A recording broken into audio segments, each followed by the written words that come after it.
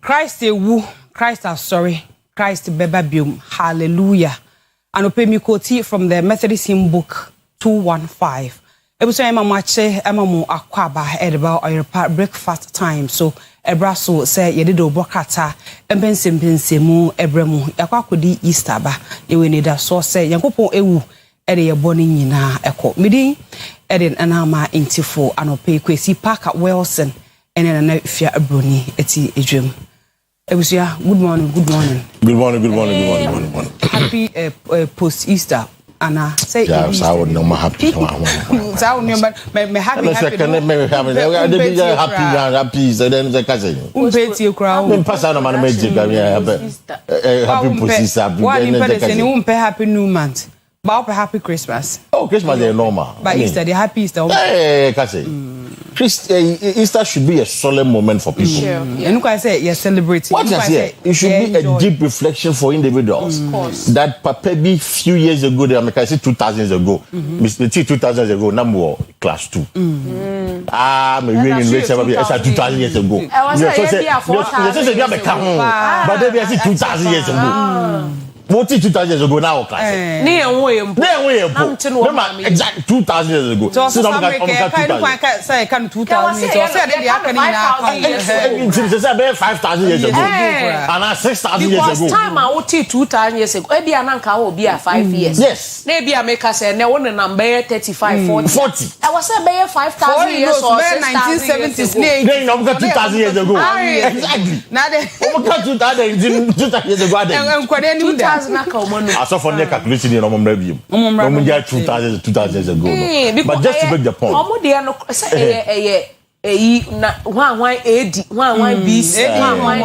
Said before Christ. And 2,000 years ago. With the woman calculated 2,000 years ago. But my calculation is no for the actual figure number. And they were 2026 more.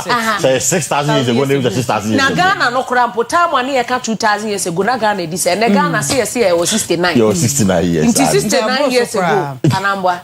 They says oh na nyamba kokra da.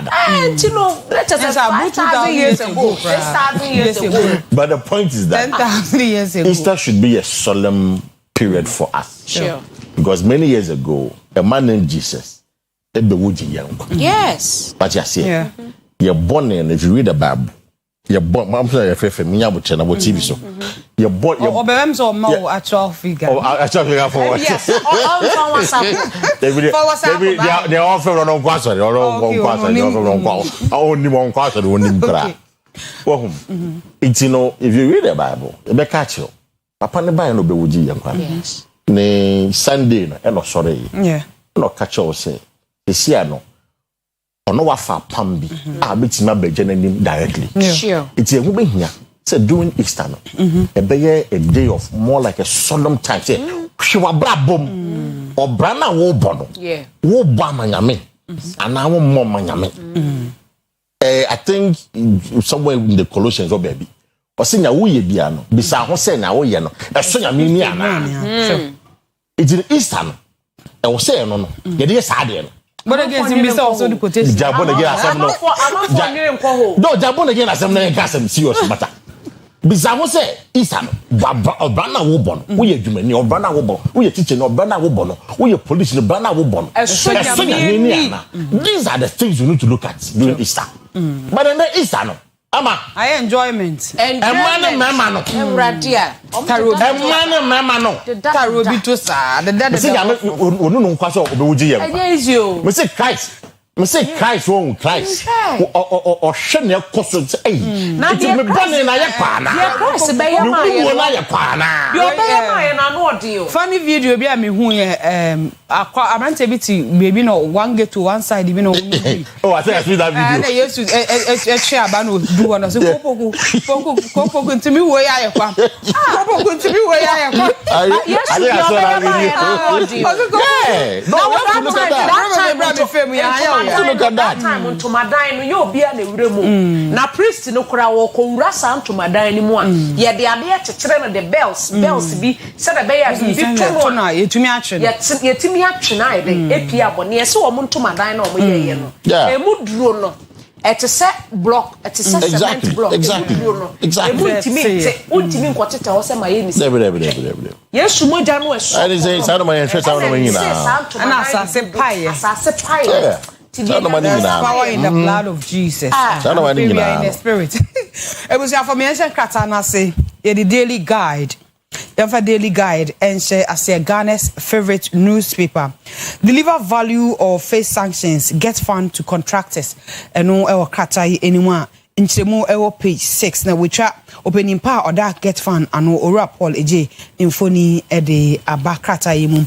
Na afe uba minsani fason so Mami bi anasa obabi aya de fefa ehu asem wetwa krata yi anasa krata yi bo ho amane de aba Haja Safia donate towards Northern Region MPP office. Okay, omusi MPP office bi e Northern Region wo say Haja donate de aboa say yebetumi esipe 6 enhwemu e wo ho anopa yi asem kese am the guide enimu anopa wetwa Ghana mampani His Excellency John Dramani Mahama enfoni de aba na o kasem bi a wo kire say Zikaba contractors ebotoma and I'm so hairdressers enyo omuchafa car dealers enyo omuchafa obi anya ni chafa ma trickle down abesi side chicks kra enya omuchafa ewo mfise contractors we believe say bebre na sikani bia o side chick ai enti eno ho asem ne woka na nya side chick nkwa na obo omudin obo hairdressers obo car dealers obo enipa hodo pia sika no etumi ekwa edru omu botoma na so omu nchen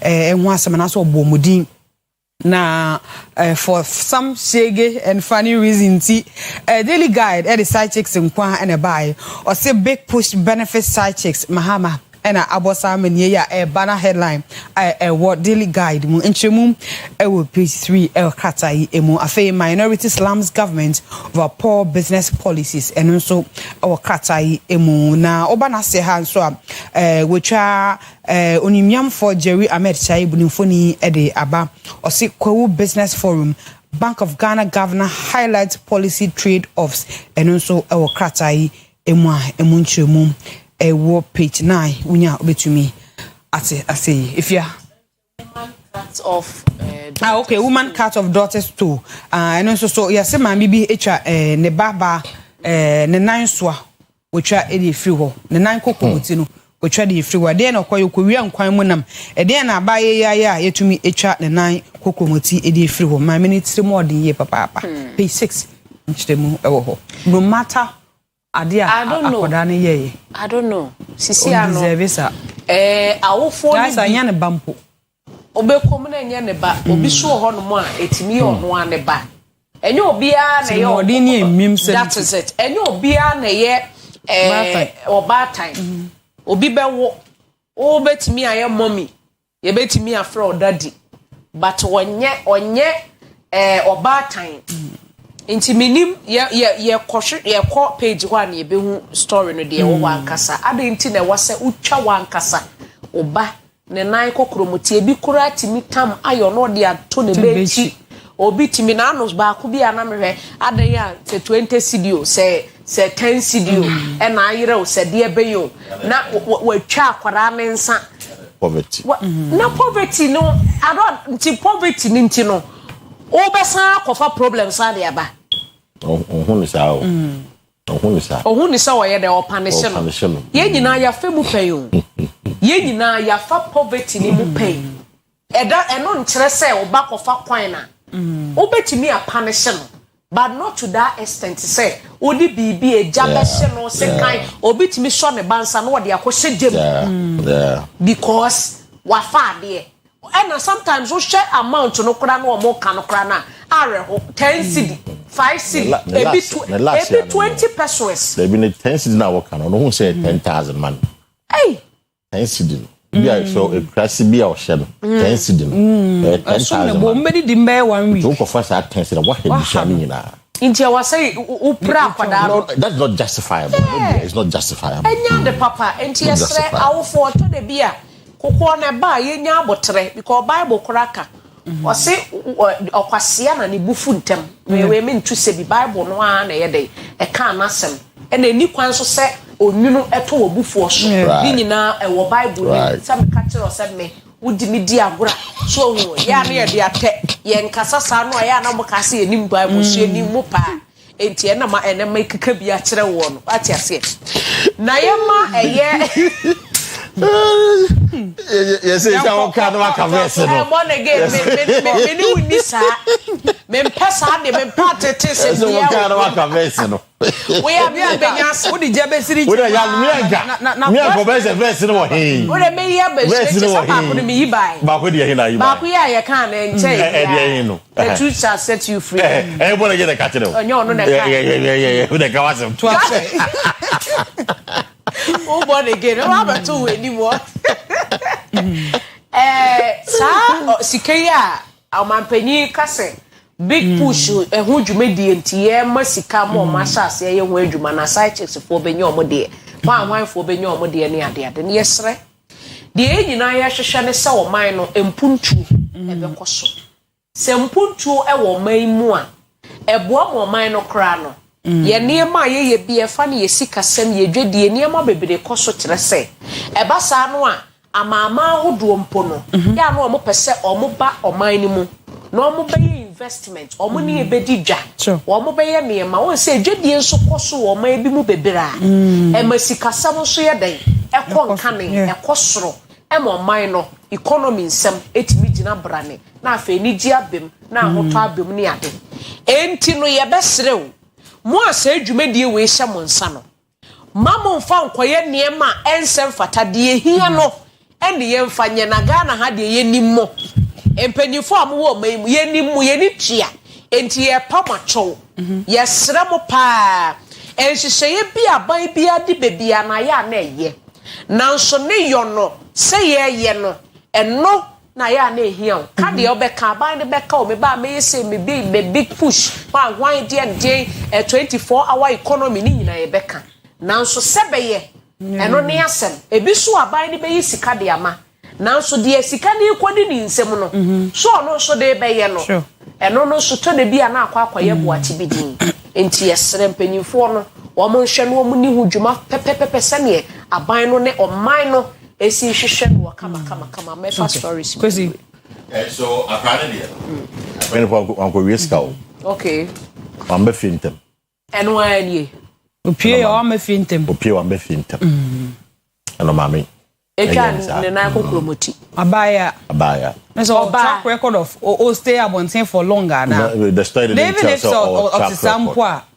e wase wutwa ne of course obetia punish no but so obetwa de yemmeko ye na zigini mu yes yemmeko fire zigini mu na no hyehyem kakadro adana me catch robi say nancy mo amamfo na mabadi sende no mo links be tete nkra no ye time no hey ye ma no yes sister say hu ye de omo won mo de so wada no no o de ginger no abese wa zigini oh ewradia na wagasa no wo be fili Mr. Parker yes so ni apeja ona ye hwe thank you ni awoso bo se wo fruit gogoro obese wo yes menye tena se na ye ja si wa speed bi a wo de ko ja wonan no ana de ko no speed bi a go ja wonan no enye easy no you're very right koto ya ta korr yes so we are so na ye panish wako ja wonan ewie na aba utu so se butu mu show sa me konya biade ina ho o tira ye dira punishment yes so we akekedo ya mamani e mema so ne de fa wo ya de ho azigi ho e fa na azigi ya de ho ana nto he no aba de bi if you then house if you then house so we ya na about to pay yesu ewu asori sa no ina yen kasa no mo we na kasa azigi ina ama de di ma say the azigi elo say fever azigi no azigi say no the street no so azigi fa na azigi rom da fa azigi no na say amanofo no mo ntian kra ese kan twitwa na ye o mo de o fo aya no atwese kan si akora if you want you dey do see na get fund there no let me get fund there quickly me better boss na say Mr. Apology get fund boss oye adwuma pa very superman solid man oye adwuma pa and I'm happy so this are one way aba you see contractors no umo adwuma umo just can no kwa poor job you see no Mr. Apology say saa de no ye twam koye adwuma na ye poor job who punish you don't say do kokota do be kokot because Ghana to me ma osika the first school adan in the name of get fun koye bibi in the name of get fun no koye no poor koye no choka no abedu sika no abedu sika ko ye bana ehun se sa na madama no sana wo ya o Paka construction company ama one company if you are a company what yes I there we will deal with you that is how you are supposed to go leadership by example it's why am I get farm project bia wo ye bia wo nya ne ye no boss say yen ganjo say ye chow so why you should work should job yen fan chow this yen fan chow in times past the chow this time yen fan chow you will face sanctions it will be bia o yes adwuma bia on channel so one year you will face sanctions yen say adwuma no kra wo be ye o aye wie wo sika ne yen fa ma na wa bo ka egu wa bre yen fa ma say say nti o sika ne ma so why should work no what and yen fa ma and say the man yeah this is the man ebusu am yen father chronicle the Obrokrata ento so the spear of the nation and samania odebo ne hu eno na asam kese anasa stroha ana wetwa ora Paul eje get fund administrator infoni ewa ha or say deliver value for money or face sanctions get fund boss wants contractors enu enwasem Okrata enim afei wo ba se ha wetwa minority empany for minu osahene afenyo marking Alexander kwamena ekanedi hu ono ye minority leader ena afei wetwa ora Jerry Ahmed Shaib ono so second deputy minority whip eno so mfoni our house let's isolate politics from business MPP minority tells Oko business firm enu nchemu ewo page 3 quotation no ewo krata yimu anopea efefri Proverbs 15:22 without counsel plans fail but with many advisors they succeed enu so ewo krata yi emu chronicle ede aba ntiem se ekoma asamna ewo ase no ana show them Kwesi okay Proverbs 15:22 without counsel plans fail but with many advisors they succeed okay say counsel someone okay I'm saying oh well the men should be so let's actually focus from business it's true because Ghana let me touch on that one briefly yeah politicians they are not helping businesses sure you were business you and I've heard people saying say we are businessmen and say we are politics I disagree with that mean this I didn't to we are businessmen and say we don't rule our politics I disagree because we call Abuja Donald Trump say no business they are businessmen who are doing hardcore politics but say and this is also although Matisse Jomama say or not buy our bay on fine yes say MPP businessmen for no big woman on yes but we know that in times past people who are deemed to be NDC businessmen were targeted were targeted they go munjuma even a rap Kwesi num kwa no on NDC exactly because of your politics I mean I have said see Satan and the people who know this they catch you say the way are not PPP aircon if you give ourselves like 20-30 years from that time 2012 now they would have been a formidable force in this country easy the way they were going the way they were going but the man was the financial backbone of the party it's even breaking out it's always PPP it's always a party they collapse the man the bank of references I didn't know GM Bank ama said me I think it was the only bank that had branch every district in this country maybe every district every district in this country every district shenya me anim it's new papa the bank a country called Ghana you go just like that and papa no full gray hair Michelle Elmina somewhere this man mo baby wo hwe papa na onda wo ba kokwa no na any man ba ko be me refini youth we don't do that I'm watching over the sang of no sa ayodi no na busuafo e betwa mo party ana let's see we should build a mechanic say your businessman paka oha let's build businesswoman Afia let's build businesswoman Ama The more you build them, and no crap boy by no, said about unemployment, and no from you're not thinking in that direction.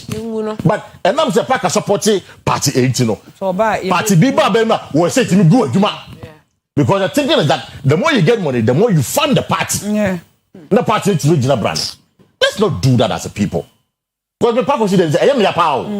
I am your papa. If there is a problem, there is a way to handle the problem. In general, and then MP before the Casa Assembly, and then MP before the Casa Assembly. Where were they? Where were they? When they were doing this to other people? Where were they? Today, they are talking about it. Sober reflection. Sober reflection. I agree with what they are saying. Me say I agree with what they are saying. But let's see paint, going forward, no.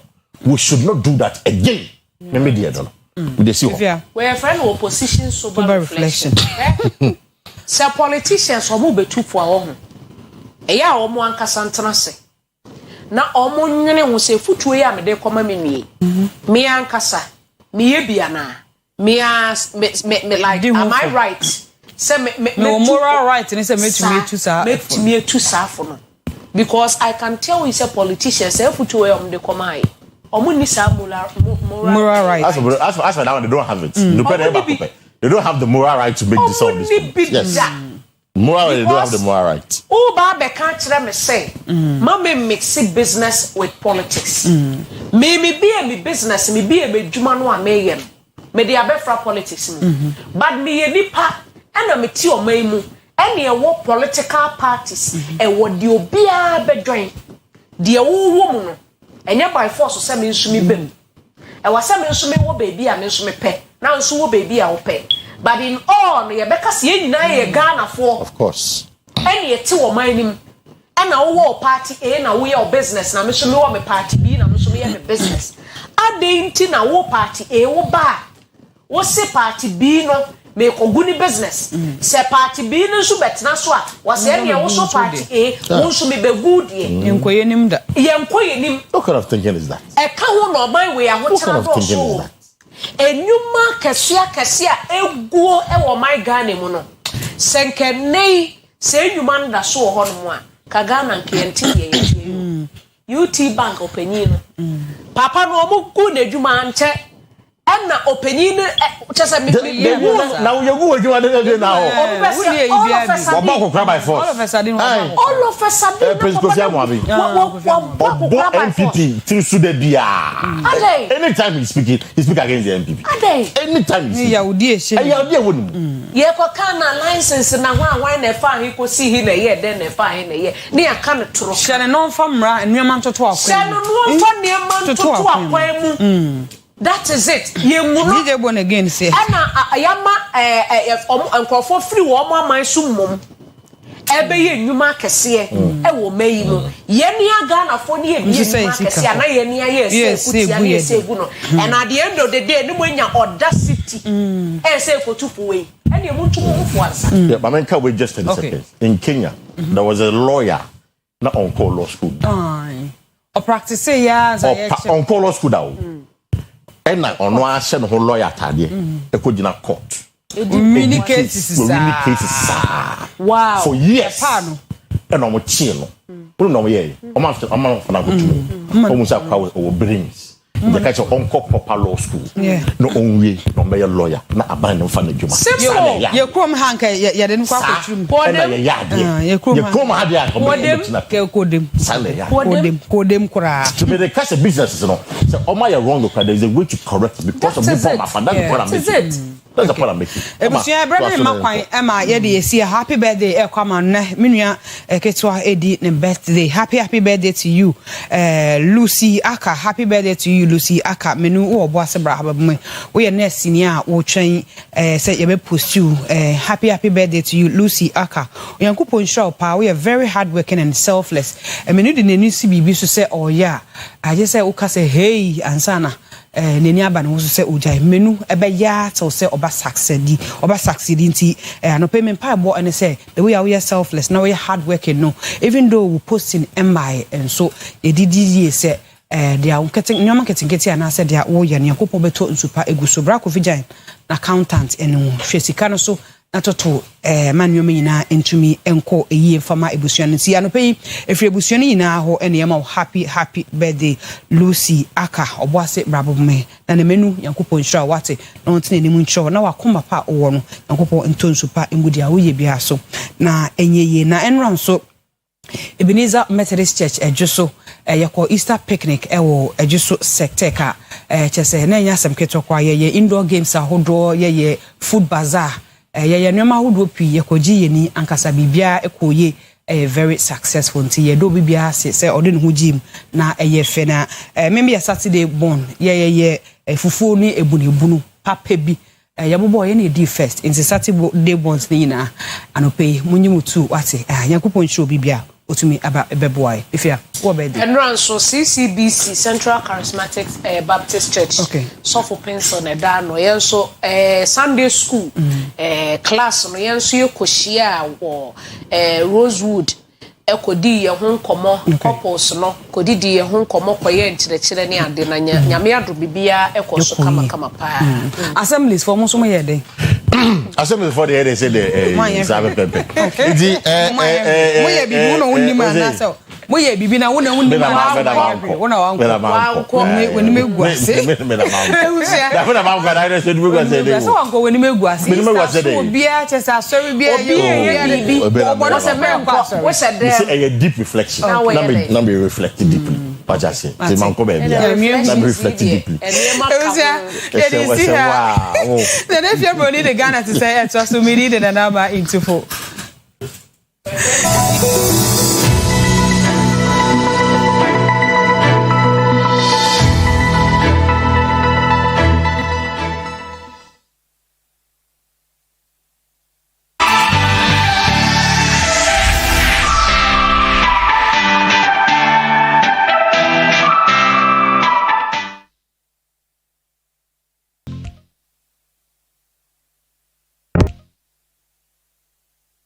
Abusiafo yesama mu nyina makwa babiom eba Oyerepa TV so eye OBT dwumadie na wo hwe no na de yedri eye Ghana tesen Ghana etesen wo man no enema ekosen ewom de ye beka de enyenso ye beka na yahwe amampanyifo etu ho na monene no yakwa akodi Easter bananso yamfo asem de ene baye yamfa asem de ne bae Ghana te sen enkrofo edi Easter na no memenda ne Kwesi ada ba besi enra eduada ne ade na kyese ensuo nso ese niema ewo enkrofo ekuro na ye ko Sene West mensi ni mo arahosem a efiri ho no mo eba ekyere se ensuo brane ato ama mframa jampanturudu enso so abo ama me ne wo kase yi amanfo dan so etutu kyere se enya asam keto akora na enam so kora manipa ba ko de wahwere ne nkwa wato nananom ewonse do na community a ye frɛ ho se mframa community ɛho na kyese mframa asa abo emensuo asato ase ho ne mo ne mankrofo dan so nyina tutu ama obi nso efirimu na yewo eye Yira Karim Mamudu Napo ya wo Sene West constituency no NDC chairman ya owo ho no mo ye ne no ebedi ensemi ho enkomo honorable Mathieu mejidi se bibia boko nyankopon adom ne mompa ebo ntino me ho ye de nyame ase papa asemo aye tie wo wo mpesua no so no etesa pepe in fact ayroho di ntikura me dimirika me ba ha no ya na wa peja one na maye di ntia me dimirika e ba mo ho no wo hwe de enano me kohu ye na ade ne si ye na me so me wakontum na matukwan kakra enti me secretary efrem me bo ma me said yasi no na me ma ye organize time say e wose ye kɔ na ye kɔhwɛ de asi na me kodru ye no in fact na mobo se me no kasa yi ye manfo ededa emonten ye de robbers ahodo ana atwa hia e de ayedan a enipa didam eniti na e wose me dimirika eba mo afidie so na me besre ankrankre aban nkramufo asikafo ahodo won se me nikura asemi su efise in fact uhu mfoni na eda so na enye ni nyina mom na yetimi atwade na kakra yetimi atwae no wohwe no kra na eyayroho pa amanfo ho kire omo na se wohwe sika ba ku kra de wo be 28 years a watimi organize sika sini fie kese pa fie ni nyina adwiragu me no kasa yi 151 houses a abubu 151 adan mako 151 houses na abubu wow for more in fact babia yenkronfo pillars na etimi etutu boy enchirem enframa no yenim se enframa de body na enframa we de eba ne sen enye we ni didikan em se enframa but we ni the highest aya disaster asi ewe yokrum ho enti de ba ne se almost omo mfum unim se ye hono farming community enti omo mfum ana ensu no mu na nti de omo be free mfum no be ba be drufie na chese de asi no na se lucky na yaye sa de no si anajo a nka ekum nipa bebre ka nipa bewu na de enti kra me wa ha ne se yenti enye nyina na ebetima anya kwan aduro mampeni anim ana se ebia yakobo nadmu national omo boss no amane a yentimi nya rapid resource ana amanfo so da mountain ade no si anajo a se ne na meka no nka enye because that time na nka nkrofo adeda nka omo da se ne adan no butubutu ye ebutubutu ye enye se bia ebugu dan no inside and ebutubutu ye ben nyame chade na nipa nipa 2 apra na bako afrim to se ne wonya report no na ye time ben almost ne omo kire no around be 3 di 4 5 no na ye nwumre nti lucky ayanya no enti na me se no ma me ndi mirikam emra kasafidie so na yensre Ibrahim mama no mu ene Dr. Sam Juna no asikafo akese ene Kenneth Ofurisa pono mu yesre ye member of parliament a omuska e Ghana muntu mirika emra meboae ana me frianso a meko ye papa Honorable Johnson Asidu nketia ho na ono so babie onim na ono so de ade anante na yatimi anyamboa e de amaye krumfo no emoa de mo hia pa because adan 150 something ya okay na say edoma omo bewa abontene no edoso enye dom ketwa edoso pa enye dom ketwa omo omo wuye anase de wuye ne woni e prai no omo no wodem anase eba ne say omo de wuye nde na wodadem de prai de omo prai no kra na omo so wodan ne inside tama na nsu no eba no na de chese omo dimirika e kodan inside na de yakra ne say akwala de ofrim no ya akwala be 9 years akwala fat ye nyina na yenim ne dachi bi be de nyambia be aye be de sese omo tiase no e wose ye bo omo na omo nya babi eda enti emprempren nadmofo aba ho because enim sensem bi se atorenchem se si a omo ne first caller wase omo bem na omo behwe kwan omofa so ankrofo kra benya bebi di omo ti ato ansa na mattresses ne sa na ema no na no me DC kasa no o kire se nadmofo abam na mefasa kwanya isu na madame ayi constituency nadmo director no ase because na no me hu foni no wono officially no wono ankasa mama mane de but me hwe footage ni na omo anyina wo sen no say one ne deputies ni nyina omo mienu nyina omo ye 3 na omo officer omo nyina card MC no DC no ema omo ekohwe DC no enti ye be fasa kwanya isu na ya da omo so ase. Okay. Eduane samo so because obi da me dem a hono ye farming community wo hwa eduane asem ne hyedan hia se de hia kura no nya ayi cash in hand ye hia sika de asino yes ye nya sika ni bi kura esi wo voter region spillage no esi ye no omo dimirika ekosisi some small ayibe anase tent is be but han ye hia tent ye hia ayi building materials bibi ti say iron rod cement and chancing ade ayi hia pa asese no because all this kind of background afi na ye be kon kumasi anase nkran akwa kra nneɛma na ba so obi kra wo mo apeso de mamo a enye sika no pese building material nneɛma o mo de bɛboa sa peja dan na sisi ho wonya no building material but obi nso ebia me no ka sɛ wo amanone na ɔhwɛ yɛn na ebi nso ba bia wo no ebia wontimi nya asɛ sɛ obenya adagye akwakɔ eludu nneɛma na agu ka mu dia ɛne de nipa no ɛyɛ ne sɛ ebia ɔde sika bɛba assemble no ɛwɔ account mumu account a yɛ municipal assemble no because sɛ meti ha no sɛ yɛbɛyɛ bibi kura na me accept it because me a politician ɛnya ade a me accept sika sɛ me obi mfa sika mfa me so de nti a me wɔ ha no sɛ ehia mmoa bɛ wobɛboa assemble no wɔ account a yɛbie mumu account a endra medisi ede maame sɛ yɛba na sɛ yɛade a wopɛ sɛ woboa wode fa assemble no so a yɛn nyinaa bɛdi akyiri ahu sɛ sika no betimi atɔ nneɛma no na ya convene nneɛma ndi akɔma mframafo okay abusuafo Sydney West krobi ede mframa ɛna no kwasɛm ne sɛ mframa nso asa bɛbɔ wɔ mo ama wɔ mo adan nyine dwire wo videos no ɛna yɛde bɛto TV ne so no areho ɛdan no ebugum te sɛ de obi ahyɛ da akɔgyina dan ne soro na wɔde bibi ebom wo sɛ ɛdan ne nwiri ngu saa na mframa no ayɛ na ɔno abo kyerɛ sɛ adan over 150 something ɛna me ne wo kase edwiri egu fam a amanfo ɛda abɔntene no ɛnya asɛm ketewa enti sisi ade Sydney West for anamframa for wo mo hia mo papa Ghana mpanyefo mo mo a wo mo wate obi to no nyimo se mo anipa wa bra wote ase edan no adwiri wotumu se wo mo pillars no nso nka enye pillars nkrofo pillars mfiamfia ne bi no a edan no esi wa na adwiri egu no we wotumu se kama pillars no mu odu nanso de nyame pen woye mframa no a sometimes ye cry ye krom ha de yo na akonkrofo aman so a hurricane hurricane Thomas hurricane die na etimi peja edan chese ano de bi na am se Sydney West for cry de mframa wo mo ahu bie no enti ono obo ye ka ne se yie no na momo number no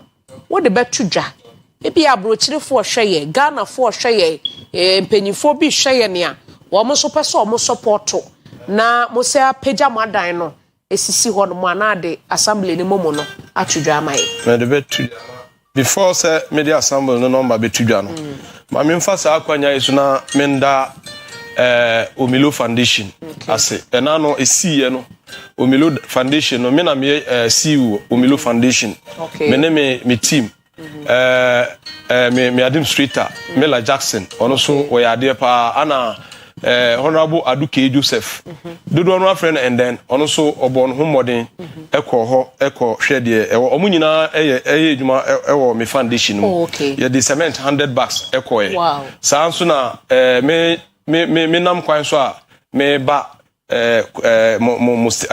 me tu kwan aba ha no mate se MPA owo ye constituency ono so akwa donate sika 20,000 cedis ana APSD omonso ye bebo omo abaso omonso ayade papa omonso ama 20 bucks of 200 bucks of cement and a roofing sheet once na me kase yehia building material no chains sika no eninti wa obebo bia no na wa boa bet de maka no wo achichi na se wo pese oboa sika de a na asikafo na ebobodi na yesrem mumwaye because amanfo da montene entina e wose ye beka o masema o na mumu number ne ye 0597 0597 428 726 number me MC me DC no de ma me no honorable Karif Sin na bono 11 mame 0597 42 8726 0597 42 8726 edi no ye Bismarck two brothers Bismarck two brothers Bismarck two brothers into wo sende bibia obetumi e dia fasa number me this in case o person o mo frɛ na bia obi so onye sika but o person o de building materials but no frɛ obetumi afrɛ sa number one friend see number with 0244 eno ye me number. Okay. Me wie so me de me DC no number betudwa. But ubi upese ubu aya fa DC no ankasa so se na be ya e be official. Na ya timi ahu na ya be da wase. Wo de family so a me ma ya publish ama obi ahu. Nti me so me number is 0244 09 63 09 0244 09 63 09. Ana me DC so number mami number no. Okay. Enti no numbers no na ode atudwa. 0245 91 63 88.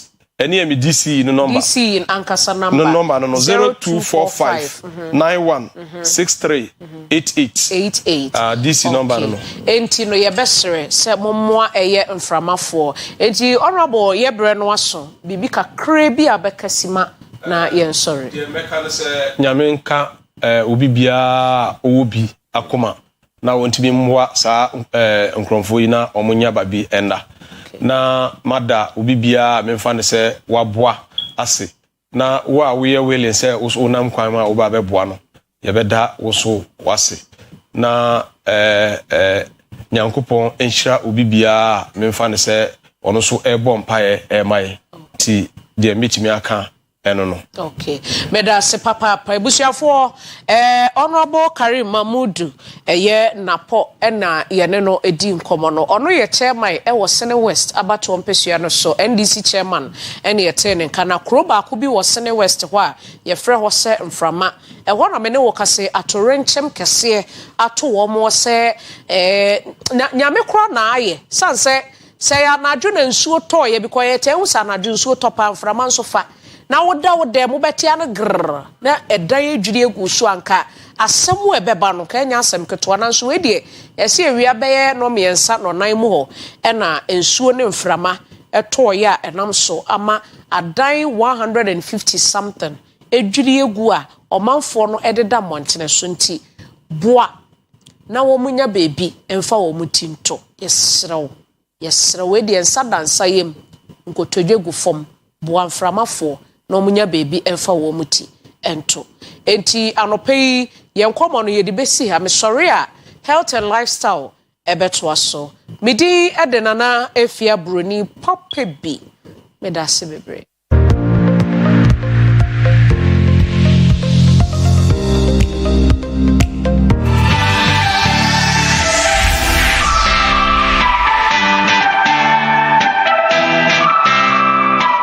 Oyerepa TV, the station that makes me feel so happy. Hey, Oyerepa TV, the number one. Oyerepa TV, the station that makes me feel so happy. Hey, Oyerepa TV, the number one. Oyerepa TV. Makes me feel so happy. Hey, Oyerepa TV.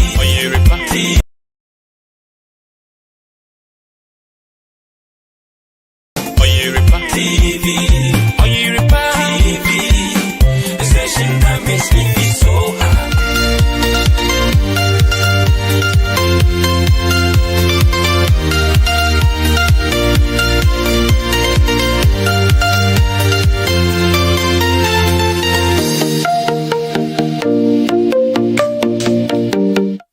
Tuesday. Now, when you say that's why our Passover mo. Yes, the feast of unleavened bread. Pesach. Yankopon bocha ena yebewie.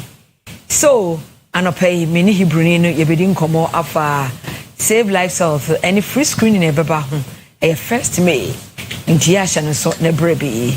Mr. Abeka Hebrew no wo ni che no a. So Hebrew ni che. Hebrew ni che na hya no. Nti yebechia Hebrew nchi a.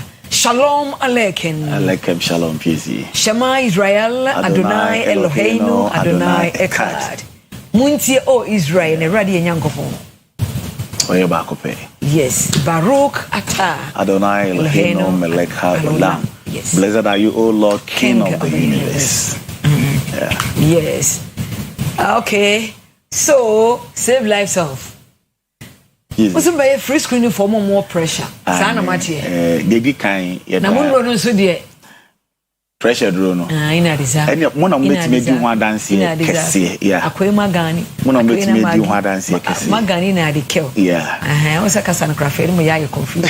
They said, Drono, Aya Gima, many of our was ya Durun ya Gima. Aya Gimo. Aya pressure. Aya Gima. So, I pay first May, a holiday. Holy. First Is it holiday or holy? A high holiday. I have a bit problem with my pronunciations. In general, no better me once we are good. Even academics are we are very good. Don't say that. In the you can say HO into holiday. And one. I think Ghana Workers' Day was first May. First May Workers' Day. Into holiday into the year free screen ama titru omo ewo akomayade. Enye sa akomayade fo nko na ebehwe ne da no. Because the entire may sa screen ne ye pressure ndro na nipa di one dance ya but obi wo ha wo ba ma waye ne checkups na wotua kakra ansa na obaje ne pressure dro no eya na eye ne den nti ne senti no ye sa screen na mo free sa checkups ni nyina piece dano obi obebe bia no akoma awa akoma yade bia no checkup nyinsa na yebeye check sexual ni ahwe akoma na size ni aye the ECG ni ahwe ha akoma na sibo ansa na yahwe ni yemu ade ni nyina ni ehu adukura yede ma no ye wa yade bia e kan ascites ascites ye say insuo egina nipa no eyem na din de sa ya ascites no e caused by enyoma mienu either the liver eye brebo no and the heart eye akoma no na akoma no ye kese abeduru bebi a start say e produce ensuo bi enti bon say ye betwa report no na ya state say ascites na ascites no e wo say ekohwe akoma no na hwe say ensuo na gina wo yemu no eye akoma no na de aba na say brebo no na de aba obi o ha na wo liver cirrhosis so wo liver cirrhosis a automatically no benya ascites and say wo akoma cardiovascular disease a possibility of person ascites is very high. It is a wobaness in show tie we yam na se wofu no aye hyen a enyoma mienu na ye hwe say insho na gina we yemu no eye brebo no na de aba na akoma no na de aba nti obi wo ha obo say insho ngina na yemu but obetwa na scan no na or pericardiac effusion and as pericardiac fluid na insho bi egina akoma no ho eventually say anhwe ne ye treat a insure ba beta ne ye bebre enti obi owo cardiovascular disease bia no nyame ya adoma on the 1st May ebe fiada to anabona ba Hebrew ni no wo Ashtown Yehowa for junction no so 1st May a free screening ehwehwemu bia wo ba ye be ya ma obi an e free de obebo anwan se de yehu wo ya de a wo de beji wadru no de anye free but ehwehwemu bia ye ya ma hwe wo de wuni sika kra wo de beji adru a bra na be ye hwehwemu na ye nka yade no situation na edru emfa enkyerɛw if you said de bia wo tifie na wo kɔba ni nyina no wonim hawa wakoma no esiaye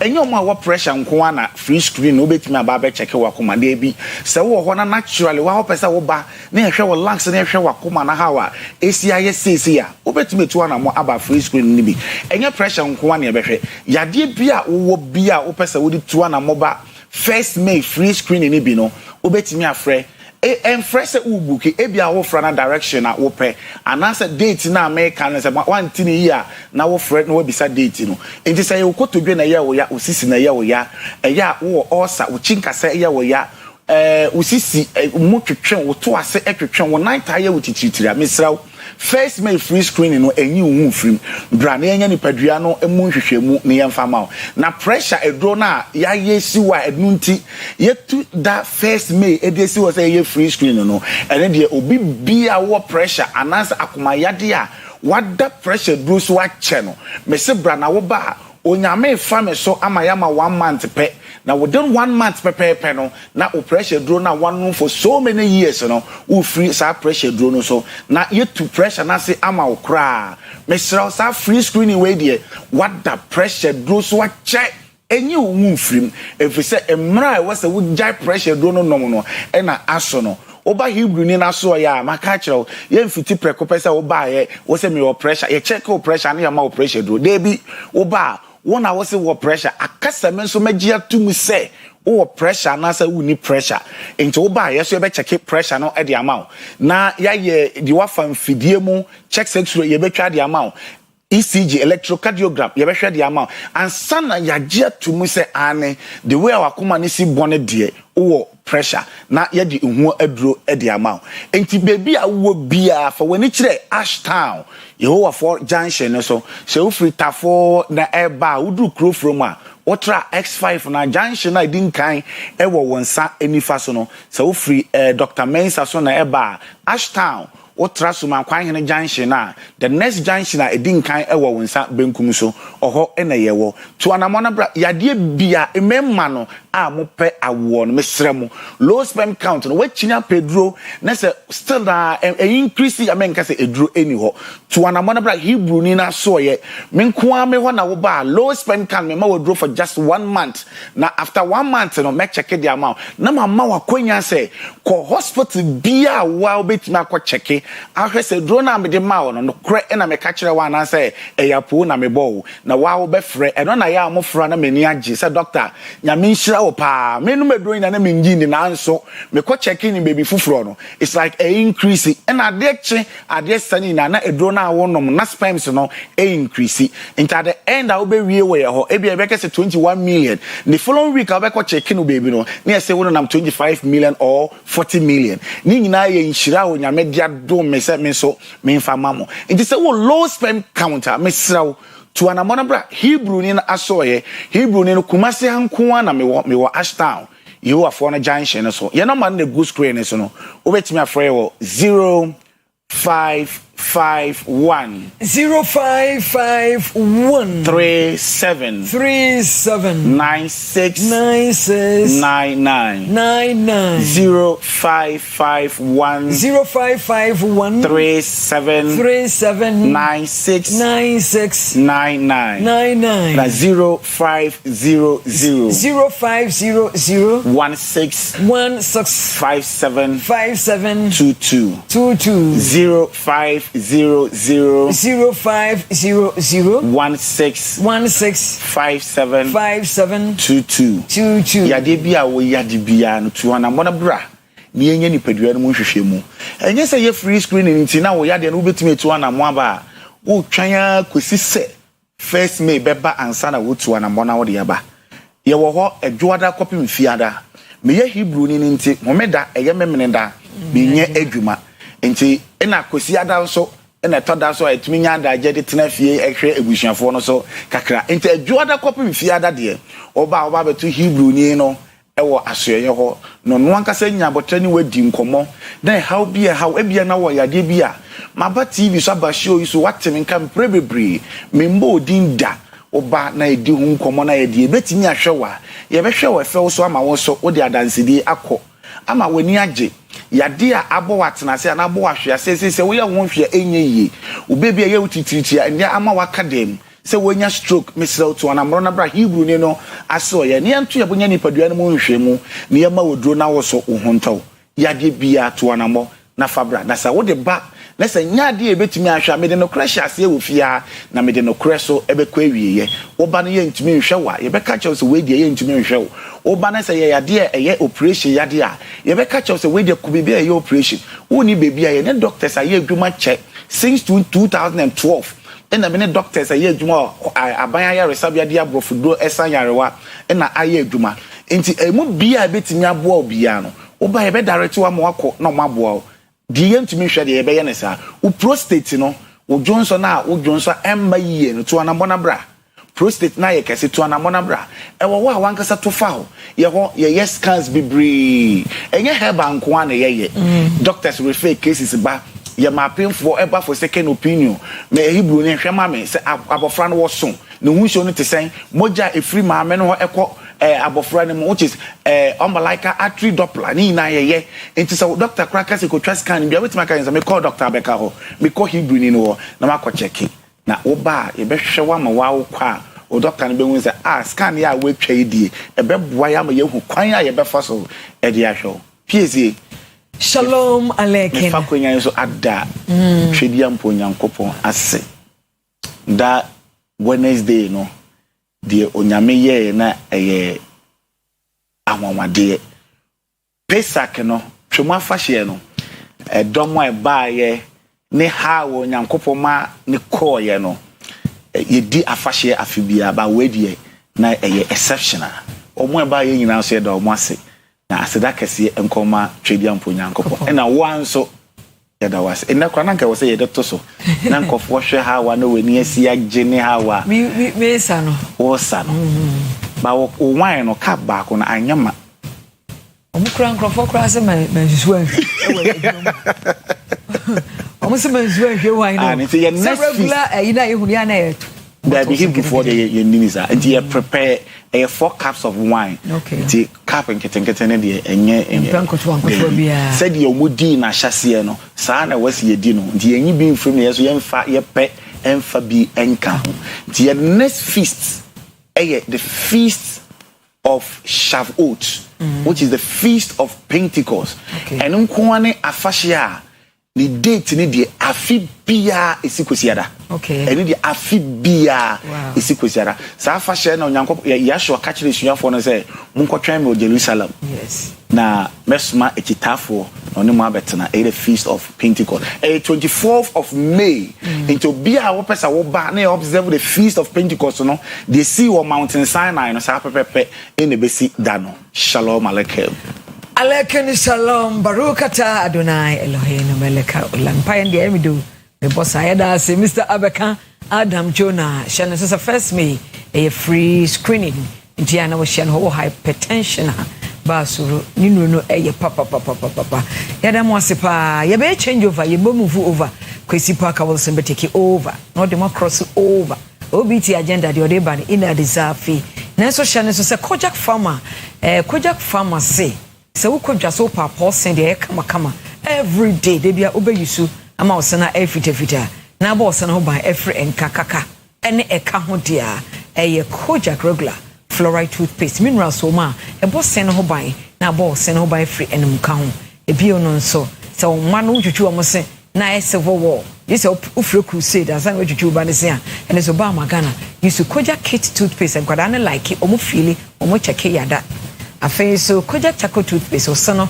opese fita obu ha ne se no ahye se be be ma ese wantwa no fo ntebo pe no fo ntia nya sakra antibiotics bi nuro bi etima osano ehye kala ne sesa no yusu Kojak Charcoal toothpaste ebe ma na white ebe ye fita Kojak Pro Code so wo code flu kata yusu Kojak Pro Code ebe bo pa ye bonem rane ya yi sauki ahotobeba 3 minutes the micronized powder na yentia Kojak product you benya bi odwa so Ghana tifie po ya na afo ne atoye regency ni nyina ebi ewo mo won kran kan shi dragling no benya bi atukuma se kejetia ba bi he Roman hill no obenya bi na watu for 0531 069945 0531 069945 and 0531 070020 0531 070020 yebeko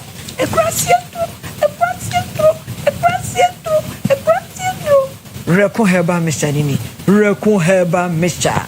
Ekrasia drono no we etitidu no mo e wo mu 80s 70s eba no Jay-Z for the omuni mu ekrasia dro omuni dudo no ye introduce ama mo ya munum bi na beboa and then wo hospitals ahodo ankwada ketekete yaro kankani won ewo diabetes ne blood pressure no we bi na mo awate na mo immune system no so infections and so ebeboa wo kokko nso anombe krasia magani na the aiki the kill adwuma akwai magani o Reko heba Mr. Fre was 0244 470067 0244 470067 0244470067 and 0248672271 0248672271 baby etontonro woko take from abenya bi kede for kwaku amu a obenya bi sunyane cap herbal tepadumura herbal afei woko enkran kaishi drug lane PFA pharmacy Watafuni road kono for Paulina A Sapon Fredimes okay ene mi ahodo bia nti wo fra na ya chiro 0244470067 0248672271 Oyerepa TV abrosan ya se he ya Herbal shop bi ho ba also pe ekurase aduro reko heba mesha no obenya bi at all idin edi PSC ladi ya baraka ga jamalo la kwena mi akata tanyi fijia mi wala don te pos yezo zo te pa ya pam sende tonde obrigado aloha mahalo asante sana mungu de yada munyina mwase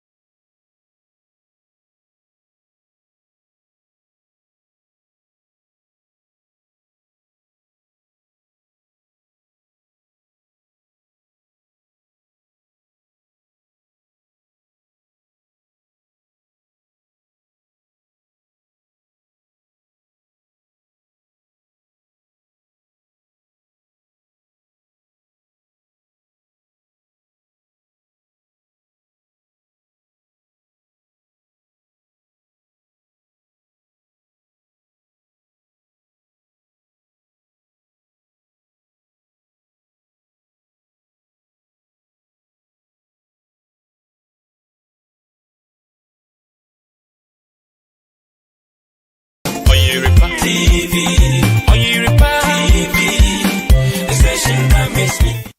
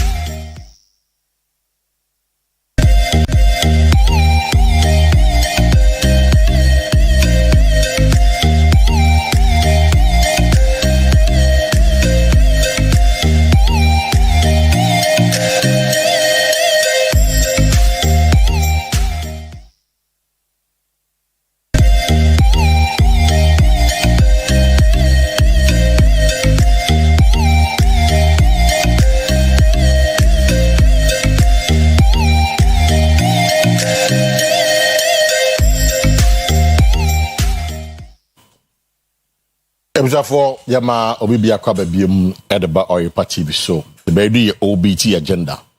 That is Oyerepa breakfast time agenda. And there Tuesday morning, the 7th of April 2026. Now it's morning that we didn't come up with now and pay we'll social media Facebook Oyerepa TV Ghana.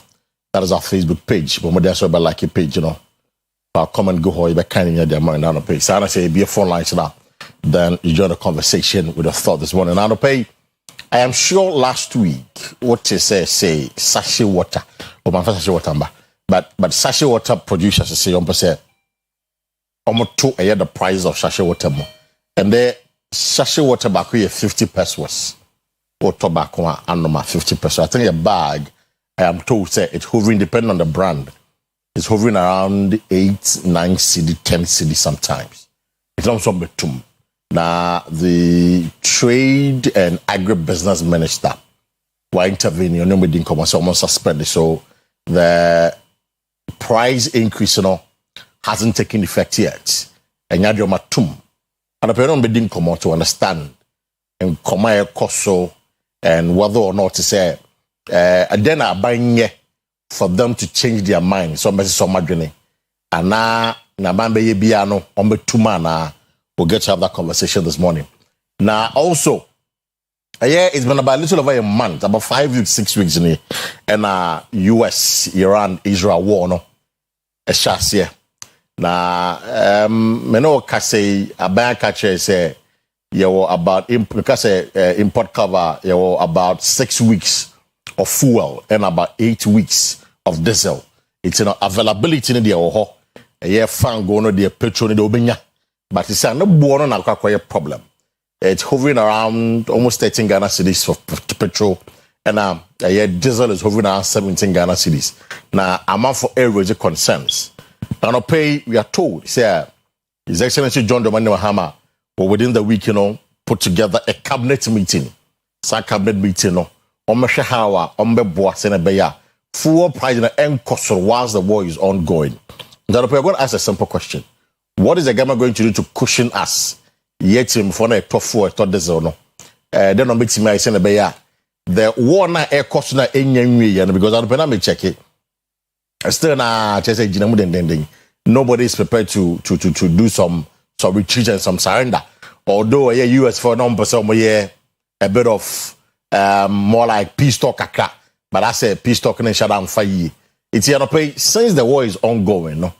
Then a bit me the impact, and by I've seen Fitch for so Democrat haba. Say, well, the war may be going on there, but Ghana no, and sure insurance so the be away so no, and ye unlike what we saw during the era of the NPP, the year COVID-19 and the Russian-Ukraine war. No, it's a pay this uncommon about Iran-US war air cost no. Then I buy betting me, I send a bay full price on the born air cost no, or betting me a boy, a man above from Charape, and come on, a bedino and the Aeropay, and on send a Carrico Facebook or a party Ghana, like you page for come and go home, a kind of amount and the Aeropay. You be a phone line now, then also join the conversation with us. This morning meeting at the Kwesi Parker Wilson Aeropay. My guest is already seated in the studio. I'm waiting for Keskin Yambedruye. He's an MPP reporting Yambedruye. Now, Aeropay there. Vincent Asare-Bediakon, or Offensive South 2024 NDC parliamentary candidates. 2024 NDC parliamentary candidate Offensive South. It's Asare-Bediakon and the Aeropay. Ebusham akwaba. Ya ni aminia. Na impomuti saying. Jana daroma bibia boko bibia so da ye kama say ye hwehwe afro tumfo nyankopon ho no so ehia ne ma. Eastern ko ye de. Oh, Eastern de mitutu kwan bebre nti ye mu de ya anhye da anko ba bi purposely for Easter because near wo normal bebre e wo se ye nti akwantu na menena mu a me hunu se His Excellency John Dramani Mahama baby obi a ye bona baso me yiri se mampanyini ba ye onai no amenam kukumu ba fa go so be see ahafo ano you could see say the government is really working kwan more than so many kilometers gusua workers ebi wo kro mo wi ebi won so mo to aso mo kwa no na say this is the kind of change and ye agitated for and ye pese eba mind when I think say he has show leadership ama ene my Ghana BBSC you see say abino empanyimfo no is on top of issues say ne be ya be mo man no ayede akonanim. I think I see no relax from the party appointees because they be American say na when opportunity when this amam no anyere ho na akotena bench obebre pa. I see. And because a fewer people no do mumu o man no unlike gone at the days I had 100 and something, this time around 50 something ministers and odo mubu o man no, and you could see say they are on top of issues. One ministry like as you said trade ministry gone at the days almost about 4 or 5 minister and their deputies. So what I say, but now we don't mean 4, now we are 3, okay. You see, minister and 2 substantive. What I say, but now no with the 2 now you want to cry no share jumo mo ya. So any I think Ghana is moving forward. Na ma for akonya so na ma chia ohwefo na otiefo. Na ma chia me regional executive enkanka na me regional chairman ene me regional organizer me mpanyimfo mienu we de ba bi ombeko bia me chia ma chia me constituency e ho de animonyam hia o mo de share me wo ho no nti me chia kuruma ni nyina because unprecedented say obenya almost 47% in Ashanti region, and I think say omo share me animonyam ye e ka kenede nanka nyankopon de akonwa ne ma but ye se mrepa ye de e wo yenim en nti ba bia ye wo bia no ye bedo mase e wo sa akonya omonso e de share ye no nyam nti minu ahin no I think say Ghana is moving forward, and across all the West Africa countries you see say there have been a massive improvement in my Ghana, because me bra ko baby bebre, and when I saw the things over there and I enter Ghana na me hunu no ma ekwa, though we are not there yet, but you could see say Ghana is still moving on. There is some progress. That is now Canada. Yes, there's progress. James, for that, that's why we are there for you. Ne preliminary comments, no. Now, and we are scheduled to speak to the original chairman for Reverse Osmosis Sachet Water Producers Association. In fact, in simple terms, sachet water. Among sachet water no. Chairman. You know, ebedin komo Patrick Edujemfi. Na me police send a message here. Say Osombo so bekasa. You know edin komo. E manage to me so obekasa. Na say me police send a message say I say person obekasa. Na ye be so almost simple terms. Then a coffee bar in tia, or may you imagine say, or may increase a sachet water. It is a senna buying say, or no mooding common. Then a could see. Na a year, Patrick Edugen fee. I can't change just some of the cassa. One what? Or saying, some of the bar in the cheek. It's bekasa. It's me kind of producer yesterday was say he says he's been asked not to talk by who. It will be like they are antagonizing the government. Antagonizing government. Or the crime ben so. It's Patrick Edujemfi na yenim say or bema or akukudro because sachet water for say beso increase prices. Oyerepa ye number kasa asem nche for the number kasa asem nche menye the spokesperson bi mi kasa asem na ma no it is no ba homa no so a nanka oba be kan asem na okeguma subu no eti Patrick Edujemfi na him say ebema wakukudro na so na oye idie or say he's been asked not to talk yo yate and then dey nkomo e ma na di tu mo so obe kasa. Say or say on kasa, you're the best one. Dr. Keskin Pokwaba, an interesting young man, open the communications director in Washington region for the NPP. With the Maka say, and Renosua delegate, Omonto Abano Emano.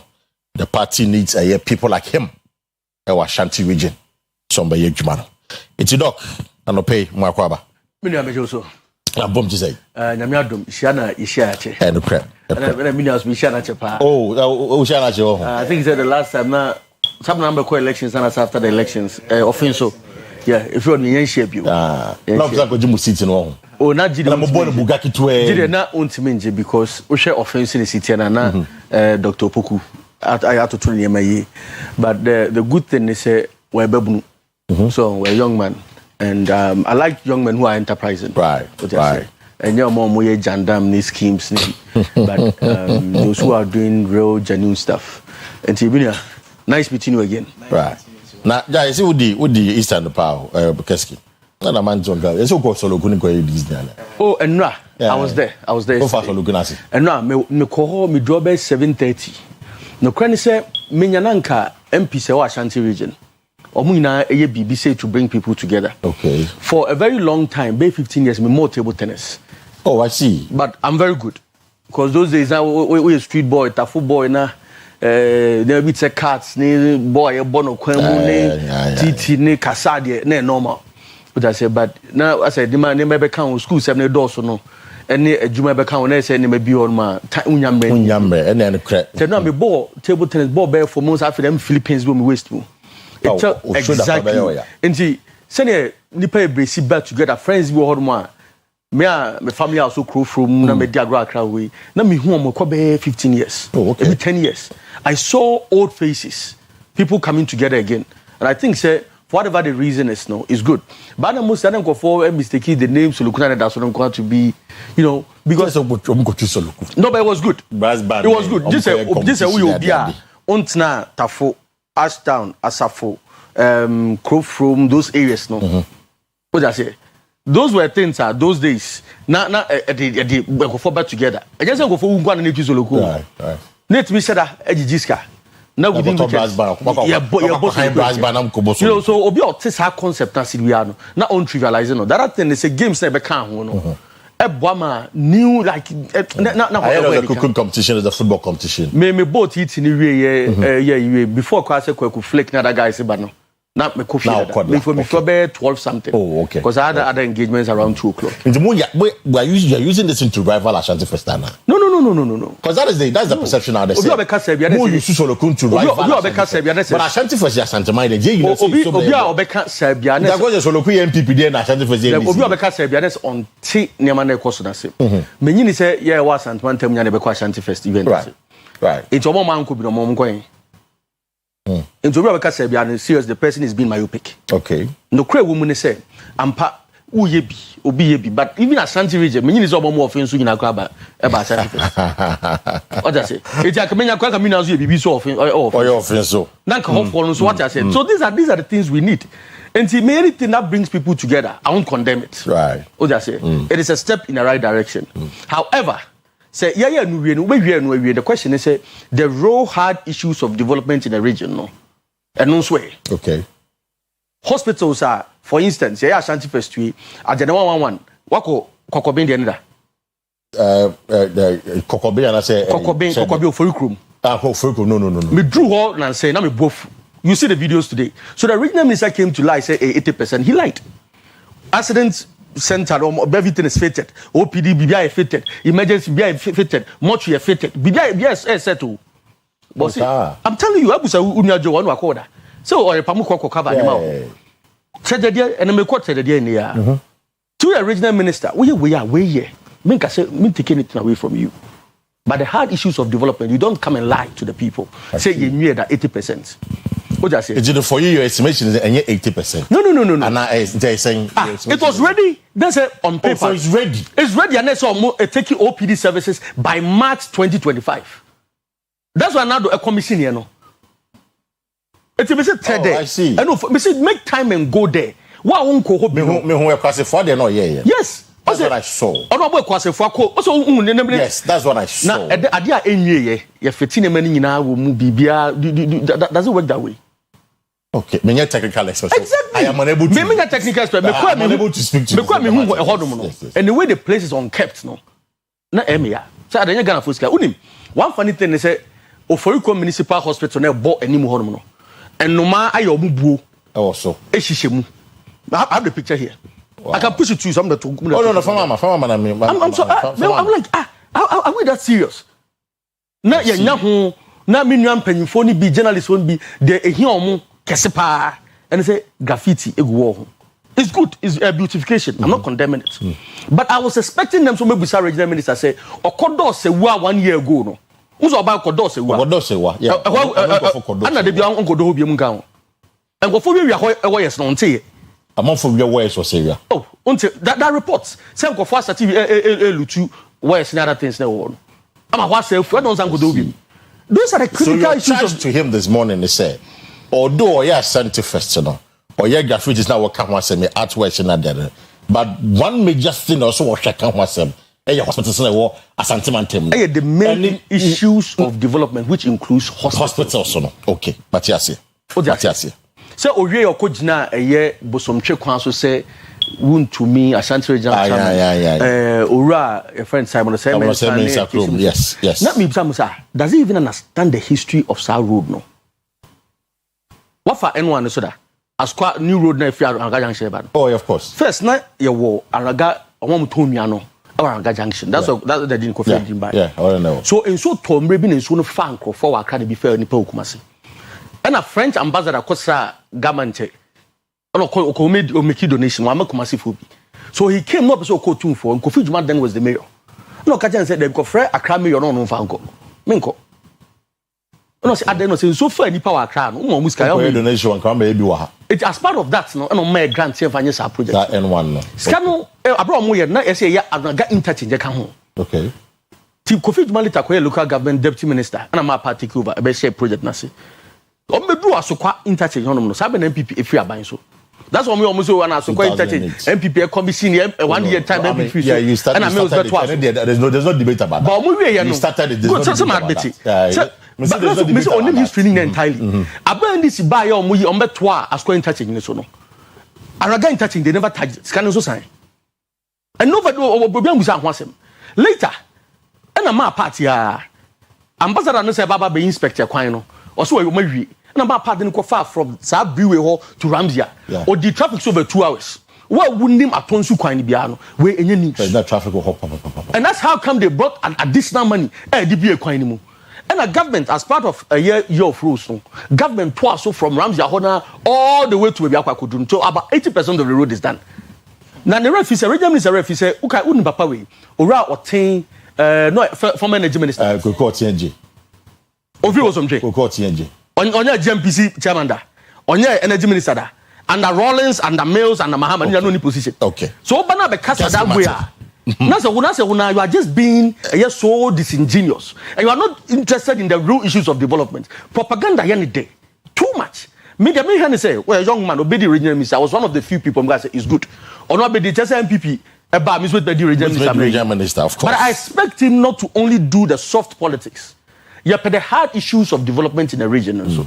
But to be sa I'm a tourist, issues no do be bomu na no be banta no cancer who say for. It's becoming one too many. That's my comment to him. Say must Makata Canada. What Canada? Makata tagging am say I expect more. Maybe my expectation of him I was true. Because I'm a young man.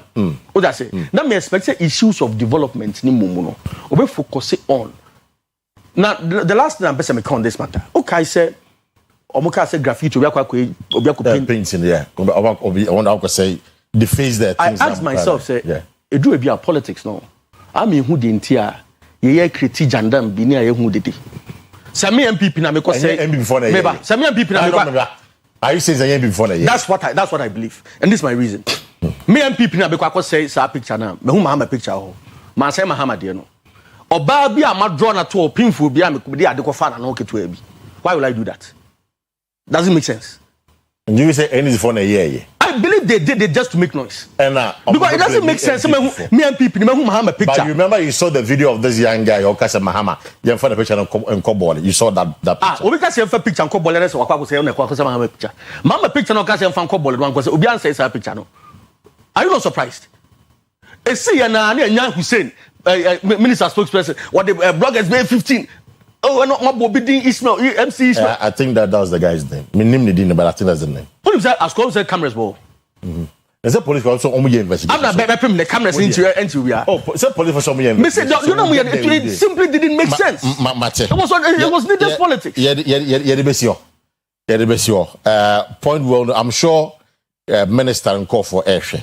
So whatever you've said, no feedback, no, I'm sure they will give it to him.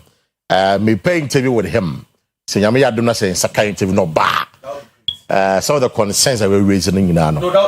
Trust me that between him na also kawo hono na waka ewo ho. What's the no for go there na mama? If you have it, my mention because I've not been there for a very long time. Now I'm not sure how the situation is there for a group. But what we know is about this year, no, obey 10 every year, be obey 10. I don't know one until minim or my select you more for the completion of the 10 projects for this year. I don't know yet. Next year, so obey 10. That was the plan. It's that plan. Minim how far they've gone with that plan. Minim dodoa. I think one of these days the health minister is the PR for any government spokesperson Felix they have to come up and then give us some information more on some of these matters. Now Vincent qu'est-ce qu'on a kabebiri na we raise a lot of concern now Obi sometime Obi sending me a message about developmental project now will come once and make a keskin. And if I can recall a few, or say Minister here, Kotocom Bridge B, Omusi, is it college?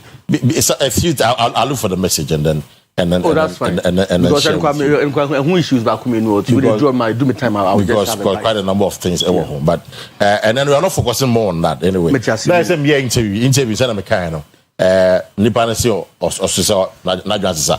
On kasa yo yate na it's just the gente won ketu bi on the issue of sachet water no resent yeah ma ba na mo see inflation come from mo see sidna yi dollar no ahode wo from sidna hode no e wo soro nti ba ne se na sachet water for say on be so mo to mo nyome many amesa da wase bi ni akonya ode ama me me gide se baby original minister obi no na chia no na me man money yo Juma Obama Asantemai because Asantemai only MPP for debate it will be the topic of the day.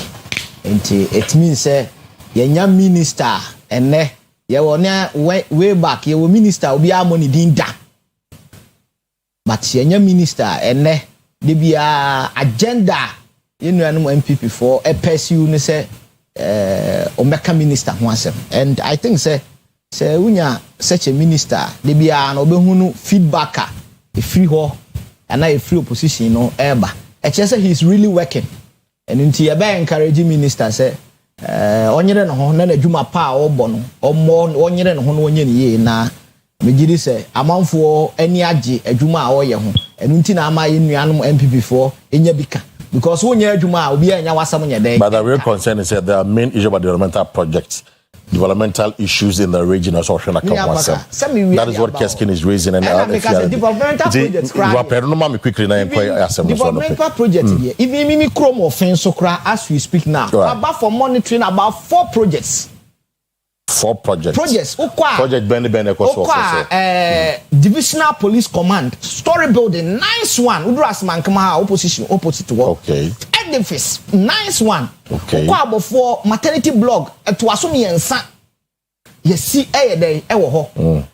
Be cheap compounds mienu baako or brekum. So what I say? All these projects projects are why they waba behwe. Almost very soon I know said the commission of the police obey commission be commission very soon. Projects even Insranka Yankopon say even Asante region there were 47 constituency. Every constituency even have only kano who are 2 cheap compounds. It's all at the various stage of completion. Cheap compounds. Various stage of completion. 2 cheap compound. Yes, Canabao must be every constituency interview all the MCs. They be able to check. 47 districts. Yes, OBSC 2. OBSC 2. So OBSC 2. What kind of time it is? But I say it do various stages of completion. When I'm top. It's a from one year example. You do length. Okay, fine. But me also say with him. bosom training bosom frɛ wɔn ne sample for the timelines are there at home. And we expect set timelines down on availability of funds. No, guys, a common fund. You release it up to third quarter. And you see, kind of at the whole day.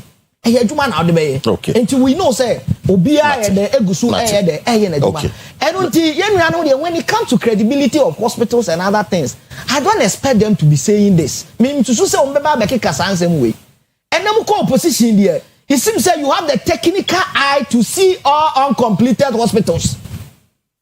But when you were in power, you didn't see the power to see Sewa to be to commission for 8 good years. Commission last minute. Oh, meaning. But don't worry. You know, when the interview was going on, what is that? In Siasaraka say, "Eka generator ngwa." My chance for you to respond. What I say? Intina mekano. Eka only generator. And the generator is not part of it because yes surgery na light in how can he do even the surgery? And until when they go to opposition. They have the technical eye to see everything. But when they are in power, they don't see anything. Okay. And the omudi enyawan wa say ena uja na obeka nsem bebre die nimu ni die wom nyina obeka ni nyina. But I want to assure yenua say minua ne say adwuma ye end this and we are focused, we are determined and you will deliver. Okay. Before 2024 no enkwa wiye no he will see monumental projects in Asante regional yen NDC ye ba umtimi de kai. Okay. And anya hwe kra no keje tie de kai NDC. Yes e ko wie kro from amomu. No ma hunu say yen ye ba ye kai Asante man. And until na sam no de omu fan to baabi no omu de they don't have any credibility in terms of hospitals. Mate. Because most of the hospitals are put it up in Asante region in the various places. No, NDC, you will share and now you will impact your day. So what I say, let's come to Sessi Water. We'll find a day for that debate. You know, no, we don't want to go. No. Let's not get into that.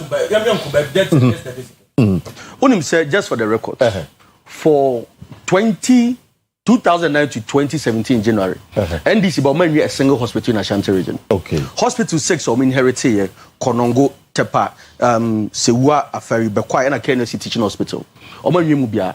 2 per more dason who die koji muska and NMS projects. Or nurse and no your friend say Kumewu and Formina. And now Mubi and Muna Mahama a coffee 6 million that research or by winning the elections. Now guys our story. With you. MPP buy and Nanado. Sa hospitals here be 2 years. Ye Konongo, ye Tepa, ye Kumewu, ye Formina. I say one your commission last minute to say a home semi. Ye Bekwai. And I Kennedy Teaching Hospital abandoned for 8 years no. Yeah, by Nasa Bekwai MPP another commission in 2021. Another commission back. A commission in 2021. Another commission. Mukoji who's 40 years. I remember 40 years. I remember. Next 40 years. Another commission. Nanado ne be MPP buy no. And Avamed, you have 5 hospitals. Swami Anomanje, Drobonso, Manson Kwanta, Chadie, and Asabronum.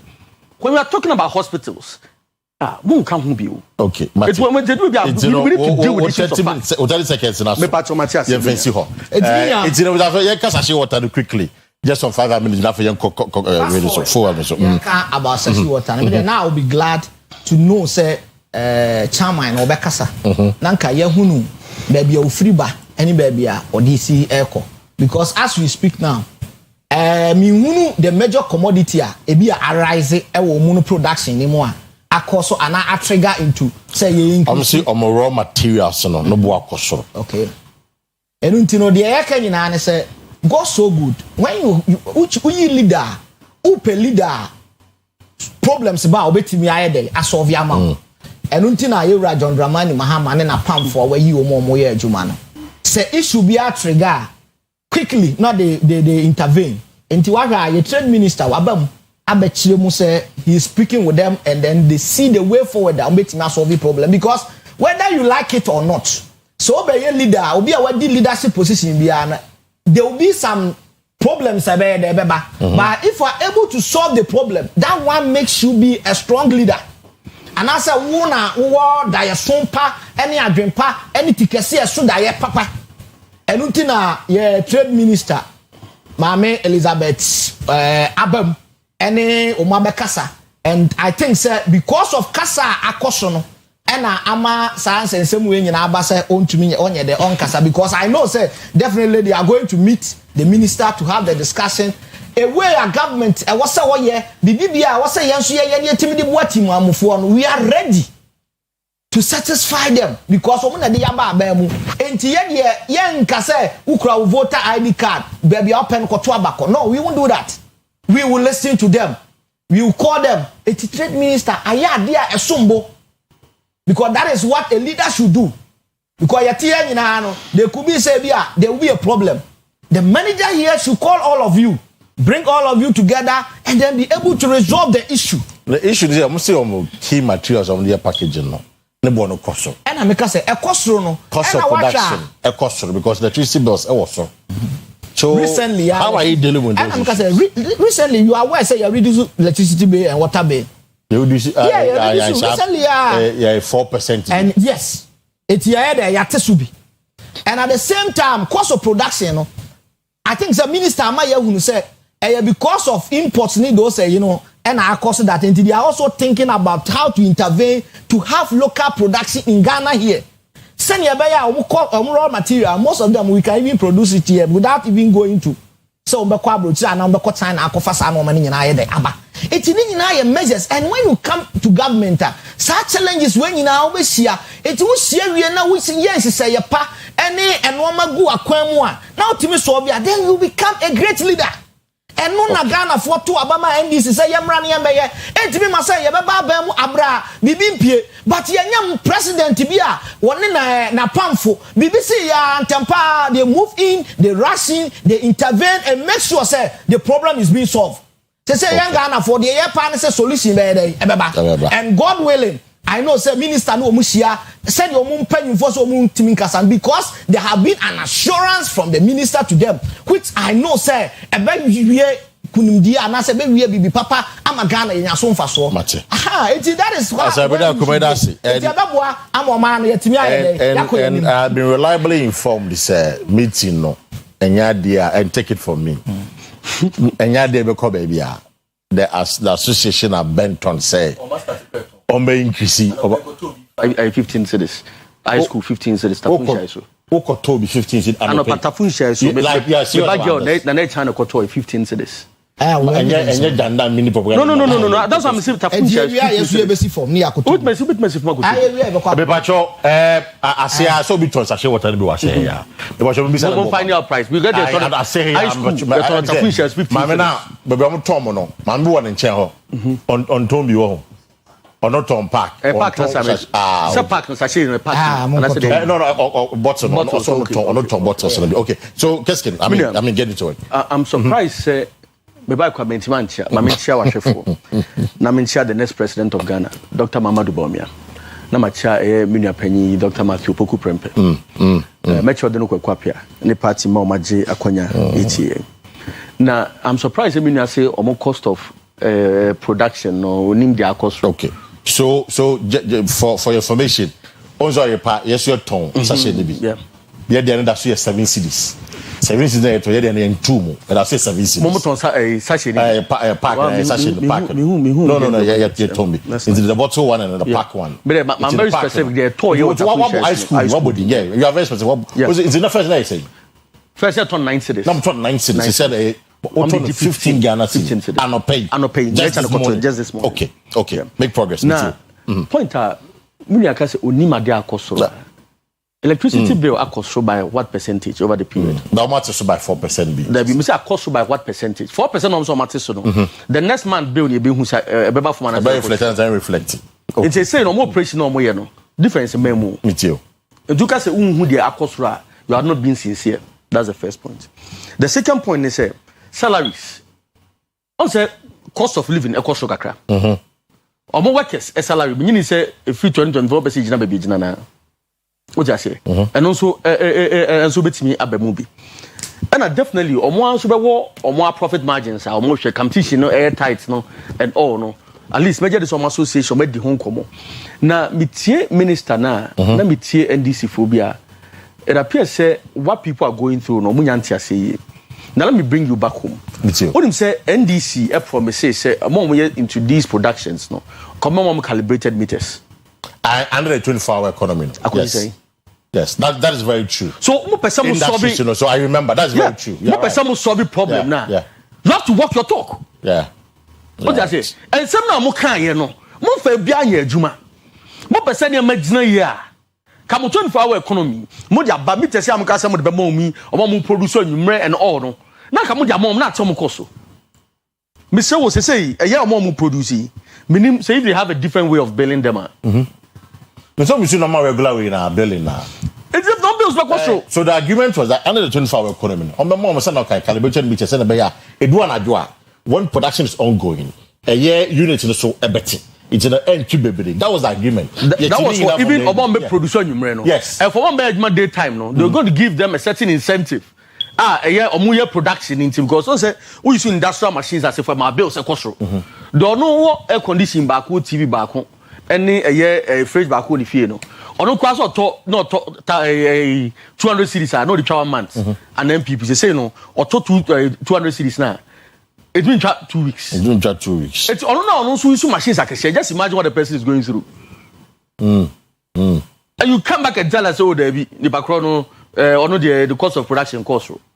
I think that is very much a year off the mark. What I believe they say, almost a bone may be higher citizens no. And Ura Mahama promise a reduction in cost of living generally. And I expect say on Juma. Not the best way I'm doing so with my Juma and any Salmo promise or no.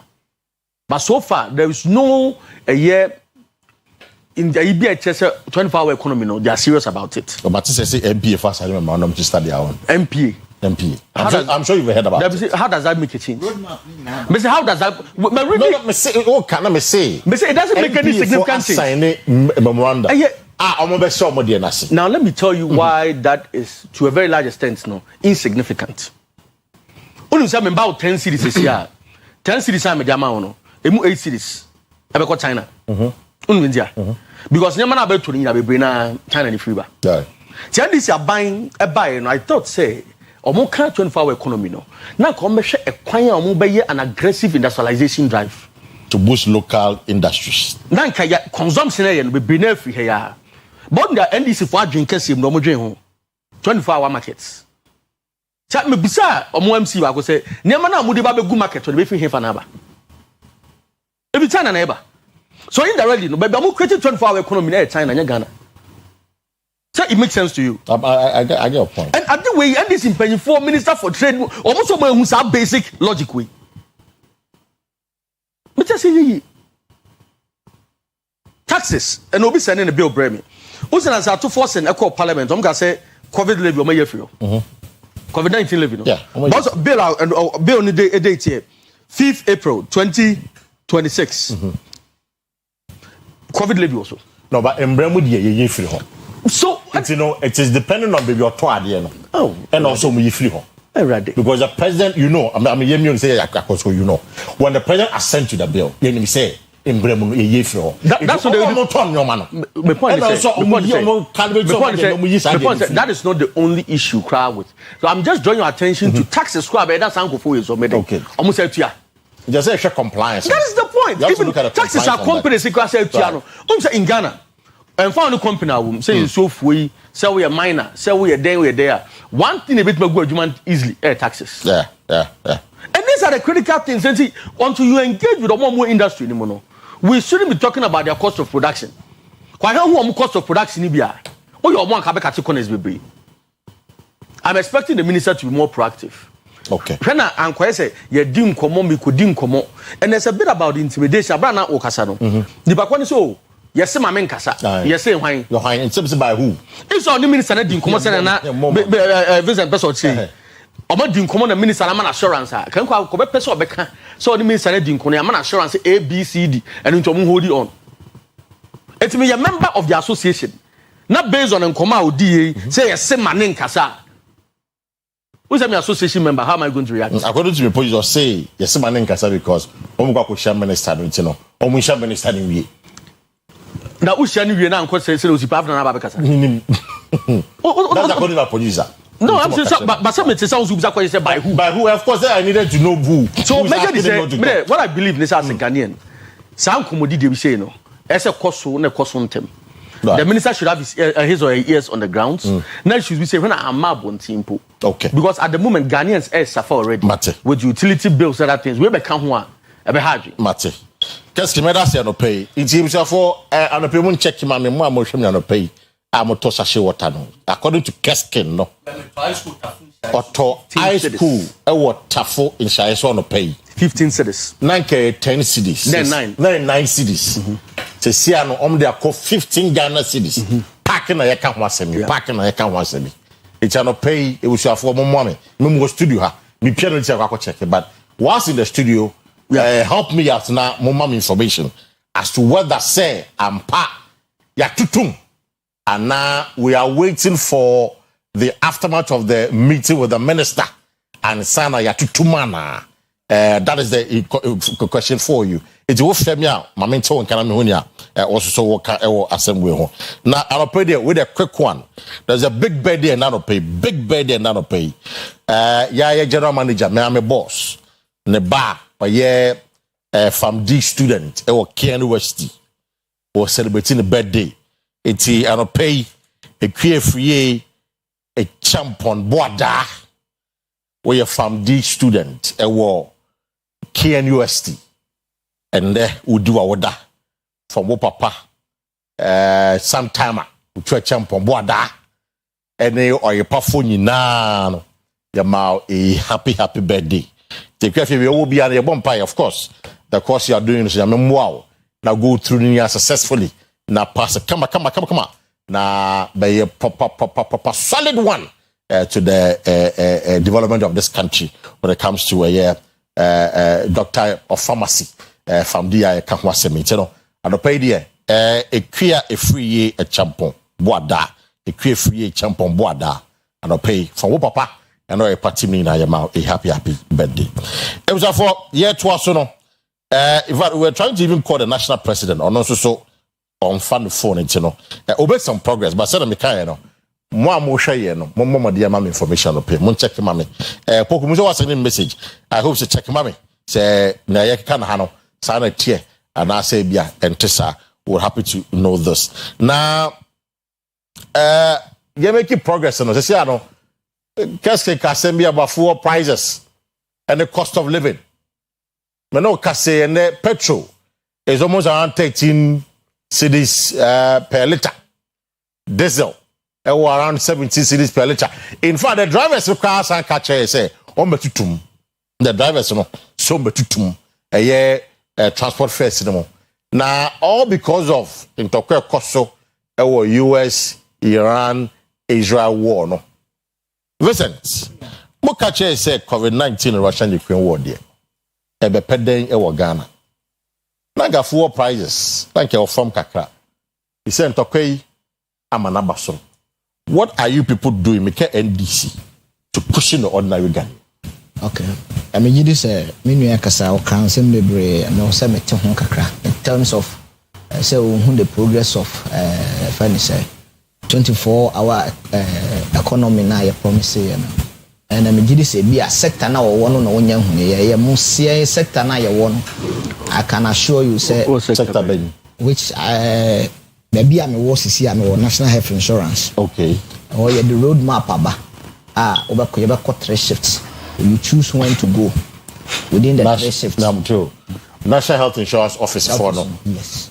Mbaye 3 shifts. So that once the government or policy or the abase this time around no facility and hospital the payment e be taking more than 90 days. Okay. Okay. And to send a bear you be speedy up because once when there's backlog a bear things are buying betimi aka say o kutuaka. Yeah. But we have to do the vetting before giving the report before so metimi tuaka.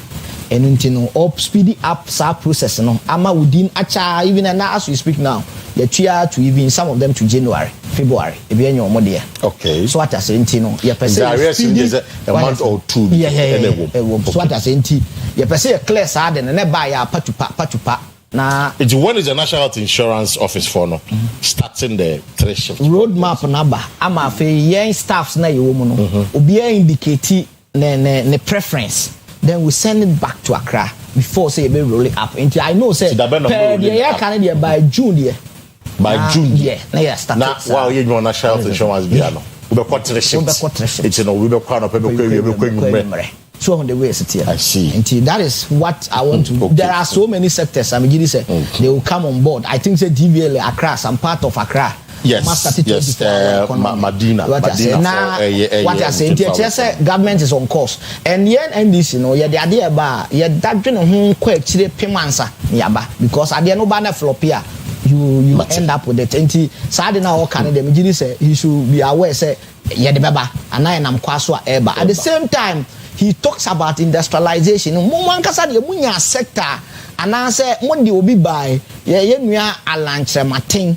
Say he's going to be the industrialization drive person.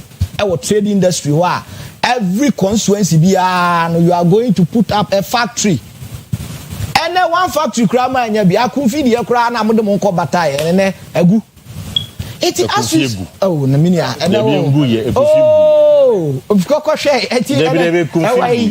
is there? Oh, come on, the Cabinet production. I tell you, more, no, we don't get a confusion. You get a confusion. You get a confusion. And just say, you don't say that. Say, just say, way, meaning Tibium.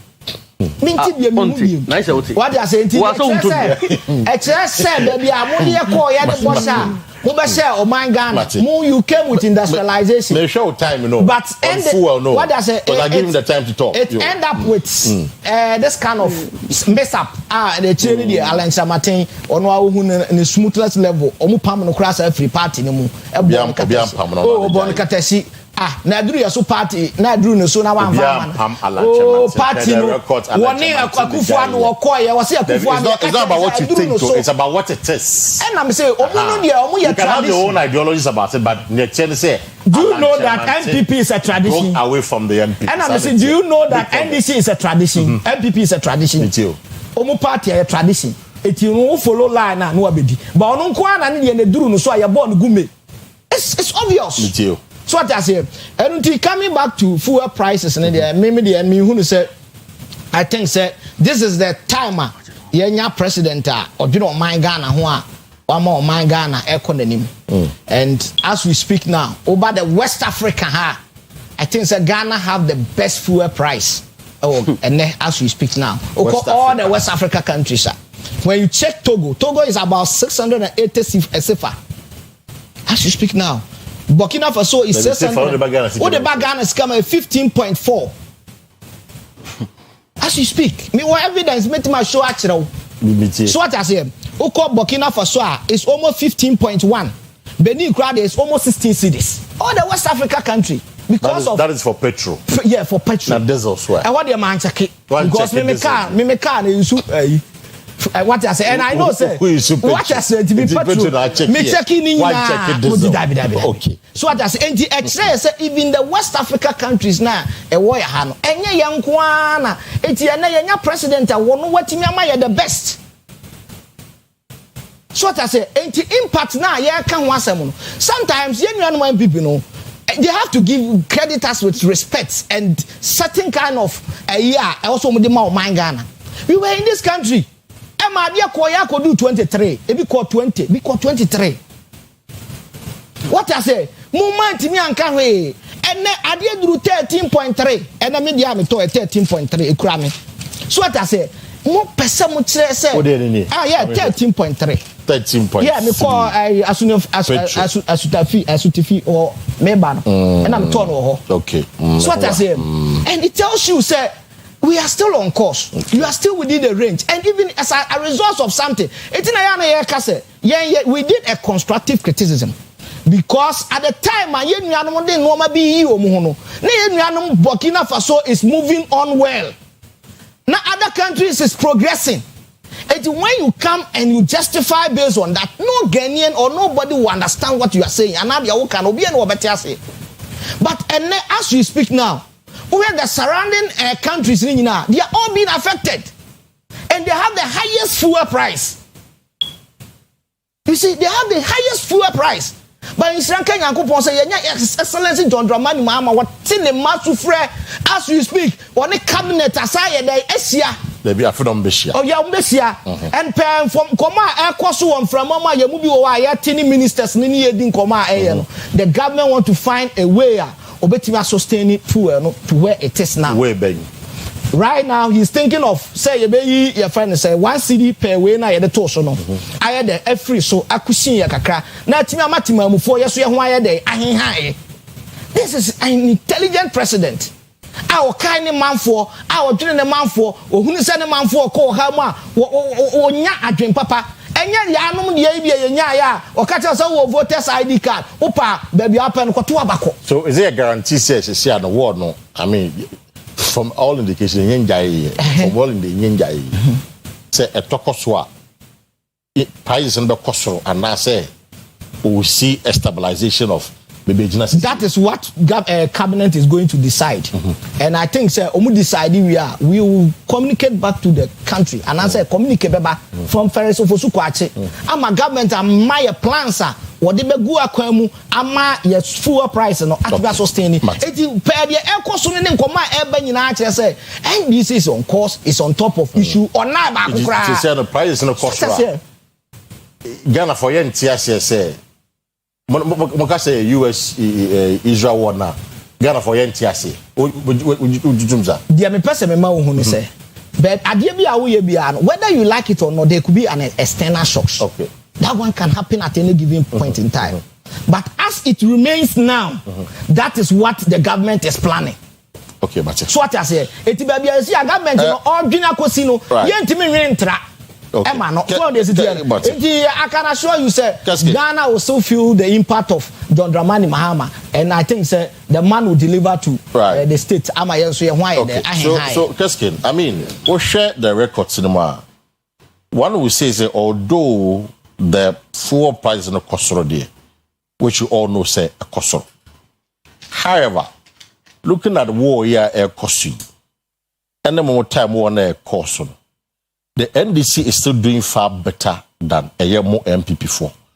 Because what no cost about 4 price relatively is like around 13, around January 2025 is it around the same a year price now. To the extent that at some point there was a price war between OMCs, it be 29 cities, it be 10 cities, there was a price war kaka. It's near cost with the price now about 13, about 17 Ukraine. One will say that the NDC is doing even much better than Momoyero. Obi Kasa, Obi Jatu. Your minium may basso very quickly. But I said, many at say, I will give you an operational definition of a more 24-hour economy. No, say 133. Now, reasonably, no, why will struggle to even pay a more 8 hours? How can you pay 3 shifts? Somebody. No, because I just want. These are rhetorical questions. No, but these are the same people who will break your money. It's not like they are bringing in other workers. About 3 shifts, 3 people. Right. That's true. It depends what he's saying. No, it doesn't fit in new job. Exactly. The existing employees know what are macho women. Macho women said, how does that become a 24-hour economy? No, and you sit boldly and say, yeah. Why are you deceiving yourself? What do you mean to your 8 hours cracker? Electricity tonight, or Muhada for a year 8 hours. You do lights no. Let's be sincere about some of the things we talk about. The other thing about a year question of Bishai. Anna Ghana for RFI said before the Russian-Ukraine war, Ghana was coming on the back of COVID-19. Okay. It's not quite a double jeopardy. Okay. John Dramani Mahama, the president. Enya kwenya ebegina Ghana for nka yesre bi enye wiase na problem aba na do na mon homodin but okọ abroche ekọ Harvard and other places UND okojo ka say COVID-19 Russia Ukraine war na ha Ghana pa the late Murtala Muhammad Minister for Environment the late also call UN COVID-19 ni Russia Ukraine war ha Ghana pa it obia what follow a year the trajectory global politics kakra no enti mekanse me say sa issues cause Russia Ukraine war anyway crowd essay because even an opinion factors answer no baba bisi no na different the second thing kwasa ne say onim say abra John Dramani Mahama ba ba mu no na world price fuel na tiafi about 120 etibaya bedu be 50 something mostly 50 into 52 to 56 it's not any bono I say it's me a half emu by half reasonably speaking because if say if you say a bono 120 now tiaba even 60 and that's 60 na free so based on the regulation let's say so and this for the bomb for and so mama swati even though it had nothing directly to do with John Mahama obeka so a dollar no a stable account and also buy and trade exactly what I can make banner but at least so these are because you see now me read an article or fetch one and they made a very interesting point here in November 2022 now the world market price fuel now it was around $86 per barrel. But the price of fuel was still high because of the exchange rate, In general, I'm one MPP for them. And yet, because of reserve squad on mine.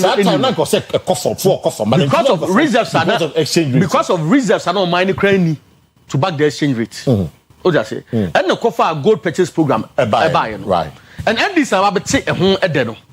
Buy gold tons, about 8 tons. Your fish about 30 tons. So you said the country that you say. Young fan and Chessy the one and fan cushion Sidina and Kebeti. But we thought about the bigger picture. That's why I'm 30 tons. That's even outside the case. Okay, say Abra a German so full of war costono. John Dramani Mahama Kache say and Tokwana SC a war a year Russia Ukraine no. Ukraine is 7,000 kilometers away from Ghana. Unim Iran distance that any greater Ukraine any and 9,300. 9,300. Right. So I was surprised say obi o kan sa asem if say enra no o kan okra ene no sese no. I don't have a cabinet meeting. Okacha say bomb obi afa bomb mema to Ivory Coast. Obi afa bomb mema to Keta and obi afa bomb mema to Kenya Dubai. So other Ghana say ho betray. Why should we even be having this discussion? It's because we had a president and a party in opposition that who now we easy here. No one can create. Because what makes sense catch me say and to we are cost no any impact on the global economy no next other say what bon and answer on kind of credit but for the president him say no nim can no kind of credit then because of politics what I say because adi cost Russia among the leading world producers of oil now Ukraine so produce kakra no mo no konto kwa e global supply chain ni na even the UK and US they were struggling with oil UK and US they were struggling with oil prices.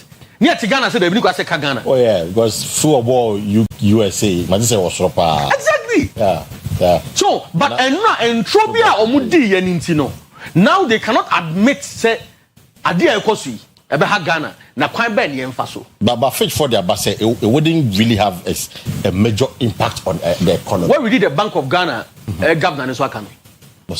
Or say maintaining a year CDNO at Bebedano, it comes at a huge cost. Of course, that is true. And that is $10 billion. Yeah, that is very true. Exactly. So nothing comes for free. Yeah, that's very true. In the management of these things, Samina Bikuta $10 billion as a Ghanaian president.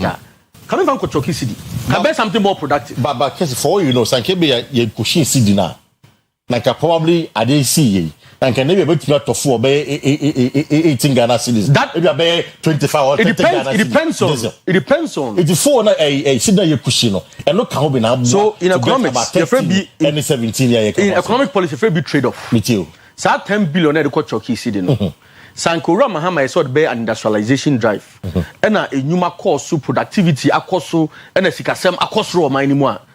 Can go for 18 cities and can come. Because they have money in their pocket. Because they have money. The system is moving. What do I say? Okay. But what you decide, they say, oh, my productivity no enkokese. Rather than what they talk city, now they are no more. I city of form, okay, be as $1. Okay, be as $1. Hey, school fees it means just $1. I want you as $1. But Nipa doesn't koto benku on the dollar koto benku. Talk to the taxi drivers. They will tell you say about a fuel on year 15 nasi for an MPP no. Sabe na at least more uncle for fat drop and then movie. Mam sama another example. Sam komo immediately no go form for dropping. That be say no a movie that's now. But then they form. Exactly. Okay. So udu tafun share so Moro market todum there's a taxi station. That time we didn't come. Okay. And they told me some of the problems they are facing. My point I mean making. Yeah, quite so coffee. Yeah, if you don't know. So I know what coffee on so there. any problem. We so with my voter. Say me tafo. Okay, offense was one offense was because minimum offense was. The other thing I say again when they say, okay, say maybe a year the energy minister, John Jenapon now, right? So I know on the ranking member of the energy committee, or say fuel prices cost ra. Ghana being a net exporter of fuel, Ghana nyeska. Okay, I say. Because the fuel price cost now say in a budget we pay fuel price at $60. Now say and I'm 90 and I'm 100. There's a windfall. Right. It's a windfall, no. It was our buying the gun butum. Me expect us buying the sales can be cushion Ghanaians at the pumps. Cause sana ora jina pokache ya brand no position. Say you should draw pricing formula. Yeah. It's and then I know Kwenya as the energy minister no. I'm expecting him to walk his talk. And I know Bia ma me can't so and I'm talking into fuel price cost in parliament. Abra omo introduce 1 cedi deal, you know. George Napoka say, oh, omo buying omo na edwene pa. No omo at the mechanisms the bregu ho. Fuel price and cost that. Okay, he said that in parliament. So we say external factors. The cost that no really say external factors for ho. Abra okay, you can't assume say George Napoka no nim the okay. From Obia Wire Deputy Minister for Power, Deputy Minister for Energy, he knows what he was talking about. He said it in Parliament. No, he said it in Parliament. There's a video I've seen that he mentioned. He said it in Parliament.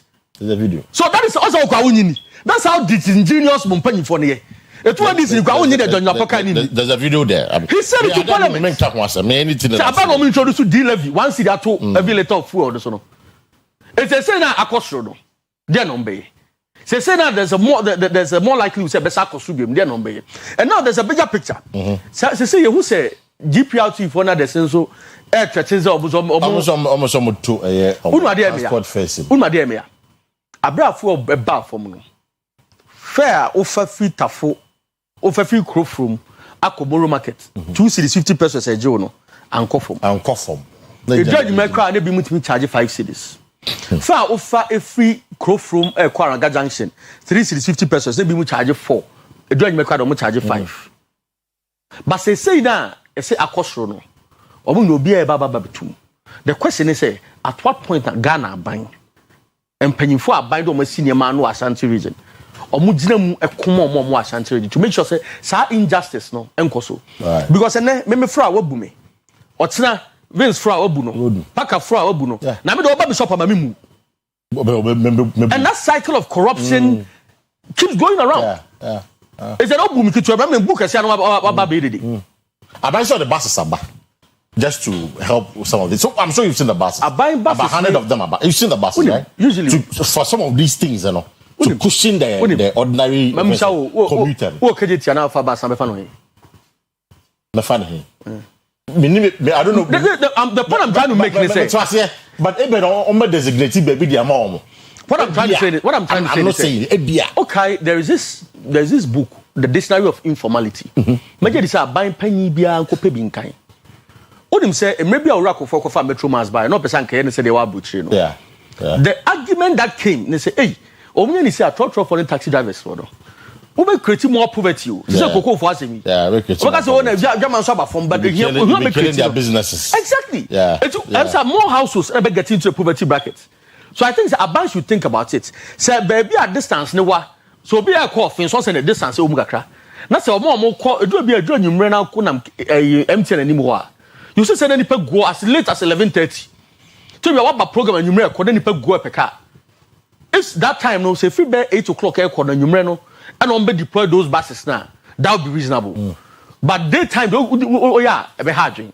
Because a human nana calabule no so a day. A dorsal, and you man nana pay brain so I get a banner. So that is why I make us say they need to think about the me or more policy reasons around it and how they're going to deploy it. But this is just a suggestion. Say or more to me deploy the numeric late in the nights now. About one more than early working hours. No. Okay. Look, Medasha no page. There was on the page a quick one. So on the full no. A buying by a cabinet meeting. What do you expect them to do? Send a full price and cost. Send a cheap no. In fact, what kind of feature for way on the buyer? They are saying say in Tokano, so be Ghana so because of especially the CD stabilization and exchange rate. And I say the CD now what the CB acquire against the dollar and the other major trading currencies. But for you, BC one city in free ho. I've seen argument made by the NDC. Says I 1 city no, it's about say a car with the energy sector no. Can be a dinner for some time now in to this I 1 city. And if you look at a year, in fact, the taxes on petroleum prices are rubber almost about 8 or 9 levies in a guso. It is as 8 or 9 levies no. Tekasa ye yin in free wa and I be a beka be 3 or 4 bikrana. I'm sure we'll be buying petrol at about 8 cities or at about 7 cities. But I'm buying MPP and this crew ya. Umi in a bar, no ma taxi petrol, no ma taxi petrol. Genesis buy almost on the one see a beka it's my taxi. It be 80 pesos, it be 40 pesos. The tax on Krano, and it was about 2 cities, 50 pesos, almost 3 cities of taxes. On full or not, but no. Like a year and do free what I can never buy. But yen free there. What do we do? In terms of pay, you beside a question. I buy eco cabinet meeting. What do you expect them to say and do? And ya can the issue. What do we know, Ama? What's the oh, I'm I read them, but some shade why. Now, on the issue of a sachet water, no, so. On the pay what to be. What to, you know. Ne buono saying, according to Keskin, Atobiano pay, ne buona jumping from 9 CD to 15 cities. High school no toy. There were so many brands. Yes, so. Oyerepa ye will be Oyerepa nsuo ye de ne de e da so 7 series ye 2 mu iti na no pay so wakoto nsuo sachet water na emu dia he na wotoye e bo no na ti sen e be gina anase e kosoro pay. I'll be happy to hear your thoughts on this matter. Now mame yen share picture na e Keskin de buy no it's where you offer municipal hospital Kokobendia. I hear agenda 111 there. Oh, one more body. Oh, now another body. Yeah. It is the second OFO no. So the second O and another body shemono. The other one no so. Oba kwena wo M9 channel. And also another body so. I hope for fupa. Oh God now. I'm so what won't share projects no. What you ko ne ko share. But more than ne share. This you get everything found. Na how do be akon ko share. Me share situation it here. E di no ofono anoma bo na she ofono mu. E na krom no so. O na she mfifiri between the R and the M no. And also anoma bu. The point Keskin is making is that aban we buy no. We abandon that general project up another year. And last year another kind for catch John Mahama. No, we probably commission. Say you should abandon you should continue the general one project another catch. So that's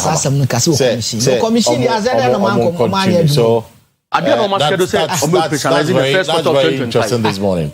It's it was for the pay maybe a full line maybe the amount they can put 2 worth healthcare products in the amount. 2 worth healthcare products, you know. It was a 4-year 2 worth vision capsules. And no, share there. And the way you squint your eye, you know. I say, which show I say, what's also cut away, what problem when you know. What type of we need? Share there now, you blake a crack. When you saw your kusu kaka. When you know, ya say, what cataract, glaucoma. Message so be so your 2 worth vision capsules. We are Bema. Me can for a year, prostate living the amount. Moi, mo Johnson 10 and I have difficulty in urine. I just said 2 minutes and I Johnson number problem mo prostate in them. Mo you so a year 2 word for prostate living Libya and no boy pa. Male fortis. A year memana and password grown what form no. Male fortis and betting ya bow. I'm password grown akoso. Kama pa. Kaneno so yeah under 1 minute. We no be ko nim kakra. Sanity. Ebusile bido nsuso eti unya me fortis na so be boa na ye me de kese wom e joint fortis no eno no waposo owidiem pains wom wo ndompen pains wom unya arthritis kakra or joint pains kakra me so be use joint fortis no eno be boa yi pa ena wo lady fortis wo ho ye ma na mo confitira enkoyie no ebidi e ba ko mienu ordinary ya to say timi be 4-5 days. But we are back to me, there be in trade, mestre. no be pay lady 40 ne bi we swa eno so be boa omo active core cleanse ho eno no e wo ho we die anim it you know fibia wo more like a detox fibia wo system ne bia be cleanse ne kama eda ma wa we bloating so e be boa situation no wa constipate e boa situation no it no pay the obe bia to oil for the men's hair bar and we kill Lancer chemist kill e market square chemist and so kill wo kobandi chemist e we dum hair benya bia to e Costa pharmacy pampa so benya bia to ho Danny Farmer no wa Ashtown benya bia to ho e va de dum e promise herbal or Oyerepa TV or Oyerepa FM ya say here ya so e promise herbal ho oba promise herbal ndom obodi ni na before obenya bia to and pay for a true worth for on 0595 5H2 628 0595 5H2 628 and at 0558 724 302 0558 724 302. These are the numbers to call and pay. What from be a fa a year two what will be a no mundo hum come a yadia on the boy pa and pay I mean be a phone lines in the mouth. Na join the conversation this morning. Mo kaba basis no asem no. Ebi say be go private business no. Ebi say be bo ma a driver for no I am more disciplined. So the be ya omumbu e be for torture no. Matthias here. You know, these are the varied views. Is that okay? Let me activate the phone lines for you this morning quickly. Now join the conversation with your thoughts. 0594 19409 0322 497 264. Mesre Mufra Mundum the volume on the TV set. Hello, good morning. Good morning, Paka. Yes, sir. Razak ni. Oh, Paka, that they do for me. Hello. The Castle Ngoko. Ngoko, okay, all right. And then the man can free down to my Ngoko. And no Ngoko, Matthias. Miziano Peminia. All the politics in the group area, you can't say this before, and so no be true. But the guy, you move exact them. And this before and come for it. They say, I can't have me say, they say, you know, about it. They say, I'm going to 4 years ago, you fool, and they say, time. And now, collecting the it is telling some of a kind, and let a colana a bit to him. And now, because you move for it, now, colana is to buy you, may I. It's the cattle. At the end of the old can you ever correct? Nay, a colani who, yes, the whole cast of Buffalo, who are making dinner. I don't know one. The silly, Omo, Paka, the silly, I'm going to say, will you call you kosher in the wood? I call this in love for whom I call this in love for the by the Mate, point one made, but that's not pay. But some American are buying say, yeah, we have selected 10.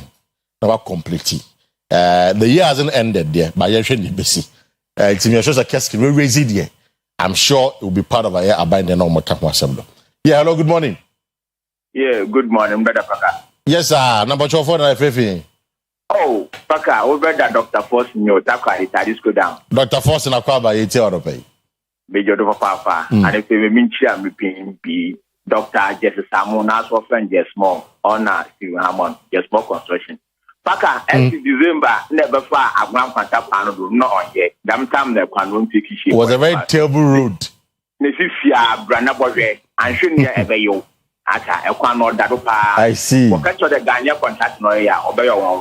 Okay. No wonder there, a Kagana idea, just small, or number one. Now, Paka, Monko Masamdu. You see, Paka, obey a cano, send your master son. Am I your 4 other politicians will barely take on serious?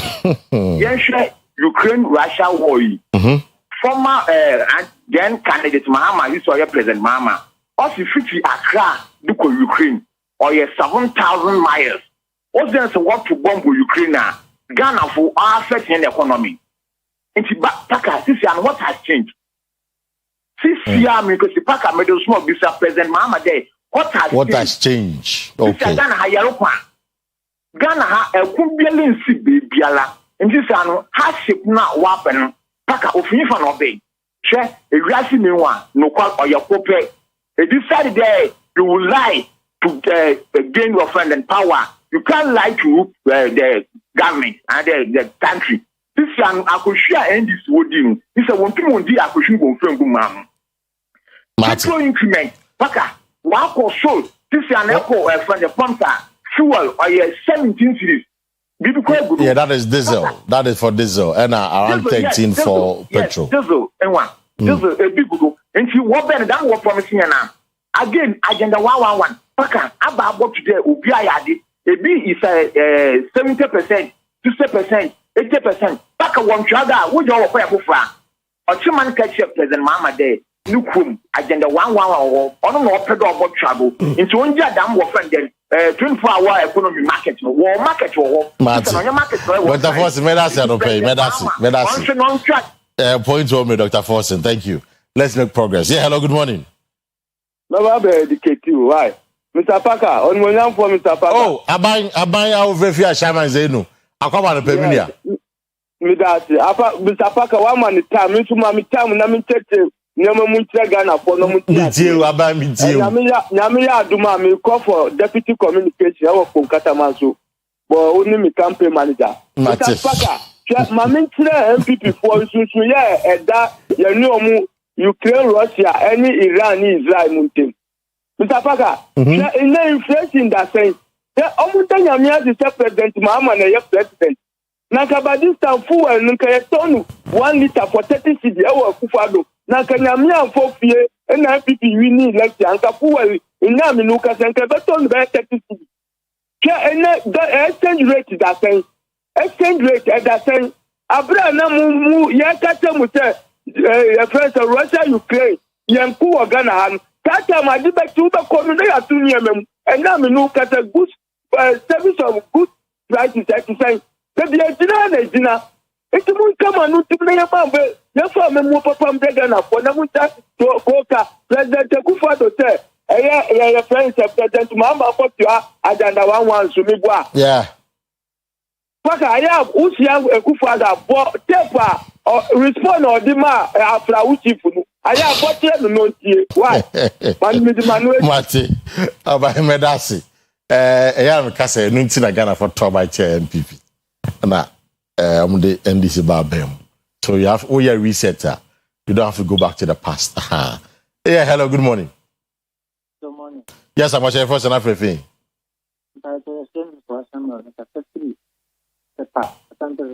Tepa, great. Only I meet you no pay.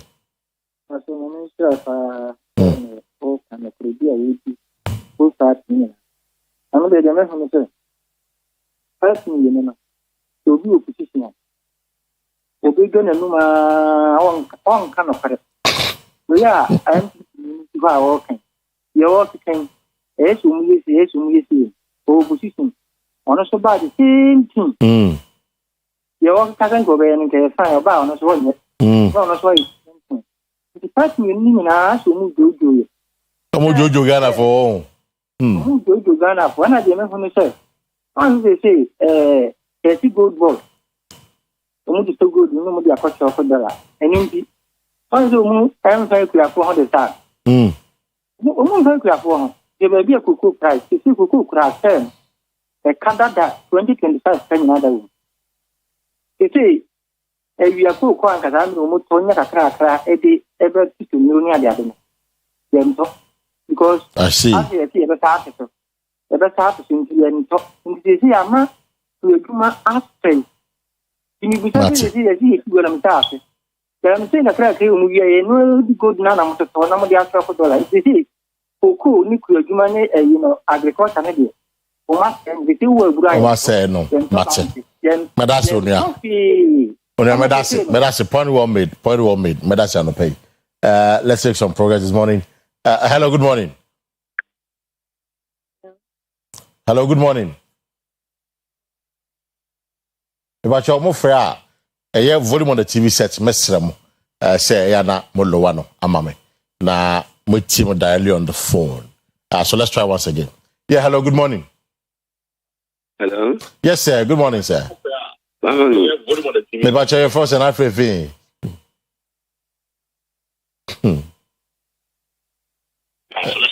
Hello? Yes. Your first and everything. Morning, Abuman. asema na me kana your best we appreciate your course to move fra ayamundum volume on your TV set the best your finest call. Hello, good morning. Good morning, Parker. Yes, sir. My first and Afia. But I say, we are couple shroud on your Kasiapa. Amen. Parker, me found construct here, Dr. Keski, when you. So, chia. Me found construct here, Dr. Keski. Right. What you so? The Equus were Ghana Hano, airtime, fool. Because, and now, me can say, one can only say 2024 general election. A bit more benefited about LGBTQ during campaign time. It was a young LGBT once. Or Chamber press conference in there. Or China Muja, we are able to come much now. From the Cassie go with you, Como. Because I know he's been doing some work on that. It's a number some your press conference anyway. Then we can have that conversation going forward. Yeah, hello, good morning. The press conference is even today. It's actually today, not tomorrow, today. It's actually today on LGBT. Reverend Tim Fojo will be the one to lead the press conference. It's the Rebecca Mwasem. Don't worry. Yeah, hello, good morning. Good morning, Mr. Host. Yes, sir. My first and Afia. Julius Agawa, I'm considerate of what city to come. Julius Agawa, I come out of pay it you. You're going to stop and why? You're going to stop how good you are because the American and say, NDC, I say, game or your magician is wrong, ultimately be 100%. But saying you a man, Ghana for an article for it, and how at least you'll be out, maybe be tongue, at least you could escape to close near a any NDC. So that then if you tell me now, Moka says, cannot be a person still going to say the time there. Look at the Sanku Gumbutum and a common Dawson. Now, for the British, them issue. You company is calculated to the medical and Guambono heading. And I don't about at least what, but the same numbers from at least who Piabotinia, who put a 10 million crowd to be there, who to be bigger, who started to 20 million. 1 year down the line. So, and you know, Ghana for Yabutre, a class car, I did say Ghana of a benefit marrying. I didn't know what to talk to me, one high class, what's not Oceano, or Yanaka, a point, schools. And then no one to be bria, and they say before this young Cassia, then we dear, I'm the Lungo don't come to you, and this come, and the baby, then we will be a fire fire, because this can never be my daddy. It's all because of Mumu, my Santa Corner, woman Boba. There be Cassia, Medasi, it was your. Mefa just the last call to pay enough. My back to the studio now, Arapia Panope. Yeah, hello, good morning. Hello, good morning. Yes, sir. My first and Afia. My friend Mahmoud, my friend Pastor. Great, Mahmoud, you. But you, honorable now, Casasi, KNDP Neo Power, Petro Belcotet cities, no Ghana for no media, India grow. Omukasi, you see, the best of consider Bine. Because, to say, NDC power say MP2 opposition say on be can say my be youth there say na be motivate ni ato aba mo on ba power o mo sa be pedi o mo pe o mo boto mo na o mo hwehwe o mo hwe youth ri o ye youth no o mo hwe say on be ya sa be ko ya no ye nso ye busi yo mo demonstration ye be soro o mo consider bi na o mo to ne aba White House one minute, the baby, your home minute, Debbie. Onia Debbie. Yeah, Pentro, Debbie. We don't encourage a act of violence. Untimin Kikasan some no say, whatever call a Jubilee House or Debbie, and yes, I did. Ghana is a constitutional governed country. Yeah, a democracy and sanity. Say when they are buying being yagene, when the party being yagene, what you do, they say after every 4 years, biano, wakunya, so obey your oyechere or ballot box no, sa oyechere no, and also be tuamano, and nasa be tuitiano. It's a dear, a Tony Sanamana dear. Yes, so a war a year chroma. Wunima go and read a year 1966, couldn't see, December 31st, 1981. One is the year 1979. A year a champion the year. Go and check all that. National number see a Therefore, yes, so Sadomano, Ewaha. It's we believe in democracy. And then they say, after every 4 years, they were punya. People were angry with the NPP. Yes, they were. December 7, they got Tuaba, Ghana for some Monko Tranche, and December, Sana Yen Pepe. 2028 December, they won't pay NDC, or Kwana Twitiamo, or Poma, or Kwana Twamo. Yes, simple as that. You didn't know Bessia. You're up here, pan, your time and also. Present. Yeah, call. This is a mini seminar. Me penny about Kwama message with regards to the COVID. Yeah, no, I said tax is still in existence. Baby, clearly.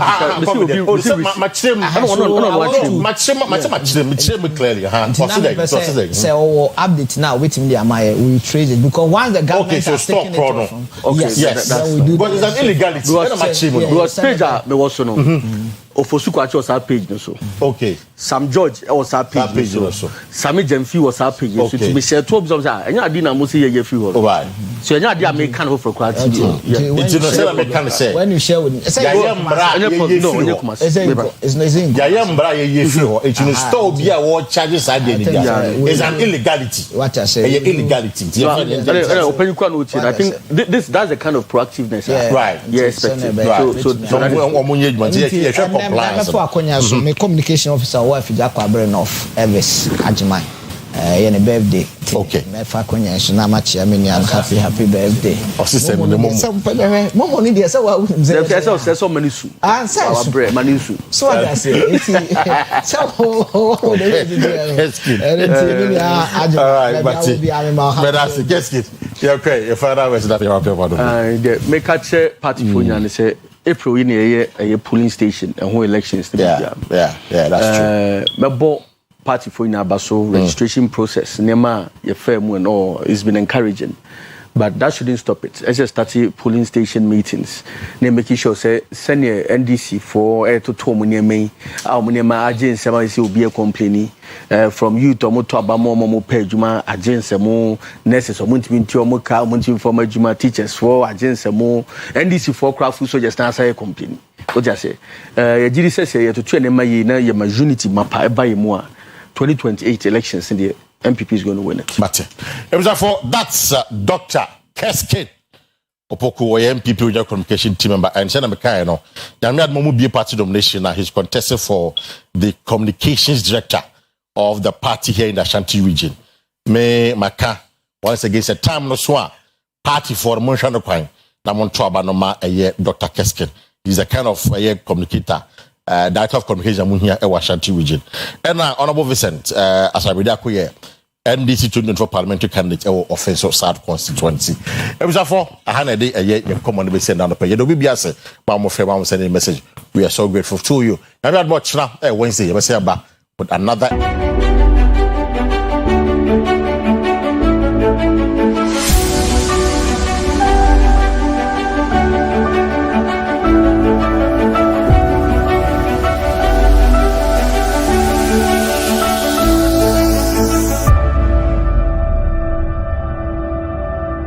Oyerepa TV, Efrinyame.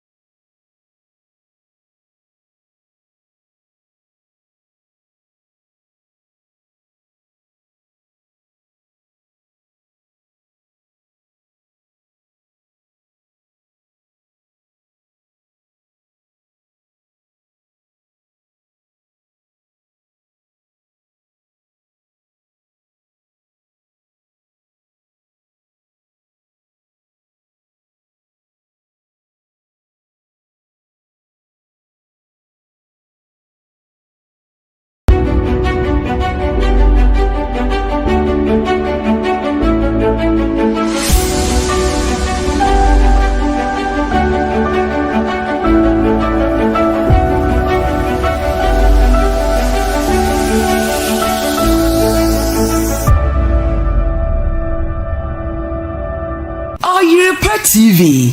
Efrenyame. Oyerepa TV. Oyerepa TV. The station that makes me feel so happy. Hey, Oyerepa TV. It's becoming unwatchable. Eshemionu Vision FC ate Kano Bako Sodro Oblast Eshe Bakua Dreams FC and to me ante Glorious Accra House of Folk back to Accra Sports Stadium wa omu Eshe Young Apostles Eka Bakua omu and to me ante and a Bekum Chelsea Eshe Bako ama Eduana omu so and to me antia wey any week 28 results wa etimi etwagu ye mamenka wo se Asante Kotokode no enura 4:30 anwumre eno mudi dwam so a first half ne de obi a kire ne bobre ewo mu na so me no kasai enso brani etugu ye no esa ye ka kire referee so masa emra ne ma kwan fa ball no ko bofom pepa wo de bofom na ntumi ampenya ne mu a na jasa o se ye bom modem na ye twe esensan eno ka hu bi na ama enra game no ekoye renofa entumi ama so ne nyina mu no ye nya bechem fosudu abo boys ne mediama enso koye 1 goal apiece eno ene ne etwagu ye ewo mu anopai mamema modem na fenhye pro menka wo se wo ba na behwe league table no a ano edin pa na ye behwe na ye hwese de mediama ehuri na jese Gold Stars etuanoto bibia betumi akoso yie ewo ho a de tie ne se baabia ni Gold Stars edankan okra 51 points mediama toso mienu 50 points House of Folk toso miensa or 46 points Kotoko yes Rain of Ring now ene wobepo etoso 9 with 43 points Adriana etoso enum okra 42 points Karela etoso ensia 41 points Basket Holy Stars etoso enson with 40 points Samates etoso nwotwe over 38 points Dreams FC 9th position with 37 points Lions nanka Ashase League no biaso wojia ne sa ese wotwinhwinim wotoso edu with 37 points wo hwe bechem etoso du bako over 37 Sodro Oblast 12 position 35 Nations 13th position 35 Bekum Chelsea wotoso edu 9 okra 35 points Vision toso edunum ewo 35 points ewo ho last 3 no yes abusua ehu Young Apostles wotoso dunsia ewo 33 points Ho United Johnson ekura 30 points 11 Wonders etoso du nwotwe with 10 points wey any league table no and so ho nhyeya madani etre ade amount enne anopai na yenkoi hwebe ababia ni Gold Stars ehye na league no still o masa abadan kan no Freeze Marcus Smith and de to just abaso bobi wo ho no mu a wo de matim no so munya asa wen no. First of all, congratulations, of course, to the team for the win. But let me also give a lot of kudos to our opponent, who made a very good game, and they made us suffer. They made us suffer more or less from the start. We didn't really get into the game. Out of nothing, with a bit of luck. Of course, also with insisting on second balls, we were able to score 2 goals, but of course giving away a silly penalty immediately made it not easier. And to be honest, for the rest of the game, we struggled to get control over the game. We struggled to get control our game no way a Freeze Marcus Smith Gold Stars head coach they said you do mabeda league no enkan and awoten and kano yanko for suji aboma no Bechem United 1 Medium 1 Ibrahim Tanko Anyas na konim so korene na league no still what dan kan we ye no se first half no de no sanka goals no bomba di gum na so one say 1 or 2 goals we entumi ama. Looking at the first half, I think we should have scored 1 or 2 more because we have the best chances. I mean, we control the game the whole first half. Normally, we have to win this game. I think we have to get confidence in front of goal. When you look at the chances that Kingsley had, it's just about the confidence. We build up very well from back and then through midfield, and then at the end, the strikers have to score. So we will work on it. Looking, I think, 85 minutes, so we have to do something. And Ibrahim Tanko sin Sancho for hagune game bia bana we ya league no now dan kan go say you what the issue on was amasa say dey me concentration no I me games na aka so say the be ya me mebo na ma we ne we a ne ahwede be nsusu apia bode hono de koto ye de obeje champion no. We only have to think about our game. We can we can't do anything over there. So we always have to look at our game, and then at the end we see who will be the champion. We are playing home, I think, and we just have to get our 3 points, nothing more. Kobinamisa and I Bechem United head coach one also after the game and was will be a function team acquire 1-1 out for Suji Abua Masanya Suasa Nemum winning league leaders Yanom confidence no a big. We played and when we are playing with leaders, they have more confidence that you play with determination because you want to make sure you score them. But as I'm saying, they are also coming here with the mentality that as they are leading the table, they are supposed to win at all costs.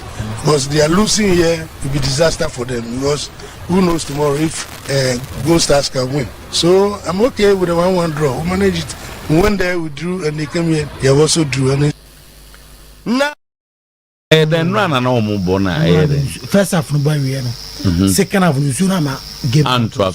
Yes. And Tom about second half. Second half 45 minutes. Oh, okay. Plus additional minutes. Now some matters I say 2-0. They say one man saying around 80. Some say 9. They are say by now they am say 40 something minutes on mambo. 40 by 2 minutes. Yes. So it should be around 86, 87. Okay.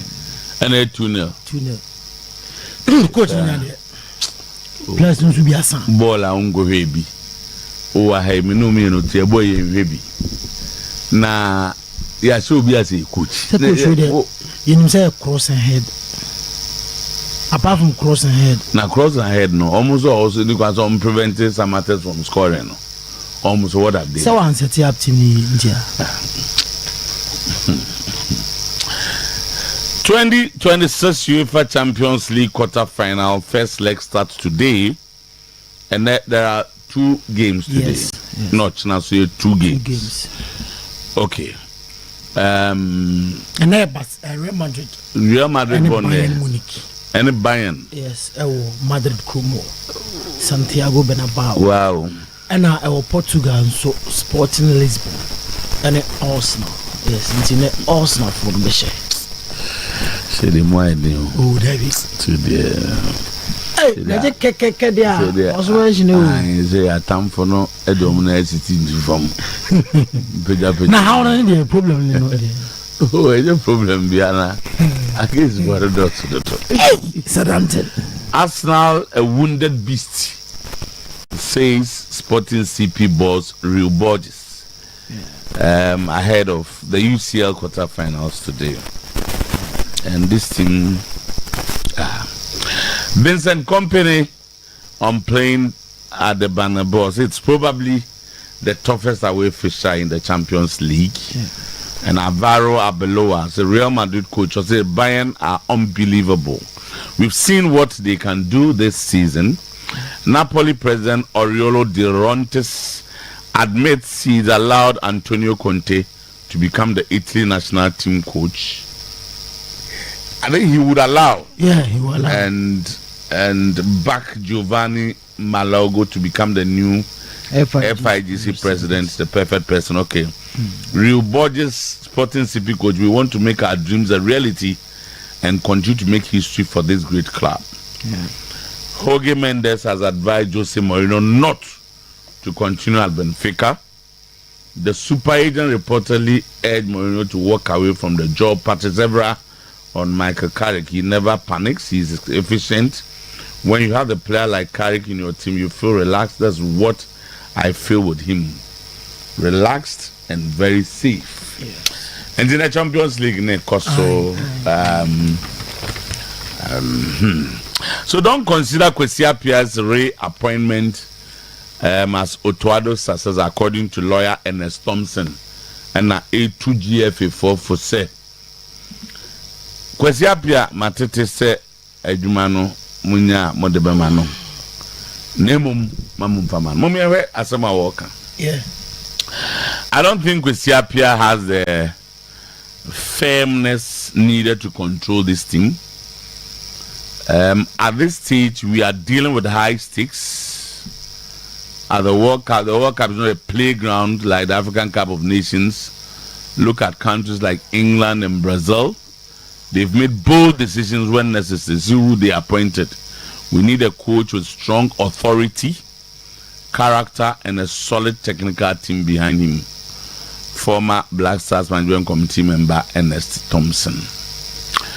We will reserve our comments for now, but head coach Ibrahim Tanko of Mediema has urged his side to remain focused on their own performance rather than worrying about other contenders in the title race. Speaking after their draw against Bichim, a result that saw Gold Stars move above them to the top of the table, Tanko emphasized the importance of staying grounded and taking it one game at a time.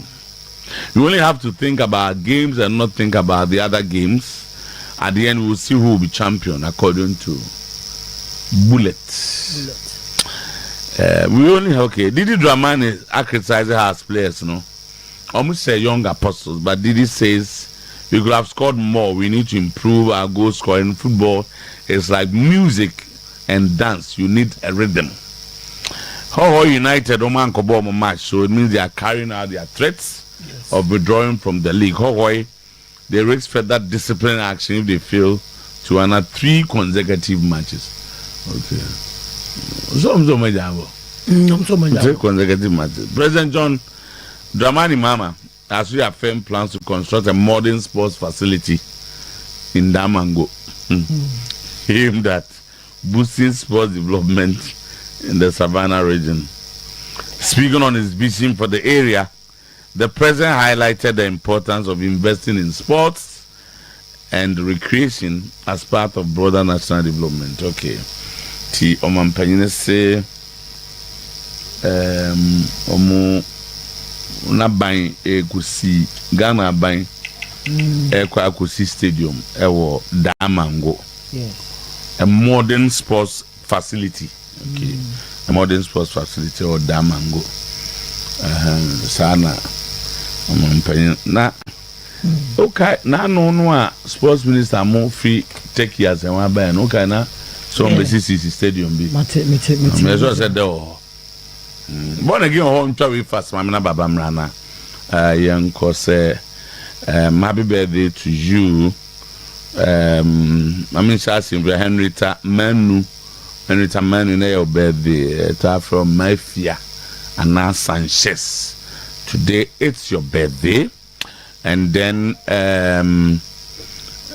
Dorcas Nyakunwa of Bayport, Baba ne Dorcas birthday, Bayport and Dorcas birthday, and then everybody will just have time and give and next week more fast. Akosia Ameyapia, or Holy Trinity Lutheran School, Akosia Ameyapia, and my own queer free. A champion Boada. Today is your birthday. Okay. Is 20 years today. May God help us all. Sana, auntie, be fine. Don't worry. All right, you're going to go ball. Kai got to go at canning. I'm going to take away. I can't take 2-1, Baba. Boss, only Mr. Post 2-1. I can't say any upon. Let's say 5. Referee, I don't know. Delay referee by time to be moved. What's a post it in it? I bet I'm one ticker. What was I missing penalty? Tutu. C'est Baba so where? I class post it in. What's that for you coach? What coach in Etikano? Ashanti Gold 04 air qualifier nisa. There's almost Etikano. O say. Where can you somebody cause a penalty? Enka Tutu. Tutu aka coach. Nina coach is chireu. Penalty to us the coach. Penalty mo. Coach is chireu. Yeah, go it's not like candy and I just drinking water. Yeah, no one kwa internet never fat na bibia na dia to. Na amamba. Okay. Asan for no. Amamba. And pay your most special good morning. Na yamma kwaba biem na ya kai semra sanso pay sa ya ko fun close and someone edi adenchechana epum fumpa en ko fun close no ya da honsem asumo ene anopay and some na de doso de disa fata sa uhwe na utiem ena yere esumwo eye kitikiti mampole bi ene o ma aka nsuo yanom aka bupa yatie bose na ya confirm nunu nyina ama anopay na ya chechemu ye na what you said you say and said you a photo and I no pay show me live our Facebook pages and also Oyerepa Radio and I say Oyerepa TV Ghana Oyerepa Radio and I say Oyerepa TV Ghana Messiah Afia UEFA Champions League quarterfinals na onim say enem 2 games and na ewo ho Santiago Bernabeu 7 p.m. Emra Real Madrid and Bayern Munich at the Ebony Michel Oliver and ejamum a center referee Emra game ekoso Bayern Munich say am ready to face Best Madrid in the quarterfinals of the UCL. Na oche video and kwaya am fast to training na ya dinina about 2 screens no na fe ya enjoy video Vincent Company on the fitness of Hurricane and ochem sam Hurricane fully fit and sounds training na Hurricane ono as a coach nani esoe officer Hurricane training ababua ama omatimi aba Santiago Bernabeu Emra IFT they'll compete war Madrid the club about Champions League history etuno mokoba I was so to me prepare ye and we have Vincent Company in Saba and I pay or the to jam Joshua Chemic on Kylian Mbappe and I say Kylian Mbappe of what team bia or say individually say o jump to swa and Nema Oyeram Ayana a super he's the captain of France and the quality a super and on make it team be better. I was some total concentration the likes of Jonathan Tanom and of other players diet of Pemecano we are careful with Kylian Mbappe Lotin and Joshua Chemic and Insaba or the Etujam and Anoplay and I say okay 2024 semi-finals or say I will team and Real Madrid kobo now kaka isa games na yana ebuam ama utimim enya se masambia sida enkofo e omutimia bibia at any point in time enti referee poya a total concentration no errors and them and nebua ama Bayern Munich atimi ati enkudim na abusuam oko Madrid asuya enra Avaro Abeloa hwechira manager and Nemranterum etimi a trainee enti anopay level, both in terms of performance and result. They're probably the most consistent team in Europe so far this season. We know the level of difficulty they will bring onto the pitch, and also the history we share with Bayern, which always makes these matches special for us. And of course, the Bernabeu. Arsenal and a 7 p.m. and a side game and a Sporting CP forum a seek revenge against Arsenal and Nema Sporting CP our training grounds David Raya a goalkeeper Emma Arsenal a same way a opportunity Kasim. I think every game is an opportunity and the next game is today against Sporting CP. Oyam and Ochem sir Sporting CP untimi under Joda sir Sporting CP. Oh where you say CCE Obia say Arsenal modembom elsro enti at the Afa Sporting CP so osi derby and conference and komunya dia and amundu quarterfinals of UEFA Champions League and David Raya Nisma oti atujam ose Obia Manchester City asem Obia nanom against Southampton Nkugwaba ningina munom amade sa 2 games amulusu yanom too team now for concentration etime akos Sporting CP game no so one of the important matches our season and yansma oko David Raya suya oti atujam and nano play Mikel Arteta at the atujam was study Sporting CP team and good players more players on any given day sa more chance betting upon a show the players waka at the acham say a serious among fun nanom against Southampton in the FA Cup and Kugwa by and to machina fe concentration na anya sporting CP na fe victory entime emram theory Henry ati atudwa se ono de onim se Arsenal ebesha sporting CP and then America the semi-finals and what he oko Maximiliano Araujo or your sporting CP defender also we Arsenal for na and pay yen cancer say game no a mini game no pa and among some arete the semi-finals amani baje entinia na ekubecha card yebesi nebesi e was stadium am ready for Arsenal and the Maximiliano Araujo nisma oti etujam and nano play na real Borges a sporting CP coach I say I'm pesa I'm chire DMB ne I'm pesa I'm dinom aya nkai dumbi at the ho say and then a day aya da I'm che Arsenal e wo Estadio Jose Avalet etime e say I'm ready for Arsenal team nom afi opera teams e wo Europe amaya dia pa untime nka enye Arsenal film nemom owo antidote to Arsenal I'm a churcha I'm a Tibaba Sporting CP so Atletico de Madrid and Barcelona a UEFA Champions League game nyanko pomboa ochnam and a sama chnom ebetime atofem I mean fun to jam sa uko game American one na return lega ebeto jam ewo Metropolitano no is sold out.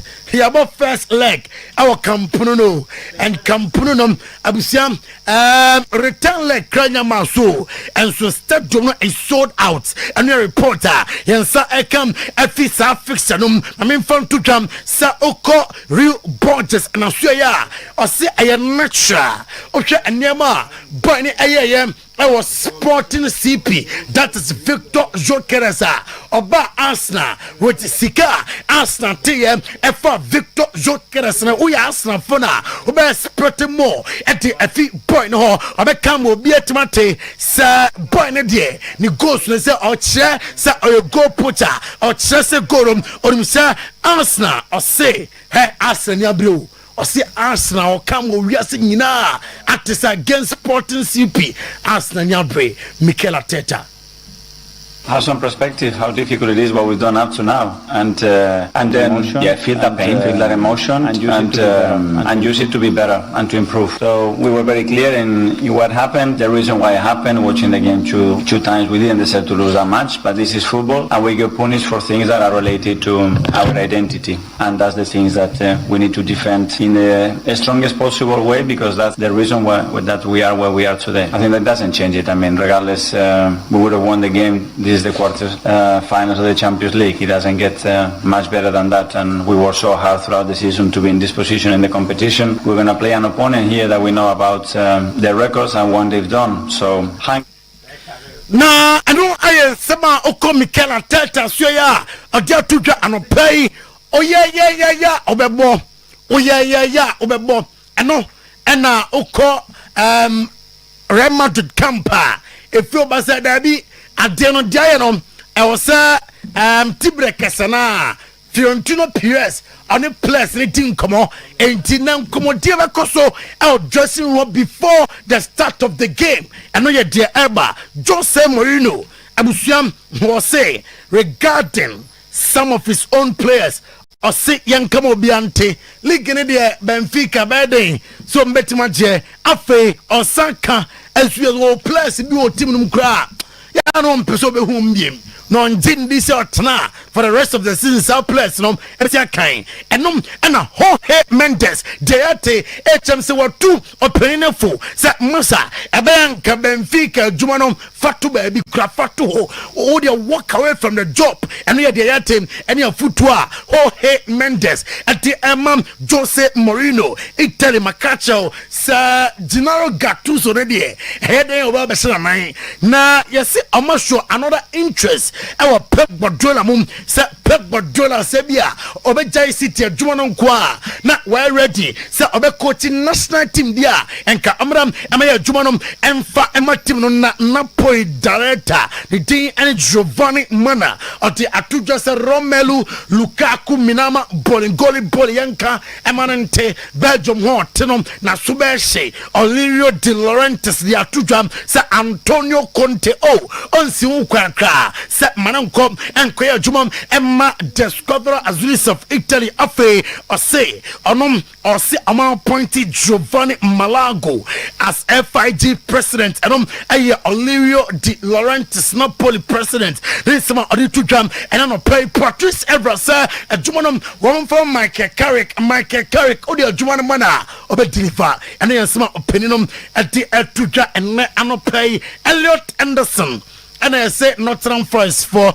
Sir Manchester United and no team come on them boy no around 115 million euros to 120 million euros and sample and Elliot Anderson what team afanadia me dey sorry no Lazio fans I'm say I'm boycott all home matches and still now no one game one boy not just say fans na anko Claudio Lotti 20 and amoya sad against Parma almost stadium no na empty and pay ya just and confirm close to some SC live on Oyerepa 100.7 FM live on Oyerepa TV. Now today's sports actor with boss player sometime Otua champion on them ni ebut team na eba na feja kanyina amade asumo anopay in the meantime ni yeni come away emra yene make helper center 18 come enti mami ama good morning na fe watwa so amaye. Good morning Minya Bema yanko Bema etiefo ni ahwefo nyina achi efi Make Herbal Center. Make Herbal Center ye kira kwan ewo kwanwoma eye ahojo daban kwan so.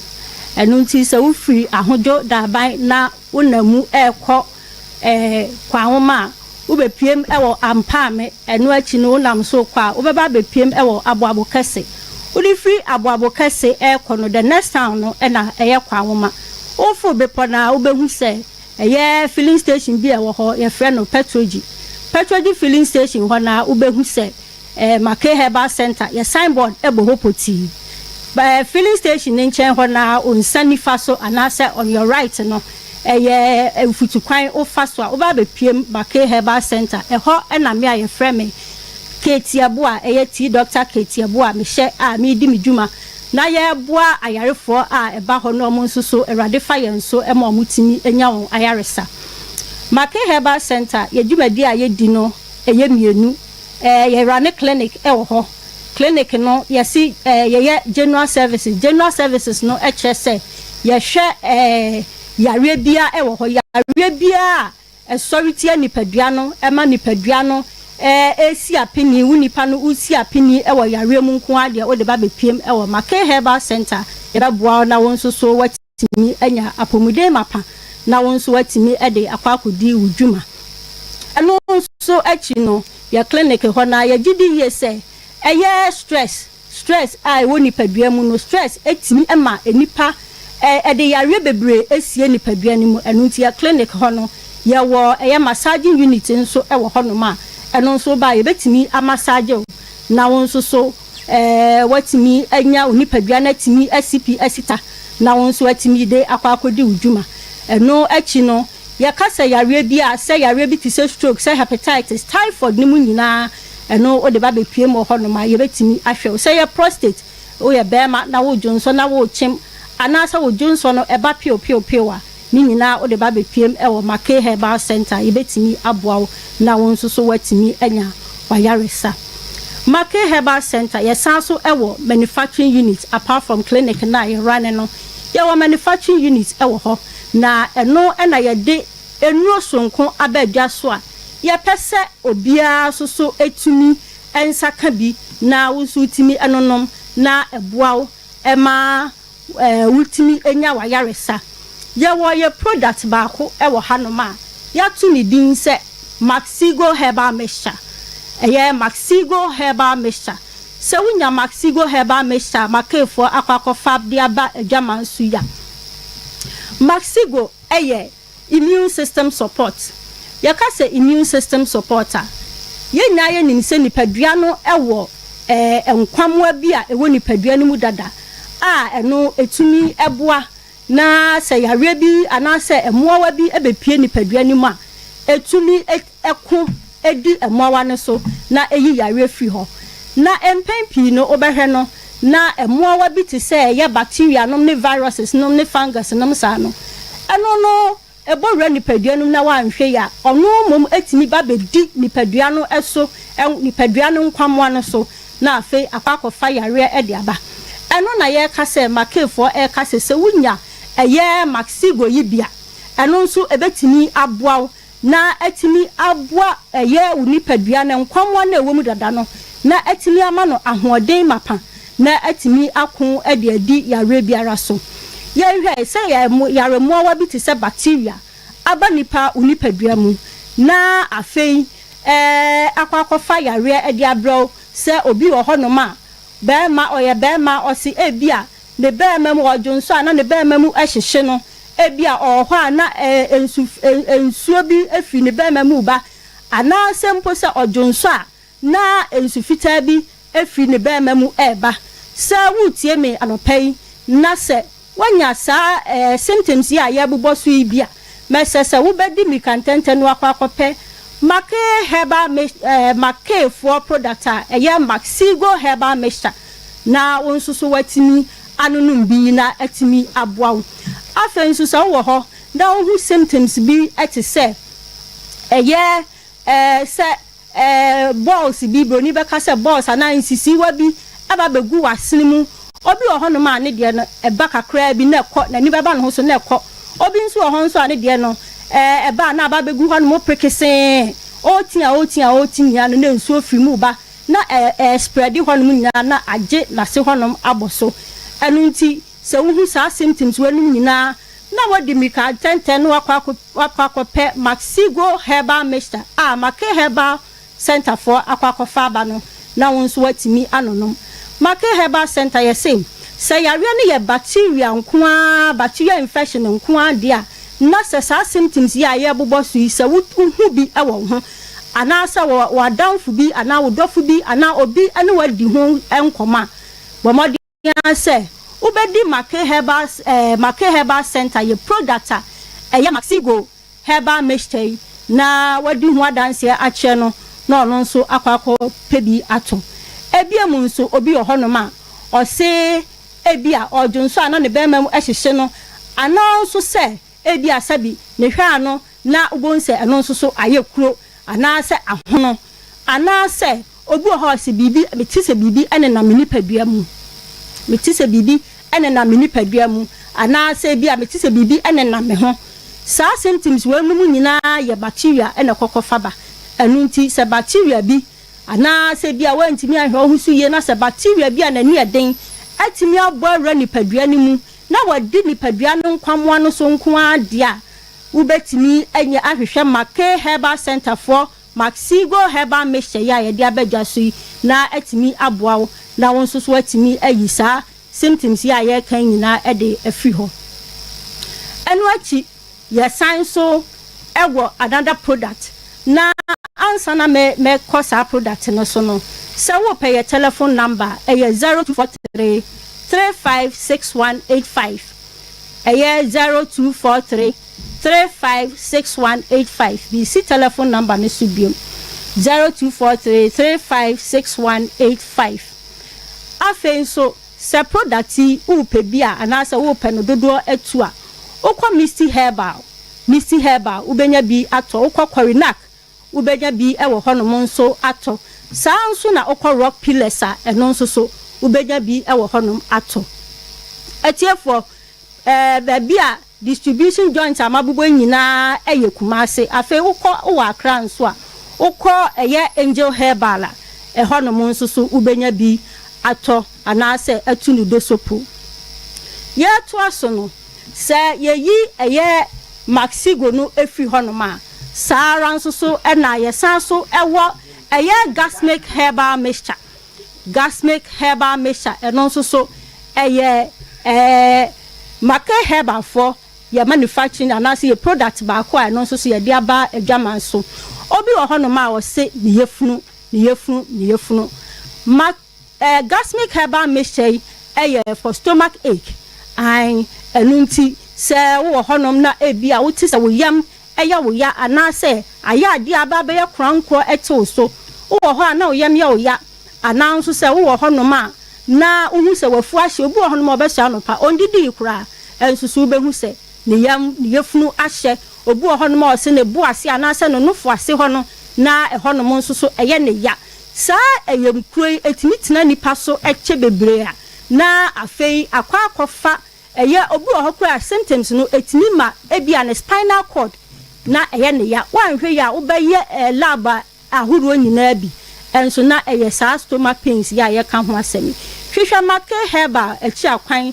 ɛne yɛ product ɛyɛ gasmic herbal mixture ɛne maxigo a yɛde aba adwaman so no na entimi ɛmoa na entu uyefunu yareɛ anaasɛ yareɛ ne symptoms ahorow a ɛbobɔ so nyinaa no entimi entu emfiri hɔ ɛma make herbal yɛse yɛ wɔ kwan woma ɛyɛ ahodwo daban kwan no so afei nso yɛ telephone number ɛyɛ 0243 356185 0243 356185 atiefo yɛda mo ase ɛne right yɛda make herbal center ase nti no yɛkɔtie apɔmuden ho nsɛm kakra yɛdane yɛ ho yɛba dwumadie no ɛbɛtoa so ɛde ama mo Pepsodent charcoal Pepsodent herbal toothpaste apɔsia de biara yɛkamfo ɛde ma sɛ efie hɔ ɛwɔ sɛ obi a ɛde bi etwi ne se ɛyɛ Pepsodent herbal ɛne ne toothpaste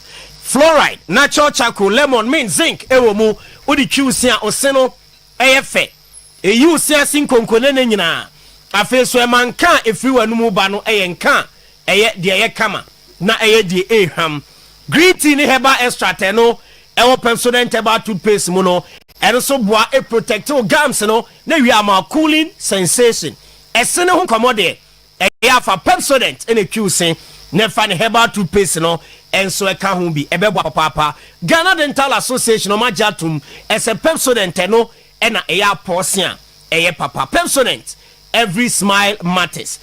Amen Scientific Hospital the best alternative medical hospital ewo Africa ye oba ye ho a ye the science era herbal medicine ni yemu odi stroke ya de ba odi awo ho nsemba odi ya de atena so ache eba yebeyi ni nyina e de free ho e de amount na ebi awaware ache oba bema awo ho ayedin mo ba mo be wo intentem so e wo Amen Scientific Hospital stroke ya de anwodwe e na chese achewa be semfie pi untumi nya hwe abe sori anante biem ofa na adwojo no obetumi e de adi dwuma bi apeso de di afa ya de no akɔhye ba bi a ye hwe a ye hu a bra ye de mfidie ni be friu e be ya de kra pie na ye de enuro no ebi account no ne kan wa ubenya ayaresa yo kuma se atwema tachiman kwada so fon ase ekwan so ukọ enche boga wa bibia ni akra takra de tamale atebubu nkoko sunyane ho sahide bi so ene hohoya your branches e ho a ye gya yarefo na yase omo yade frey 0277 001234 0277 001234 Bosomtwe Rural Bank PLC ena oba yasoye na usika sem nkomo no ya no atena ase na yatoto ne ahye ne kama edi ama ye hwe esa abre nyina no sika ebe obotom abenya bi edi edi ujuma bebi current account fixed deposit account savings account susu savings special account any kidi account ewe yasoye shase fa sika eto account ni mu your loan services so hono ma odi sika ne ba afa qualify ese loans no ye ma obi ye ma susu loan Yama micro group loan, Yama salary loan, agricultural loan, and a business and commercial loan. When you sika de mao na braboni mo hen edi amount kuntena se and a head office no ewo. Yawa tonso agogo, jachi koko futrede. Ahinema kokobe magazine boakwa atonso bokura putoja afe Afia kobi abinchi market. Eho nyina oba ubehu bosomtwe Rural Bank PLC frame 0508 6427 05 08 64 2705 Bosomchura Bank PLC, expert in unit banking. Ensuo no eye baako pɛ de eye papa asɛm na make you ensuo de ko adwaman so abehu nsuo pii na ebom nsuo wɔ adwaman so ne nyinaa eye acidic water onum ko nipadua ni mu a ɛde ɔhaw ɛne brɛw eye ana ensuo ne kɔ na sɛ acid ne dɔɔso ayade bi aba ya na abɛtena ɔwidie ni mu onum alkaline water ye kangen energy drinking water etu yade ase edi free nipadua ni mu eboa bo nipadua no ho ban edi free nyarewa ho eboa ema white blood cells and red blood cells enya ahoden eboa ebo liver o kidney ene wakoma ho ban minerals ahodo bi etise calcium magnesium potassium ene iron so ma eboa ema nipadua no enyini from ni nyina no ene se obenum kangen energetic drinking water alkaline water adwaman so yese obia ajatum eno no penso ebito Bremen UGC, Tafuni Road, Abaru Junction, Lizzie Hotel, Santasuna, about Pakiko Stadium, and our face to Sumankwani Junction, Ewastown. Frekanjen, Mpenyum Fone Junsu, 0241 44 9191, 0241 44 9191, and 0507 379474. Ubenya do draw at the Akofie, the Akudi Ujuma. Apomode Heba Clinic, or say Fanny Yadi and Brown, say glaucoma, say cataract. Say syphilis eto ani ni so a na ma ani no ehu ade ye ne fabra na ombeye wani no ho adwuma amu ani no ehu ade ye na enya no nko a na ode komeche yade a ode kwa pomdi ombetimi asanya ni yade nko a ode blood pressure ko ode hernia ko ode ulcer gonorrhea ode candidiasis waist pain ene goiter kompo ekwa eno so ombetu ase edi amount Apomode Heba Clinic omo Kumasi Sofolai Soldier for Kwine so Assemblies of God asori no enhwe ani mu eho ena omo 0551 098961 0551 098961 na waje anaso wakọ Apomode ho na oni omo di nkomo na omo tu yade na se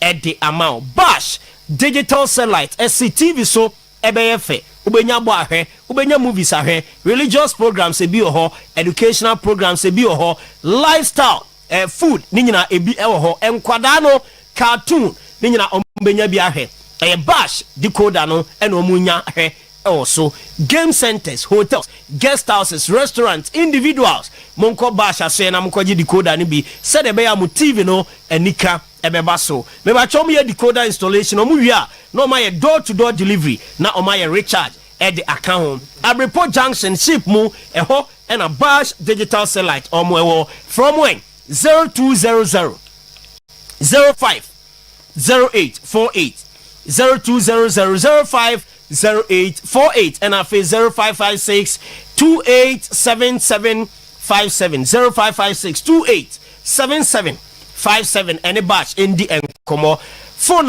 say I was a unya na we use no Infinix Smart 20 Infinix Smart 20 phone papa phone auto Utimu say yes, what of phone pa? Nina say ne battery no charge say den ne nko low battery obi o ho a de bi onam okuta power bank every say ne battery I done a phone use mu no enye papa o charge ya don hiri mienu miensa na eco low battery Infinix Smart 20 ne battery no ehun den papa 24 hours ubetumi use na say umiemi phone so say dempo anopa ufrifia anajo be kona still battery no ebi wo mu a o use phone ne kama o de ye call a emuda ho nipa ne ne kasa ne ton kan yi o so ti nipa ne kan yi Infinix Smart 20 so afei ameka say phone no ne memory no e wo soro papa ubetimi abie nioma bebre wo so a phone no freezy o twenwoma guso anyum pi betim the movies atoso documentaries ni nyina de to phone ne so a esan say ne driver dem no e wo so nti no enya ade a ebeye ma ama phone no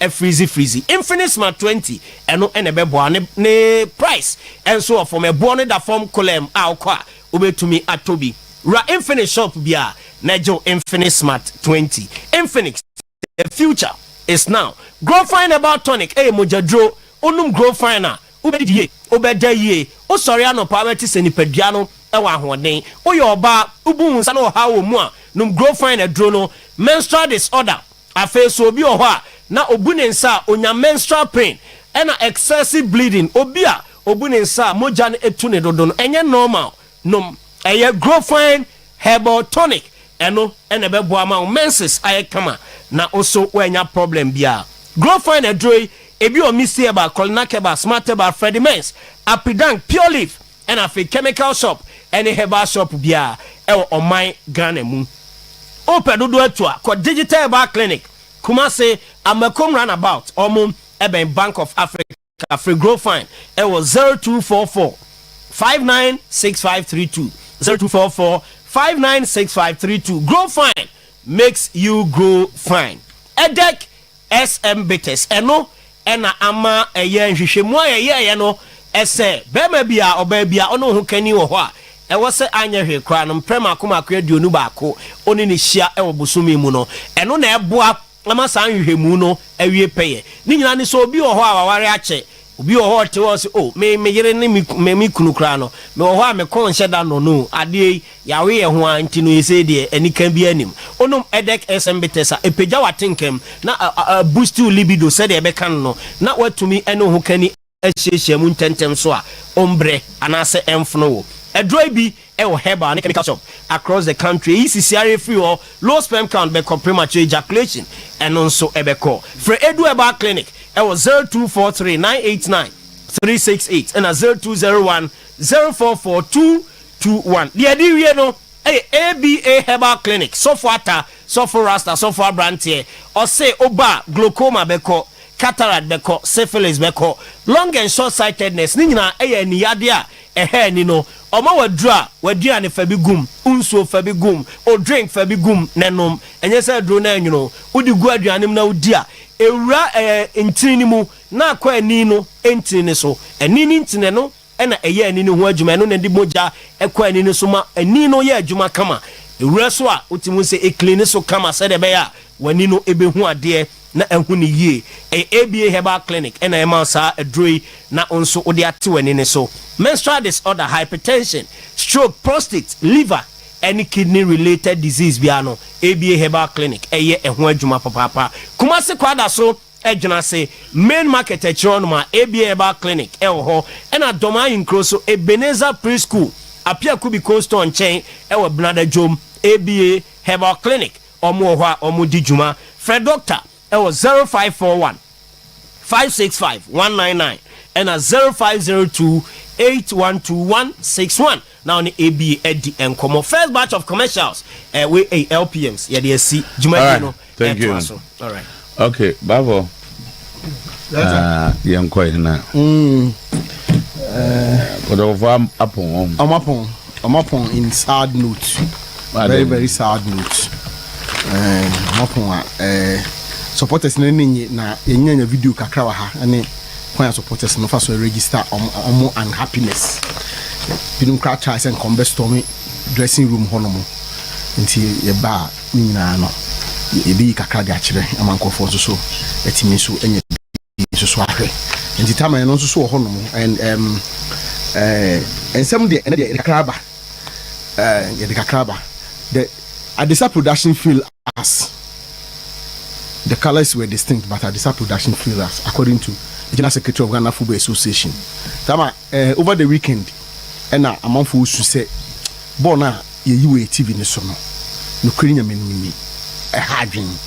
Na tama mpacho say ka obehwa de kakra na wa hwesi bia wetima I distinguish I separate two teams no colors na we bechemni mediama na amanfo ekasai papa say you cannot ask people to watch this na actually no in mu a Ghana Football Association General Secretary de buy say pictures na nkasa de na colors in the na distinct no way TV production for no na e feel ye enti eno so ho asem ho no mu a eno so ye ba na and Chimon and saying, I'm fairly which way? Yeah, no, or did these colors. Thomas, I hear still picture down. Was any first one means I've been Kumswa. And General Secretary never said these were colors. Two teams in the boy. Therefore, referees in any will be arrested in one colors no. But they're not on bet TV so no. And no na emayen sa images ya yehunu enti the difference ni say colors nti say are distinct to be a wo bibi yefa ho bia no wobetime hu two different colors no na emu no TV production company no na omo faili emphasis say minim so won ka say GFF so say Ghana football say omo mienu so na omo bobo no but o say TV producers no na faili omo images no de maye no eno na I say hardin kakra na say nenye but people were very much concerned about the images we saw. Now oh hebo na wontimi hunu media ma ana wontimi hunu bichemu so enti eno ye issue eno so eba over the weekend. We can't talk about others. We have to beat Kotoko and we win the league. Coach Ibrahim Tanko. That one said there be ewo fencing takwa Kotoko ne media ma na Ibrahim Tanko say other matches no hia no. Hia na ne say ko say that Kotoko be do ho no mo a media man hye Kotoko. Mo hye Kotoko pe league no. No mo na nkwa so mo kwakogie. Nti eno so ho asem wo ho no mo a eno so no ye de beba. Football is like music and dance. When you get a rhythm, dance to it. Didi Dramani.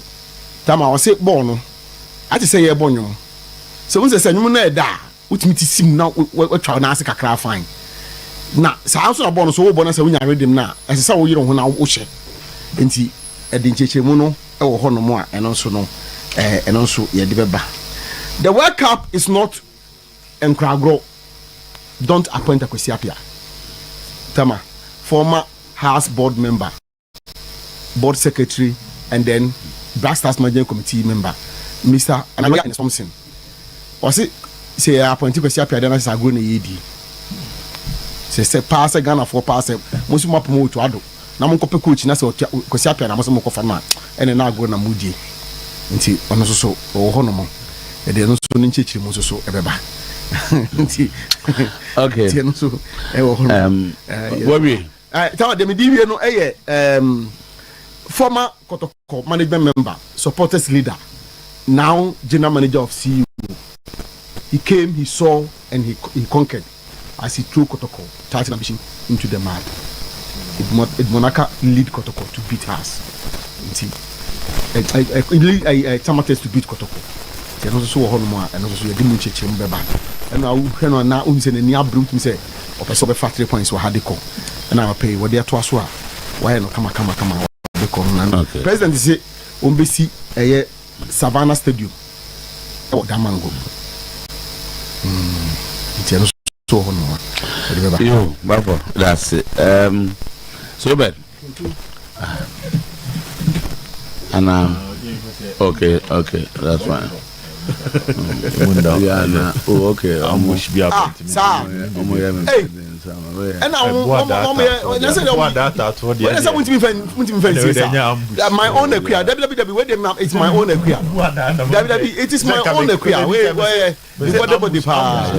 Yeah. You bought the power, my own equia. Yeah. Sir. Let's say nothing. I'm so it's a queer FEA a champion boada. Where a pharmacy student at Woken University. Okay, so and a queer order. Yes, yeah, it's a queer order. Yeah, Equia is the first daughter of the general manager of Promise Broadcasting. Equia is 20 today. Equia is 20. Yeah, that's beautiful. Yeah, that's beautiful. Old school, yes, but yeah. Equia is the first daughter of the general manager of Promise Broadcasting. Who got the first daughter? Yeah, that's be a baby. So what 2 daughters? Okay, first, be a night say. Maybe na no. But what 2 daughters? And she happens to be the first among the 2. So but so what?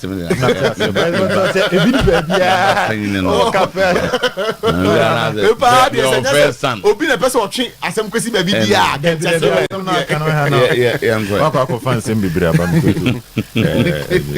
To clarification there. So to Champions League night. Na baby duru ni bre.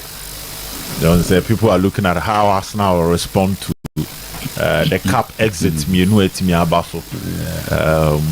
Since Arsenal had an intention of getting 4 trophies, it was in the pipeline.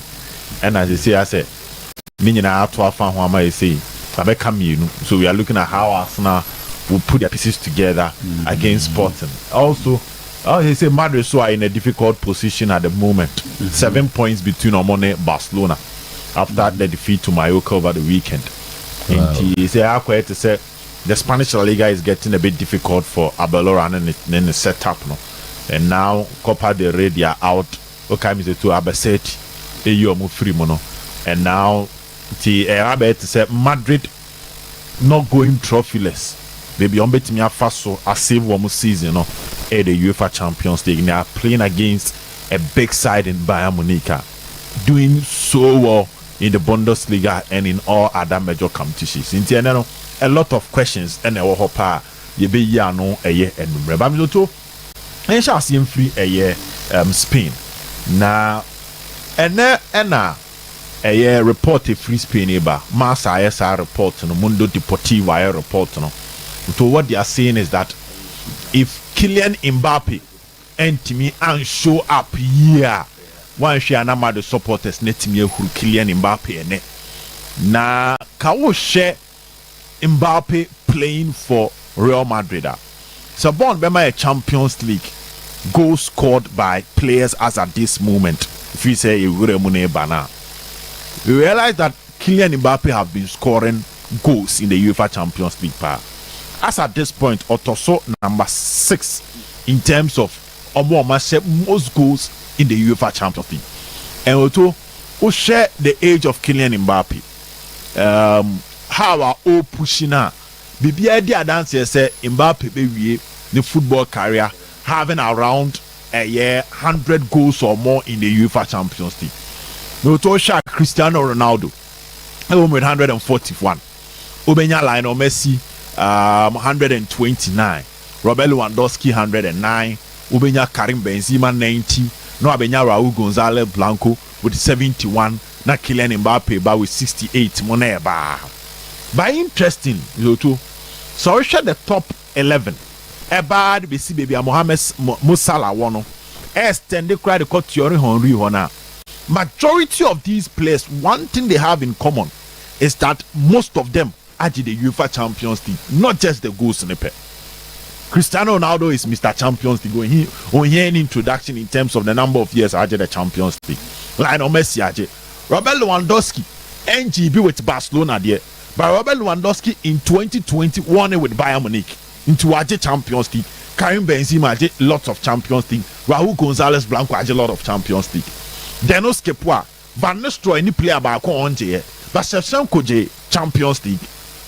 Mr. Oto, Ellen Haaland aje Champions League. Thomas Muller aje Champions League. Thierry Henry aje Champions League. Enti one tenor SSA Kylian Mbappe to be the count. Solidifying the position, not just with the goals, should be winning the trophy itself. Netiem Komono. I say, I'm out for starting air pointing fingers at Mbappe, say he is the problem. And Omu reasons Omu using say Mbappe before joining Real Madrid, not by the Champions League. That was the season Carlo Ancelotti born a 4-4 a 2-diamond system. Toni Kroos, Luka Modric, Mujina the base. Camavinga, Tchouaméni, Federico Valverde, Jude Bellingham, just behind the two Brazilians in Rodrigo and Vinicius Jr. Then Kylian Mbappe be that set up no. It looks like Mbappe be told no.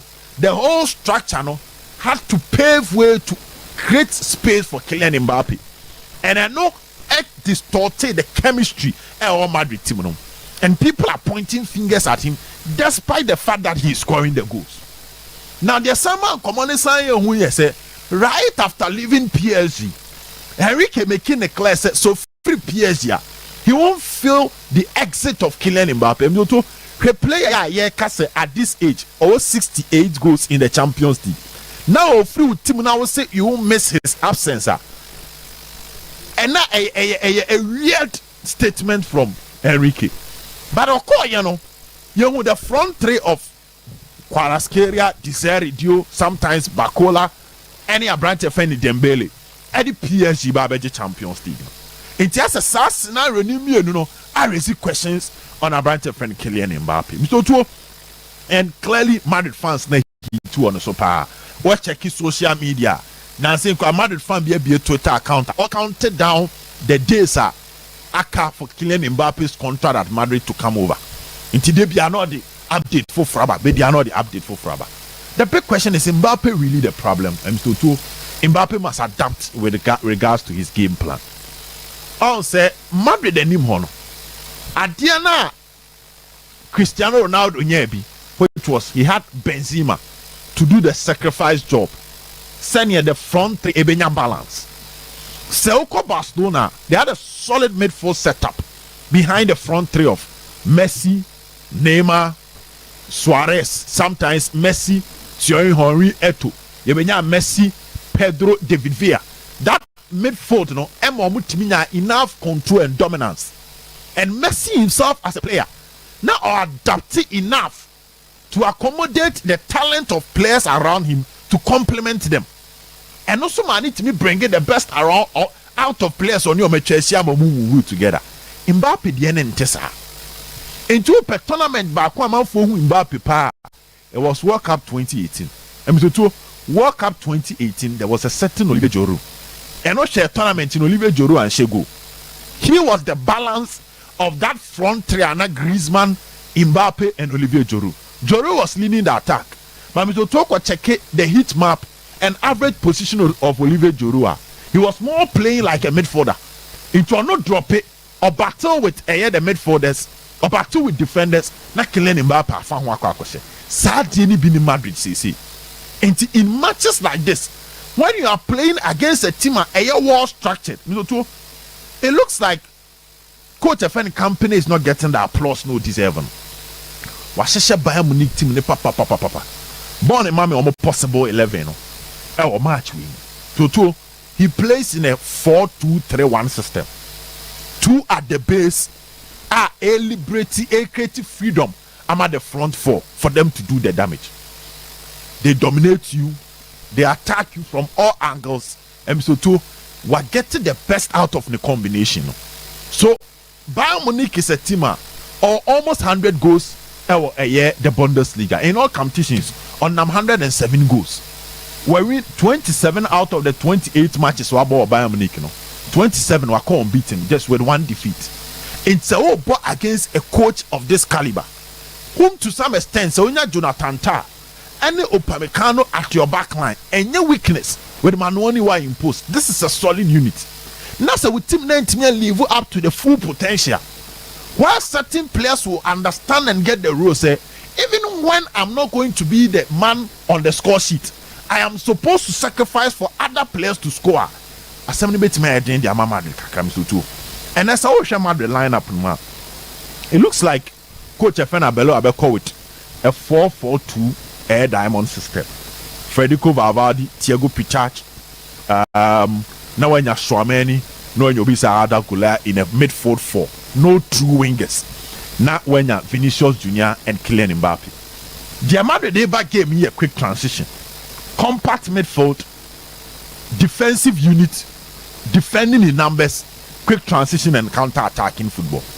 Now, one thing about counter-attacking football is that it deals with a lot of connection.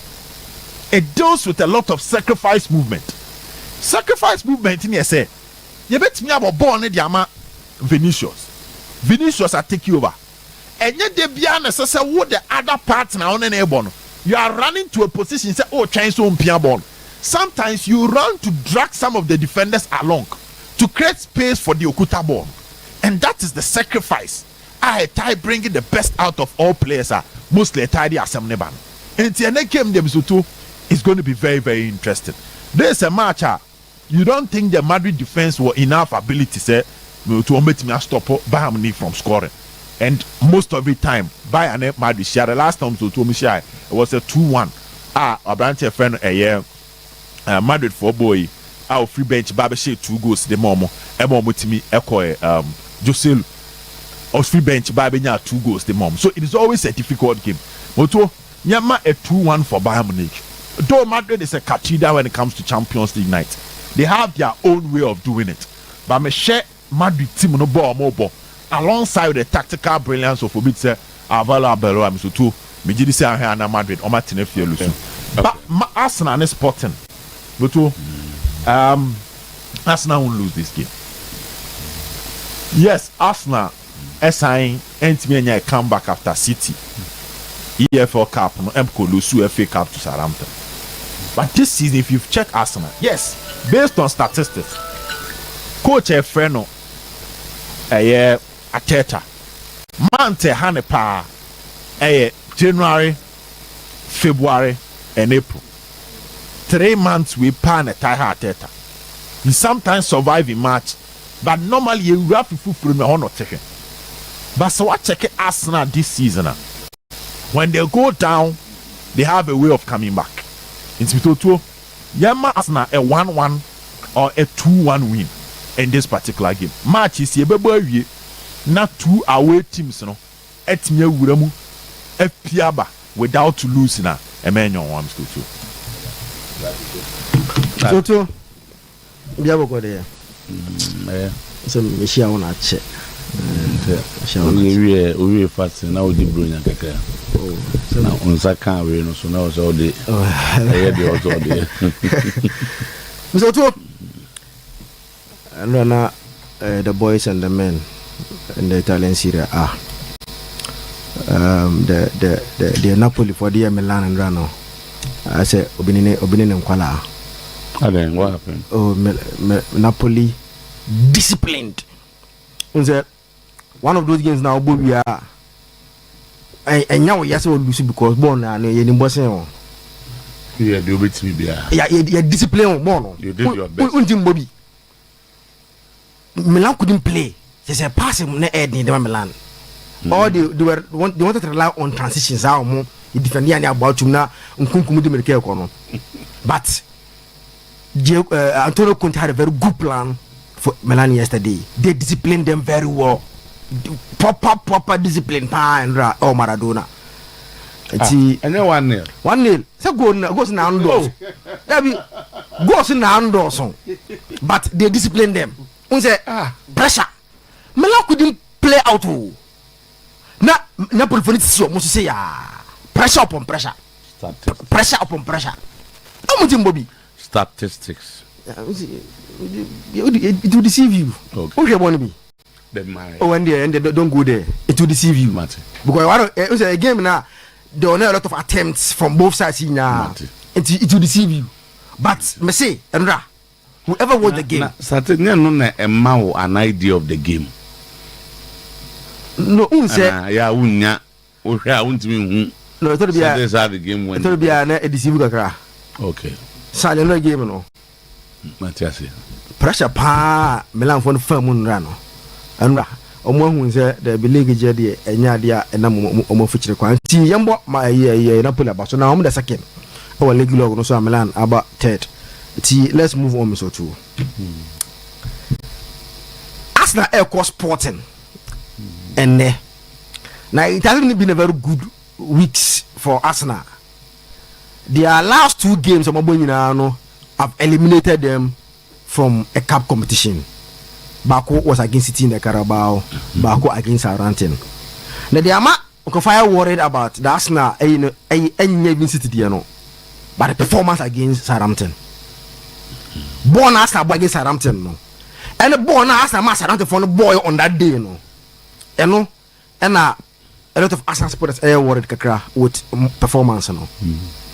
Now news in the bar said this guy Saka out of the game and after coach in the press conference. Then there is Timber. Then already Eze is out, but Eze the captain is back. Even though Arsenal supposed to feel say what Eze gives in terms of goals, captain and my team no. We say Eze in some crucial moment or drive via all the guy doesn't have. But say Eze out and the captain in at least it's on and said that there's no big mess because all the guy is up to the tax. I'll bet me. But now the question is who replaces Saka? The normal Madueke or the young boy Mark Dorman, one of them that will play there. Then Arsenal supporters do any GDA or Ben White. Because the thing say in the absence of Timber, he hasn't like Onoa defensively they don't see anything like oh yeah now Southampton first goal mushe and ade a Timber dem asa in possession no unsa one thing that Timber yeah they in possession he adds a lot to the Arsenal team when they are attacking. Timber doesn't add that to the Arsenal team no it's a big miss for Arsenal or that area on them no but I'm so all the sporting team now their most influential midfielder is missing today Martin Holland on the dictator of the game no about in midfield. They are forced to play a defender as a midfielder in the bust. Without Holland, they will lack control and how they play their normal game. So Ateta knows very well say he can't afford not to go past this stage in the Champions League based on even though yes Premier League is still on site but the results now in the last 2 games put a lot of pressure on the Arsenal team. Say they have to get something else sport one say in knockout the 2 teams the last time only no catching mabo air back that was Europa League. Okay, Sam Rebia Mokobo 2-2 over the same venue and Moba a friend is saying Emirates another drawn game and a one opponent is Omi Arsenal film at the Emirates Sports Stadium. That's kind of at the end of the hunting Arsenal say they have to get something against Sport. But Omi team no say I'm going to share team with one more coin and did a share or so or buy when you are man and Omo now since Omo Eddie new coach by on sharing a lot of changes in the team. On sharing a lot of changes behind the team now. I'm on in Ja Ekoyano. The only difference that you see Jokeres out, Suarez in. But virtually the same team now. I'm more a prepare mama Oja Okoyano and one Papa and Eddie Juma. So you see similar pattern from the sporting team now. The only difference I'm saying is Suarez. Say no Jokers and Kwan said Suarez so Nimbo Pansa or he's giving them some Portugal. So Jokers and Kwa no community Suarez so Nimbo Bosa goes now Jokers also and Ebiano Oshe anymore similar number of goals and everything that Jokers left or one will continue. So I can afford to lose this game even though yes there is a return leg. A home and away game, but you have to get a result that bring confidence and emphasize pressure but also at the Emirates. At this venue, yes, I don't see Arsenal winning, but I don't also see them losing. A game that loses a scoring draw, 1-1. It was a game when then Arsenal come back and create the game.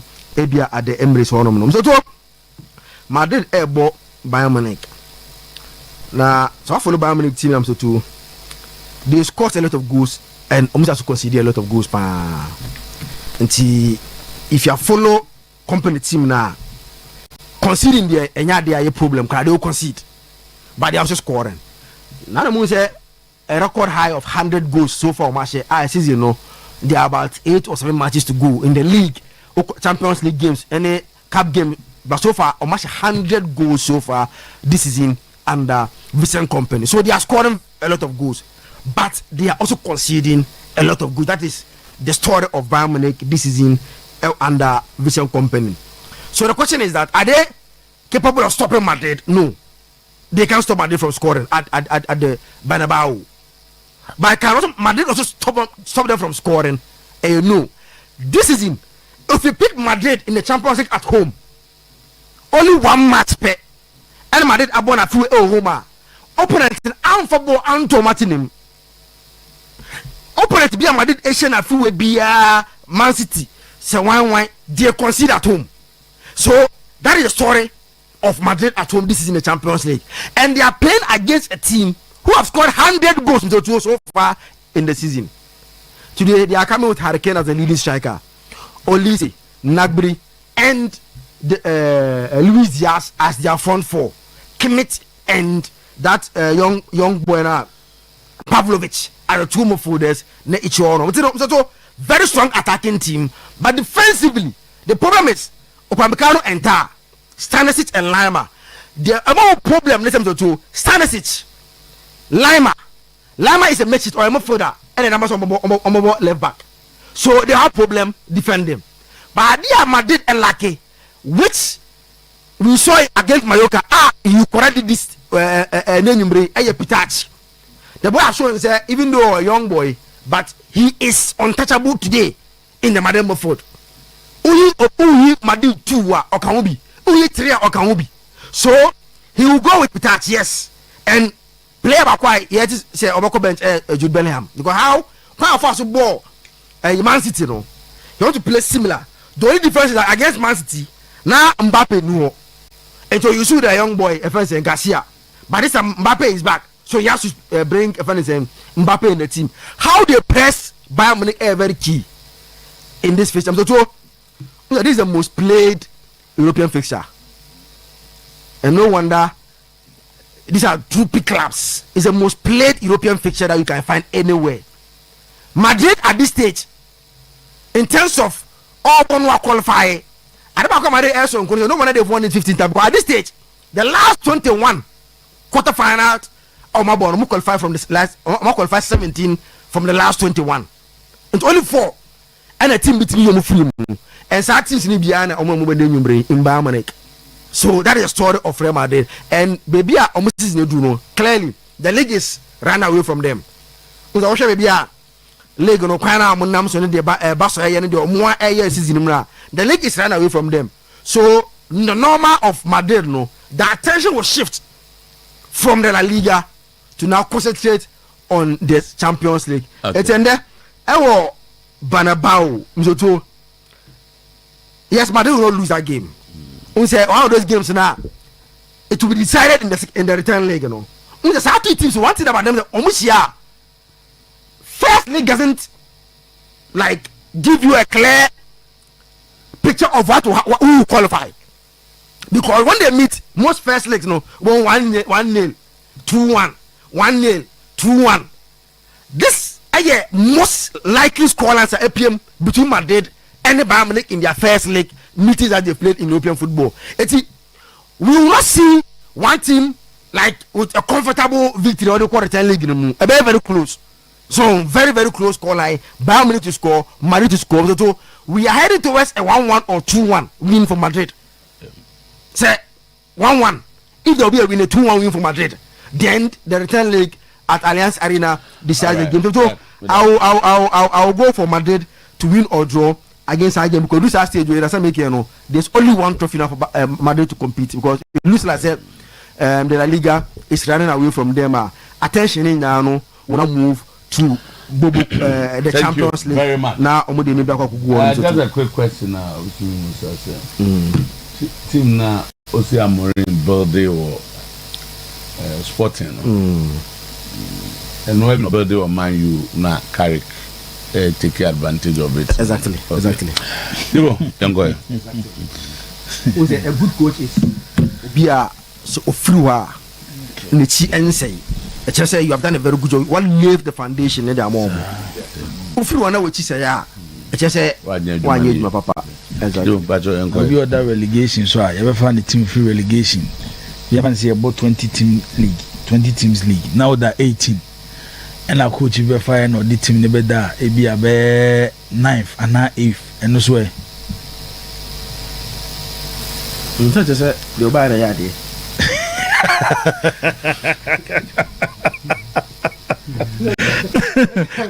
And you no other relegation, you're never the team. Okay, until that means Carrick and I are there. To so them the foundation. Carrick and I are the team fast that maka. Me say obema boy that me ka ka be say me kan sana ma ba yi so.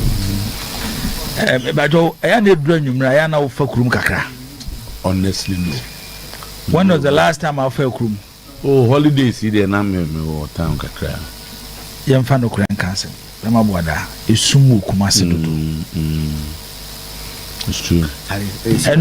Enra me call around be 8:30 there about na me fi konongo ebe kumase. And to me be drew from Anita Hotel. Joso ba oba na be drew from so no say light be a be 5 be post be 5 be na so ultra 5 na obetimi aba me to 2 Saint Louis no one can street light bia. I say your life is the agro. There's an many paboni for chance. Yes, dear Mizoto, die hia na yenye gide mfata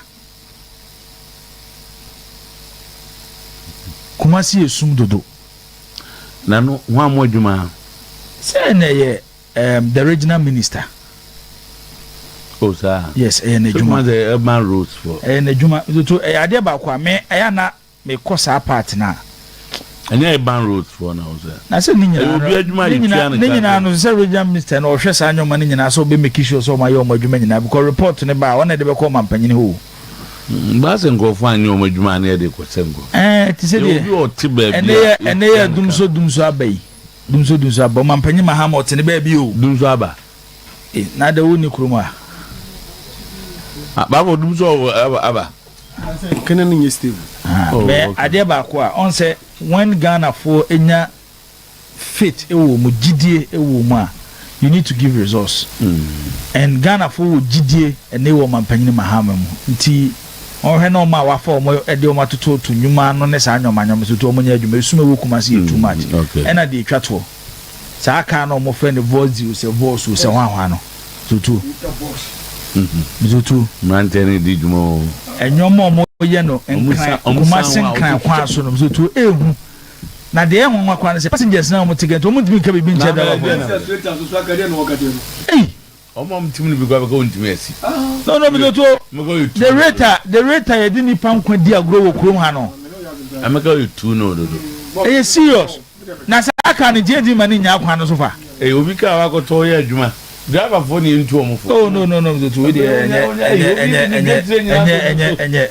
driver for na ya omo mpe bibi nya ti we ye nyoma bi no anope hia me esume wo kumase any boxy because amade say wona manwumre kwa na you don't feel comfortable so te me chana say but adie bi so aba nim say related that KJT ayeku ahada bia nipa be aduasa ne ba se age omo fo ana age bi o KJT the problem no say obi ofro ka bia so no kosi yes baby eno na ye center no na baby a connect bia de bia de phone de say phone dem say na crowd nti chese security wo ho wo fom nti we ya no mamo ena bon se baby so mbajeje phone bo se KJT sum bi mu ufa wa no mo hwim phone no nti enjo na no nya call anya na yebese de o ko no na afro say enjo to jaiti yebese the regional minister so man ani nko especially street lights na wokrum ha no esume wokrum ha nyesum ketwa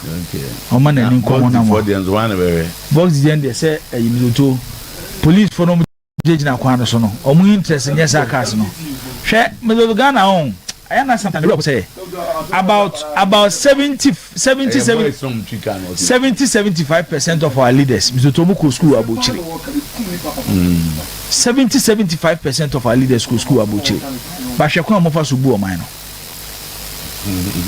you bet me just speed limit Mizoto you introduce on our rules aha on more than 50 aha ebia ko 60 ehon ye no ye nya ye de ne there be abasu ni ye de ni speed ram and ye de speed so no dey jai eti ban boda ye na omo he sa anyoma no there be eno ye de check UEFA Champions League do to ye me UEFA Champions League ene nwumre game we there be ma boda anyoma mi no game na on the club akọ edu Champions League awo kana asama ya na eden pa Real Madrid and they say history be about Champions League in defeat Real Madrid say offer Champions League history since e be a static competition no to say Champions League history kra e will be 10,000 history about the Champions League Real Madrid ekremu be 70% of that history. It's all Kasaba Real Madrid when it comes to Champions League.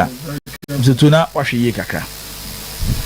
Eba be seen any match no Bababo against American so. Bayern will form pa. So for the top 5 leagues in Europe, Bayern Munich is the most informed team in Europe. CCA Kasai. Bayern Munich team no is the most informed team. You can say team a watch send a modern ball was so pa. Baby a jina say Europa e Bayern Munich. Nti obi a ne Bayern Munich beba wosuro. But there's something about Champions League about that won't mean taking away competition history.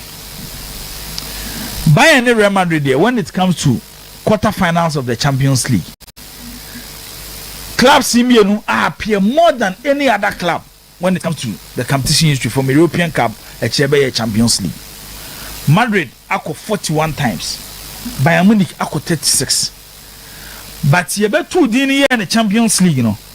Bayern ako 24, Madrid ako 22. Now, unim say to meeting we from 2011, ever see our last meeting, 5 times, and almost in 2 leg ties into 2. Anytime be as a meeting be PM on knockout stage from 2011 be PM 2012. Club simu ba akoko final 4 times. And no mummy no share on knockout stage ba ku yi ne ho okoje cap no. Once per out of the 5 since 2011-2012. And about ku yi the went me anje cap, and that was 2012. Bayern yi Real Madrid that final Chelsea ko share omo. Inti ekire say ene meeting e ba so no. Say this year ye pomo meeting anje Champions League na e bon sa game ye ba so na anwumre ho. Between Real Madrid and Bayern Munich. Na mi so tuti asem Real Madrid for no good record against Bayern Munich, especially when it comes to quarterfinals. So when about quarterfinals history, 87, 88, 2001, 2002, 2016, 2017. Real Madrid give Bayern Munich a film. And also dan China, in their last 4 two-legged ties, Real Madrid give Bayern Munich film at the quarterfinal. Yes, to Aswa. Real Madrid in their last 9 meetings against Bayern Munich. So tomorrow we need 7 and draw 2. What the best spinner? See a bon will spin a yom home. In their last 8 games against Bayern Munich, tomorrow we need 7 and draw 1. Bayern Munich here come as 2 leg ties. So only good record against Spanish teams. Because in their last 8 Almaco against Spanish teams, Bayern Munich etime sell 1 spec. Real Madrid also in their last 25 home games against teams from Germany, Omo winning 19, I draw 1 and Omo lose 1. Inti HSA say your records near the Quacobo in the media and the Real Madrid be Bayern Munich. Atwa Sokrasa qualify Ewo Alliance Arena. But yemra how are these 2 teams will structure themselves and then you may Ewo the famous Santiago Bernabeu. Real Madrid for say no more betum. Ombedi de pa Bayern Munich for no complaining. Say another day in a stadium hododo, but Real Madrid for UEFA approval mom teams to Tombe. These are 2 different teams based on how they play. Bayern Munich believe in pressing. Their first point of defending is not their defenders. Their first point of defending is their front 4. Luis Diaz, Mikel Olise, Harry Kane, and Serge Gnabry. It will start here oje ball now. Say ni pan na ebe try say untra omo mpo no aba be drew their method. It's why this season. One thing about Luis Diaz this season is say whilst he has given Bayern Munich a lot of goals, what goals do no? Ono na ye the reference point when it comes to Bayern Munich when they are pressing. Now, Bayern Munich forward start be on the bomb game and the Vincent Company. You see Harry Kane as number 9. Bamzo 2. How are or withdraw ebe act sometimes even as their playmaker just to withdraw defenders because over Bayern Munich front 4 now the only go shepai Harry Kane. It is a Harry Kane free dangerous areas closer to Real Madrid 18-yard box and also position 18-yard box. And even in the 6-yard box, when Ebi Omanya set piece be, corner kick, free kick be, now we defend against Bayern Munich. Now Harry Kane wa usro. It will redraw. Defender na the bench na Harry Kane so no. Ocho no so the neba. Now one thing about Bayern Munich team this season is whilst Harry Kane your top scorer no, omo nyi goal share every Harry Kane nko aho. Olise Europe this season why more assists than any other player. Luis Diaz assist any the goals are watched this season. Zoto is more than Vinicius Junior. I remember the Fobusa creativity different. No, it's Bayern team in there. They will press Real Madrid name. But one thing about Real Madrid team this season is say in such games, Bayern Munich team ko about to say Real Mallorca. It's men fan the game no mo ko like Real Mallorca and share Real Madrid in Tino. Bayern Munich will walk over Real Madrid. No, because Real Mallorca city deep. Madrid team so mo no mo ball mo tenechire e twese Madrid beba na Madrid break. But so we are so be press Real Madrid da. E ho no mo rely on the strength of Vini Junior. Quick transition. The importance of Fede Valverde to this Real Madrid team is to and never into play BM. The performance now the Maya against Manchester City in the first leg. This is over Champions League games I have the best individual performance will be a showcase for the 2025-2026 Champions League season. And then I make us a Fede Valverde the importance to Real Madrid never into play ne and they say what's your car about Bayern Munich pressing? Making sure say one team in field zone and more Bayern Munich zone. Real Madrid will need Fede Valverde in a quick transition in just 2-3 seconds. Fede Valverde can move the Real Madrid defense. When Real Madrid they defending no mojeba, obetime move on defense into attack. Looking at Vini Junior pace. And then Kylian Mbappe. Yes, Matisse amount for Kasaba Mbappe. Maka Kylian Mbappe as I'm saying. Zoto. The Real Madrid for person we Kylian Mbappe no. Luis Enrique try. And fa. Yes, obe guarantee that goes. But tactically, u team nenya balance. Ye mu say an question we. E dey na be ma Kylian Mbappe at PSG. And lead the PSG to win the Champions League. At that position, and he didn't ball as their lead man. But near the Dembele ababe ball, not Dembele at the PSG at the Champions League. Difference in say, aside of more talent, no more one. One, are you ready to sacrifice, defend? Baba Kunya ready to sacrifice and defend. One are ready to sacrifice, no defend the Dembele. One are ready to sacrifice and defend. Are you killing Mbappe? It is a Real Madrid they ball, not Real Madrid call on attack. And I said, team no Esther Tomo that from a chair. You don't expect Kylian Mbappe to press. It's your name to get the best out in Kylian Mbappe, and that's Real Madrid set up. No, this will move into a counter-attacking team, whereby they will not ask their forward to press, but when they ask you move forward, no, when they are on transition, some be move into spaces near locate to near the ball. Na mom, it's in there a gamer. Remember that history is on the side of Real Madrid. And then Bayern Munich so our form into your form against history. Yeah, the form on the Ecobodia can they game no. Ka Bayern Munich best Real Madrid matete womo. But this is Real Madrid. Na Real Madrid so Champions League more for.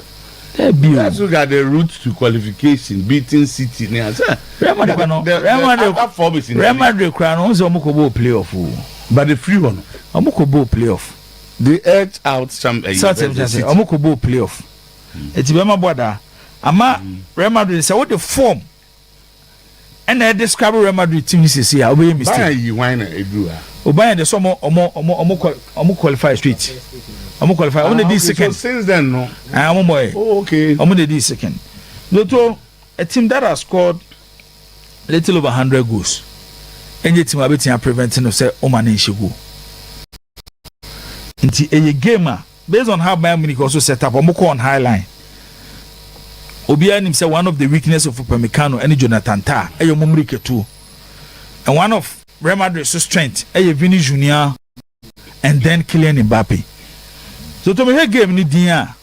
I know Bayern Munich could try in the first half. Say ombe control game ni more, frustrate Real Madrid. But one thing about this Real Madrid team is say when it comes to Champions League night, there's one particular player as a way cool Real Madrid in the first half or finding a way to punish you in the second half. It's in the goals do our share in the Champions League 15 goals to 2.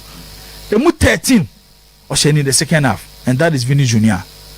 It's a one gamer. If Bayern Munich are not able to kill the game in the first half, say your man take 2 goals leader in the second half, they should forget. Real Madrid will come at them, hit them on the brakes because the crowd will be Atalanta. No, by the round of 16. Yeah. Yes, round of 16. Yes, round of 16 Atalanta. Eti Mizoto, a game I will not be surprised. Say you game no.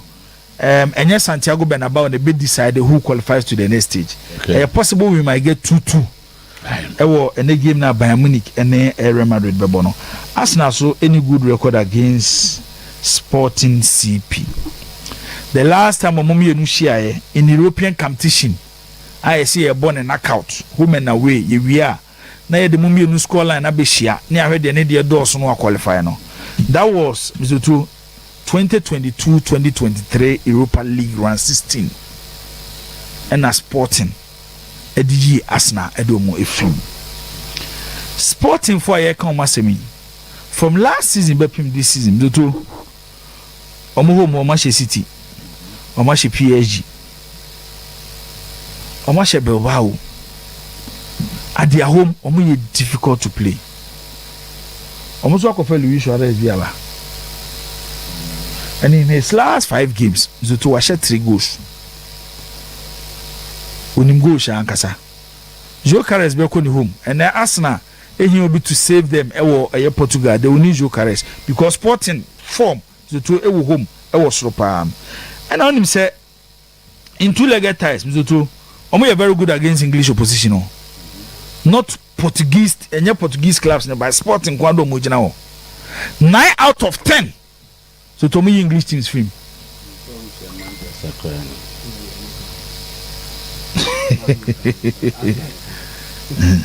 And Sawa no Mulusu to Mulusu to City 2021-2022 season. City Shomo home and away 5-0 and the City they qualify.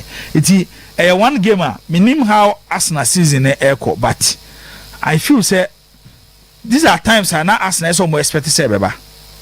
Shocks will come. How Arsenal will recover, and then they will be a train. They say Arsenal to win 4 titles to Tabeka 2. Champions League and the Premier League. Enti ene yebehwe Arsenal eso ne Sporting Lisbon game no. Matisse say Arsenal makes Bukayo Saka. One thing me feel say Arteta eso managing this season was Arsenal team. E key players on Arsenal team no more form aba form. Ultimate critique competition. The absence of Bukayo Saka is good news for Arsenal. Good news for Arsenal e won the game nim. Yes, one of the most important players for Arsenal team. But Nipo Bebamasha Arsenal about the last 4-5 months. Bukayo nye Bukayo beam. And players omo ko sanyo many months to try to create competition. At the moment, but Ateta yes, I no. It's in Arsenal Sunday Sporting will not lose at home. Inti ene games no ebia Sporting benye 2-1 and a game ne beye 1-1. Inti Loto see Madrid 2-2 no. The best Arsenal will get in their game against Sporting will be a draw. But I win Bebama Mamiko 2-1 for Sporting Lisbon. But may I announcement okay. Bema about the quick one. And then at the BIA didn't come say 2025-2026 Premier League Player of the Season. Young boss Amenyo Dio.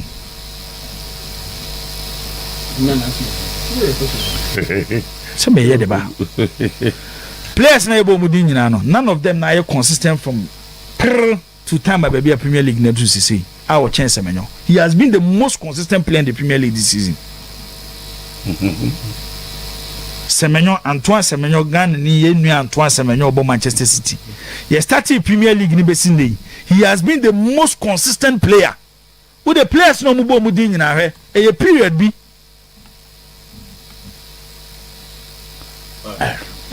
I think Semzo too. Semenyo deserve if Okipune form your way out till the end of the season. He deserves Premier League Player of the Season. Me go me players no mubo mu de me hu de obi aye chant wan Semenyo. Is that one more? Semete say yabo Gabriel. Yabo yabo Bruno Fernandes. Bruno Fernandes e carry by here. Gabriel so do point beyond say injuries hano.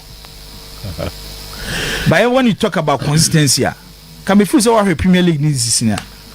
Yes, Liverpool are not performing well, but anytime a Liverpool will be and there's one player standing out, Soboslai. Arsenal, you can't want him in. one particular player at Arsenal stand there throughout the whole season, Raya. Her Semenyo season started with Bournemouth, about Manchester City. At a single point, Abeka Semenyo for Madepe. And the Premier League player of the season should be a player, Mr. Two. Why you consistent throughout the season? And you'll be at a do part, we know about Crazy and come on the player of the season. All right, Semenyo for good Premier League player of the season. Yeah, somebody never come on. Babo, yeah, go about saying, but microphone, I'm now can league as I was I then after Mentias, I was a got a conga one. Now go baby. Go blow 20. 820. I don't know about another place in Kono. I'm call Africa Chibukuru. Oh, okay. Now, who match is there? Oh, yeah, apart from scoreline. Scoreline, Govono, Umkutabo, Umkutabo, Nombo Kutano, a year, a check of Bono. And Russell, I want to make hold dinner. As I said, the All Blacks in the house, boy. It was a sorry, it's a game. Then I said, those teams are able to, or more. Some midfielders, creative players being here there. So if you have watched that, the whole league in the past. Boys now, normal boss are West will do other teams. No, from rings with me, almost scouting systems, no. Yeah, Juma. And I'm usually say almost my boys and my talent in a room no more in a demo. What about coaches? Miss Anna, because and Shebby and my woman, who talent in a room. They allow them to play. Yes, and Rasana when I'm going to go for it. It was almost supporters and hard when they say more dear. Because I'm about to stadium. But it says, William Pacho, yeah, Metty, as you go to coach in about support to be a son.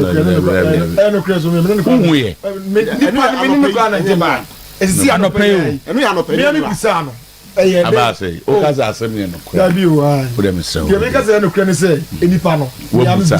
Did you ever can say, Pana catch them, say, Pana catch him? Say, as you coach Prince, I should okay. As I want to go to Busan, send to why they we no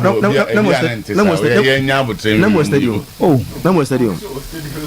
Oh, we are not stadium. They see and say, yet one of them who did be though. And I'm Papa. Almost a second, somebody says second goal. And about Papa Dimrica. Where he passed, how he was able to have access to the inner perimeter. No player, no. Papa. Oh, when you know, just more crowd. What is it? 40 and I'm 40 plus. Well, they're for the corner. And self-defense. It will call that at all. Self-defense. There's a born air course, no. I don't call that at all. Sorry. That you can't inside until it just more than the but I saw him go in the cell. Come about 10 to 15 minutes. I don't know good here. Me say come here and me say send the chip on what to chip and no be naked. And David and say no we see about you. Was my Satan and me watching. That be and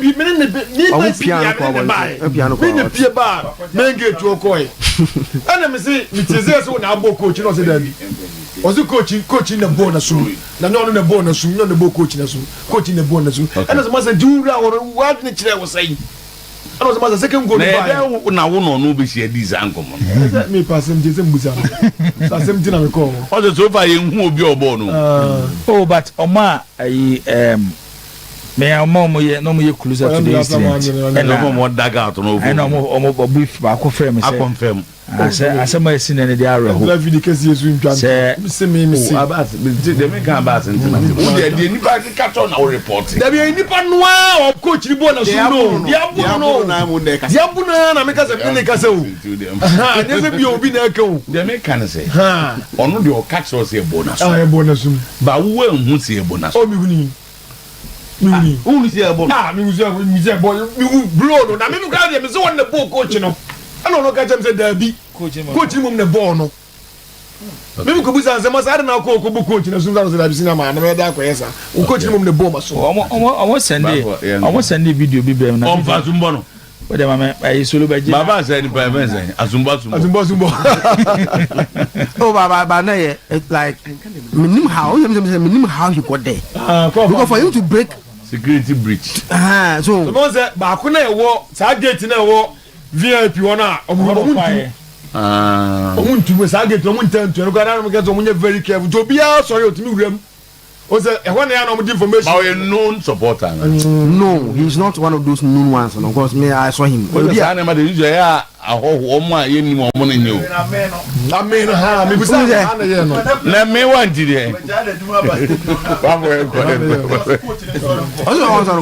eti o rem dia na coach dey defending who say bia o ye ni say the kobo no na also American man or strong the word I don't know idea what it is oh no the sumu ko e ka se wo say man nyini ni we have this tama abas edina dancing abawi a yenkwe na football is like music. Dance, when you get the rhythm you have to dance. Didi Dramani not happy with his players not taking their chances against young apostles. Inti Dama or say the guy was having a tag. The tag even fell down. No, but media tag ben and that's why we are accredited. No. Sana we because tag ni here. I there you have to Sana okinu. There's a bonus super man the tag at top. Itara and did Ramani we win one was accredited. And now we or the oh they been one. We can't think about the others. We only have to beat Kotoko and we are the champions. Ibrahim Tanko on their game against Kotoko at Takwa. We can't do anything over there, so we always have to look at our game and then at the end we see who will be the champion. We are playing home, I think, and we just have to get our 3 points, nothing more. Tama Kakawo friend saying Ibrahim Tankuru no. Don't appoint Kwesi Apia. Going to the World Cup is not child's play. We are serious and we need to appoint a top coach, former House board member and former Black Stars management committee member, lawyer Ernest Thompson. The World Cup is a different stage. It's not like African Cup. It's not like a qualifier. It's a very big stage. I mean, if you've ever been there, you, the coach, will be standing on the touchline, you'll be talking, and the players cannot hear you. They don't even know what you are talking about. Coaches get confused when the tournament is going on. I've seen a coach standing on the touchline during the World Cup, and it was very cold. He didn't hear. He just had a shirt on. When the weather changed, it was very sunny. He went to put on the coat. That the coach himself is confused. I've seen a coach make changes in the course of the match. After the match, when we spoke to him, he was confused. He thought it was a different player. Please, it is not an easy stage. The pressure there is very, very high. I sat in the meeting which appointed Kwesi Apia, and I know where the order came from. But we all knew, I'm telling you the truth, we all knew when we were going to Brazil that Kwesi Apia was not ready for the job. And it turned out because remember, in South Africa, he could not control his camp. Then went to Brazil, and then another problem happened in the camp. Our players saying that you need money before you play. A certain type of coach leading you, you dare not. Let's go for the best that we can get. It's not a matter of it's a Ghanaian, give the coach to a Ghanaian, or a Afrocentric, I'm an Ashanti, I want an Ashanti, or I'm a Ghana, I want a Ghana coach, and the rest. Let's go for the best now, and let's sacrifice. The timer, lawyer no stop say. So to ado kwa anya Kwesi Apia wo appoint Kwesi Apia just agro na ye could do a wake up onomo when say na say Kwesi Apia din be mu ko fo bo say among coaches a yen consider no na the reasons na say o say sisia no wake up na esika enti yen fesika ne ko coach top notch coach e bia 6 months kwa na ne ya employ no don fa yen ko wake up ne mra na ye kon ni animu mu a ye betima nya sika na akoko fa Kwesi Apia no ko na ko to papa so a we want a whole can because what I've read from him, so what I've read from him he was giving certain treats. Unknown Kwesi Apia. What I say? Say, and then that all na be say obi o ntimi o si bia e say onye obi obetima control players. Obi o hono a ono abaye ni selection yen kan che say bia fa player we bo fa player we bo. Say no ni agrodi na wo ka no. Na Kwesi Afia obi selection manda. Say no why my committee member da na me two obi o selection akasa kire afifo no. No na before na so kasa kire omo. So omo na kofa coach a omo ba FA president be ka kire Ghana for say. Unti me Blasters coach a nko be your selection. Nya FA president na kasa. E dey na sponsor wa ka kire no. Nti ene na je say no so yen fa sa message ni so ma no na je say ono so no. Okay. Aka ono so na ba. Nti tama. Be a church and former supporters leader, former management member, now general manager, Edmonaka. He came, he saw, and he conquered as he throws Kotoko league winning ambition into the mud. Tama, Edmonaka abeyako easy. Abeni easy kwa so neso ekotoko ni no say na aka ne Dr. Century and one other person at all tamna omushe gu no the two of them sorry VIP on but not with the kumase no won timi nesa so what would do kumase no won timi nesa what would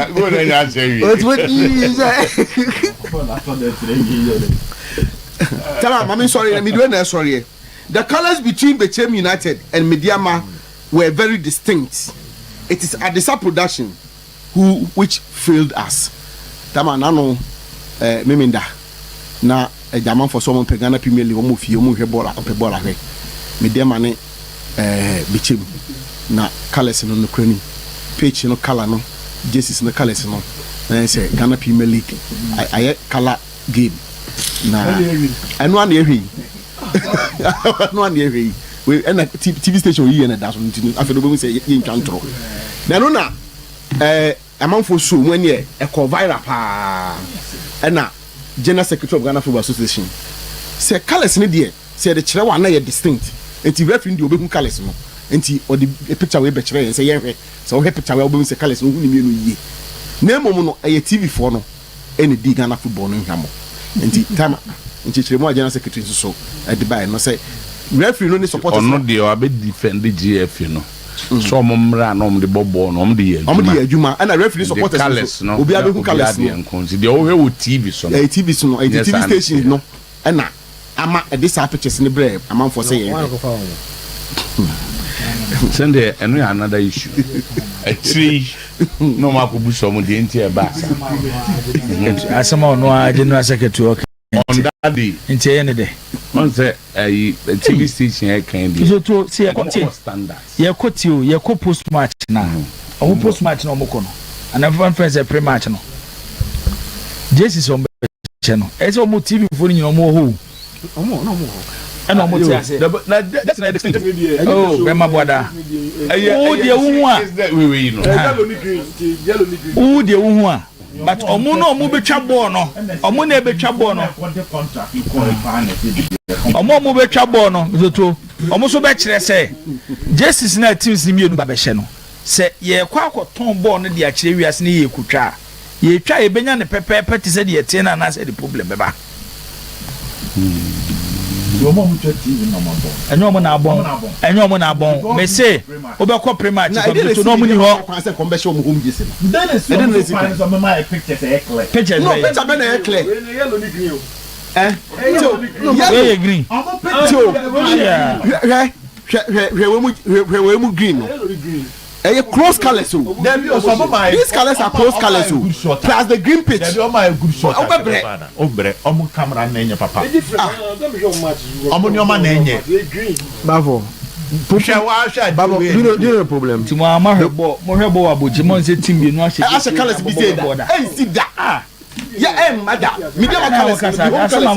Normally no medium would have you buy bass o he bo wa bo chi no won say team you bobo a shege si bi say time am part baby oh ya dibo sha se ma yo ni nko kaka Samates abesha kotoko. Say Samates comes on the last 5-6 matches. Omo for 5. And I'm abesha kotoko 2-1. Omo shey.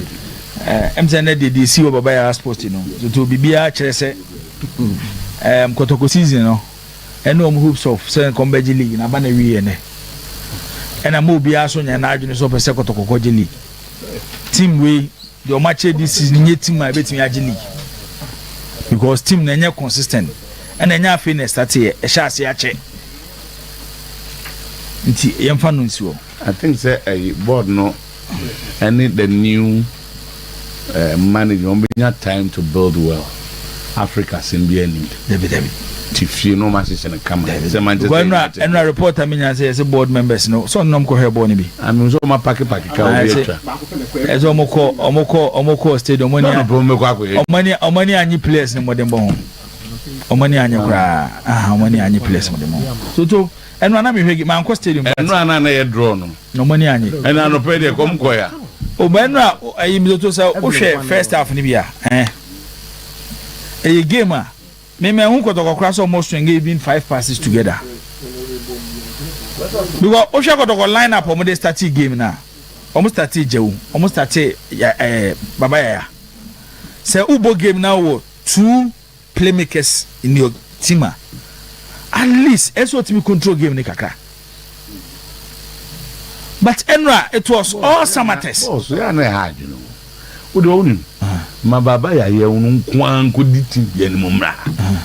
Bolo be wa be bono. Entina. Na ye tesa. Entina big clubs no to enye player bia sa na omuto. Enye player bia sa na omuto. Ye wo players omobo big clubs. Eno no ye he ba bia wo free. Zoto anyhow our pass through some process be and some about big club. Share and I make sure go to game. I was asking myself questions.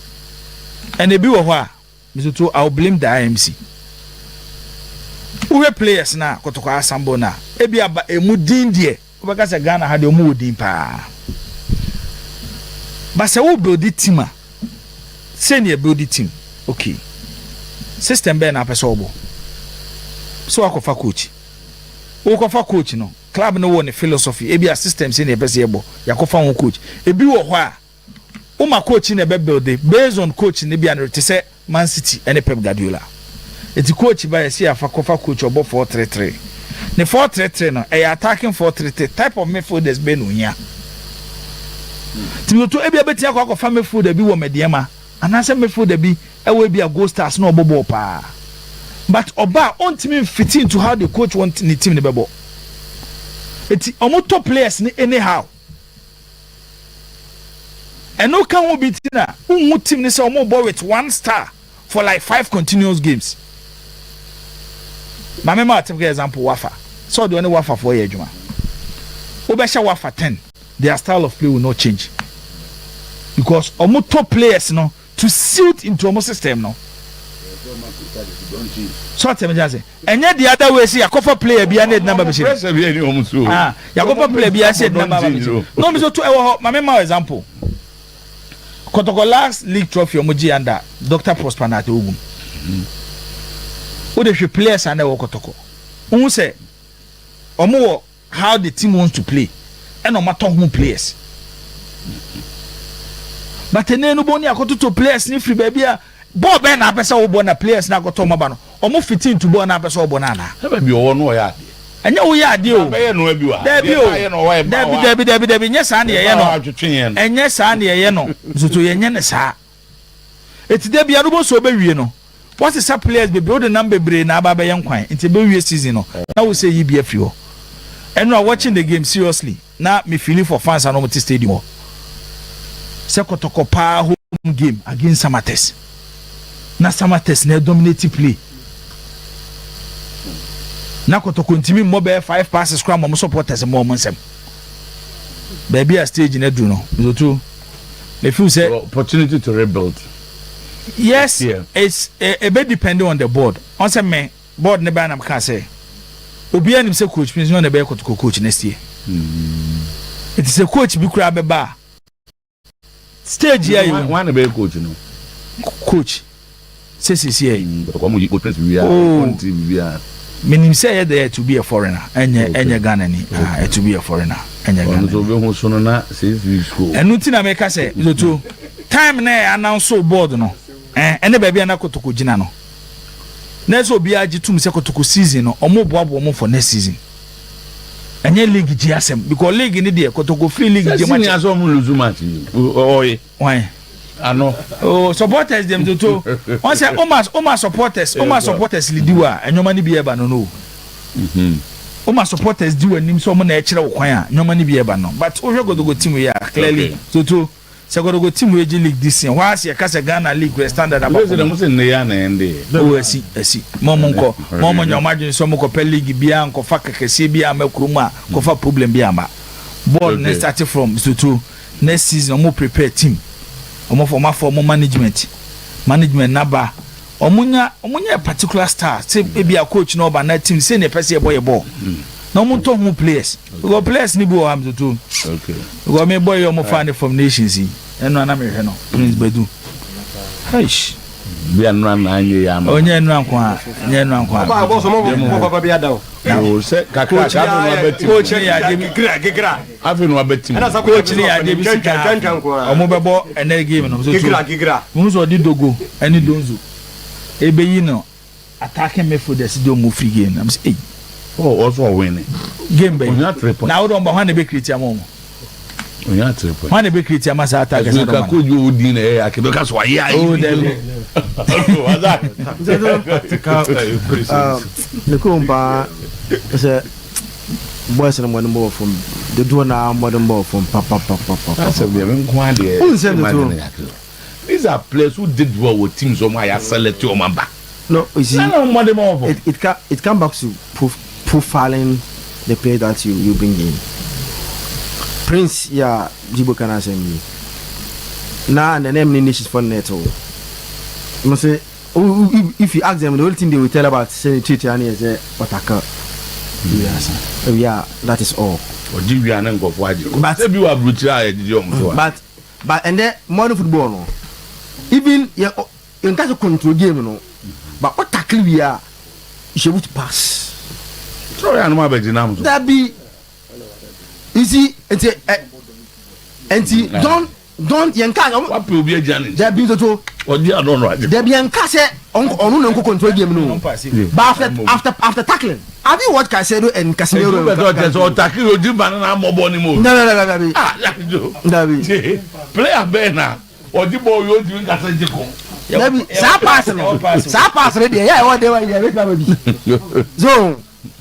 but if you have watched those DMs now, Omun control games in Impono. And along with Omun control games on here, destroyers. I watch Casemiro and Casedo. Casemiro and Casedo. Like, I'm telling you, their passing ability. Casemiro is the best in terms of DMs will be no passing better than Casemiro. And then recently, a boy I actually recently, oh, that be like DMs in the last 10 years.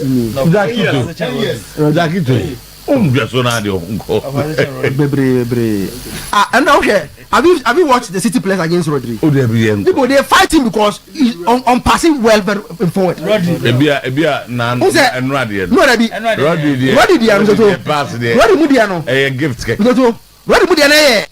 short to the enemy. He passes. No, he does it. Messi and then twice, both Haaland and Cheki. Man, you know, why? Well, just check ballon door. Oh, change passing there so in the profile of your players at the bound very key to how your team plays football. I think going forward, and me man ko say do menura nse ti no hwe bi me disappointed no and na match na me ko hwe 45 minutes no and Abrante bi am say enra na ye Takito who no disappointed do yeah ba no na de ena de na ye enye wonwa de esi na enye wonwa na ene de npo do ma ya de kakra. Wow. From what we saw yesterday, it tells you the problem of the team. Okay. One structural, you have a structure problem. How defensively they are all over. But as individuals, Kotoko ni quality players. So many become league na e ball Ghana. Or me one of the league na e ball Ghana. Any players or more league no. No, they have as individuals. No, they have. Say team be better than them. Say some say here on Kotoko. Their best player last season about Kotoko. Who you through a double left back he said he was actually one at Chelsea or Kotoko. Massive no. They have. But you about 2 years now no prayer so. Cote any back we so come the service the two amo bi back we back we Lord amo. Lord Onyamba. No, but I said these are. No, they have one Ghanaian league standards. They have 1, 2, 3, 4B. So 1, 2, 3B. They are good pa. Joe is exceptional. And today you are actually on a full Roger. No TB or Kakra. They are carrying now Obia Nyashe. Coach. No, sir, you need to be careful to me.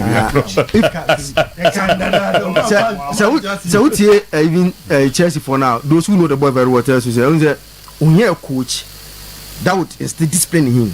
He is tactically indisciplined. He doesn't play according to. Maybe catch the ball from just workers or indisciplined. Or maybe you catch a tactically indisciplined, as I say, on follow how he wants you to play. And I'm so maybe in no, and you know. Who your coach obe catch us say obe do this jamesi ye no koye enti season dia end mo monko pro monko how many matches 6 matches omunya prepare for next season we gonna share and then na meti Miss Evelyn echi hwe ni madun say na awre ho pop we dey say nyare oh awre ho pa na ti say na anyway maybe say do stage a man some reawakening the dream he see ni see ebebo o ma re ko wo a won do take decision no omonya happy about players and commitment then goes back to a coach commitment of players there yeah na to aye first thing except Kotoko announcement say home matches na aka no VIP ticket pen on beton popular stand no I'm going to be any free the actual supporters. I didn't say. See, it's like 2 matches so younger players. Only choma na ebe. Don't fanchom. Or don't fanchom. Don't fan patom. Or born on my bow crew halfing. Or don't fan pata supporters. Born on my bow crew halfing. Do to see a chess supporters and idea. Especially the last 4 home matches on my bow crew man. The Bakuma Chita for the front of many nations. On the last 4 matches, Kotoko lose 2 of you. Yeah, apart from Neddy, it's a house the chef and a house with 10 men. Only has your own fan count. And a vision so when they say to and a vision so by and also the 10 men. Every ball bear 70 minutes. Bear 10 men, bear 70 minutes, 8 minutes Kotoko ho dear. With you come Jibu, with you come as a key to dear. As 7 years say. Kotoko coaching problem, and my insisting on this. Hey, when you are making changes, you should elevate and then a bit more solutions to the problem. You don't calm down. Sasa na debia meka so to. Yes, say zitunya. Ese se dioba be sisito anan no. Oyo bia how na esisi to nya ade no obeba be so it has nothing to do with nipa na oba no ebia nka oba bi foforo de ebia se yi Hamza efiri ho Hamza oben ene ye de coach Prince eba ye nya to cheso he is ahead of Hamza but so we easy to efiri because you think technically we have a problem which at that time you all admit as a results no enko ya and yes we na efiri so person ka be bia open no wo no oh, in a frog, this upper source, I'll call when you dia. 40-50. Oh, any mouse, so I not to go to too much. It is a way changes now. The Jibu now our highway. And I'm a kind of point blank said, the matches and penny for person year of Prince Owusu and Hamza combination. It will not solve the problem. Not because ABI sound you'll be able to come because on more that. Into Montana, me and Fanny Pafo Fry, GD say, or was it to level, above it to an air bar. API bet me lead to society football, you need 100% formula.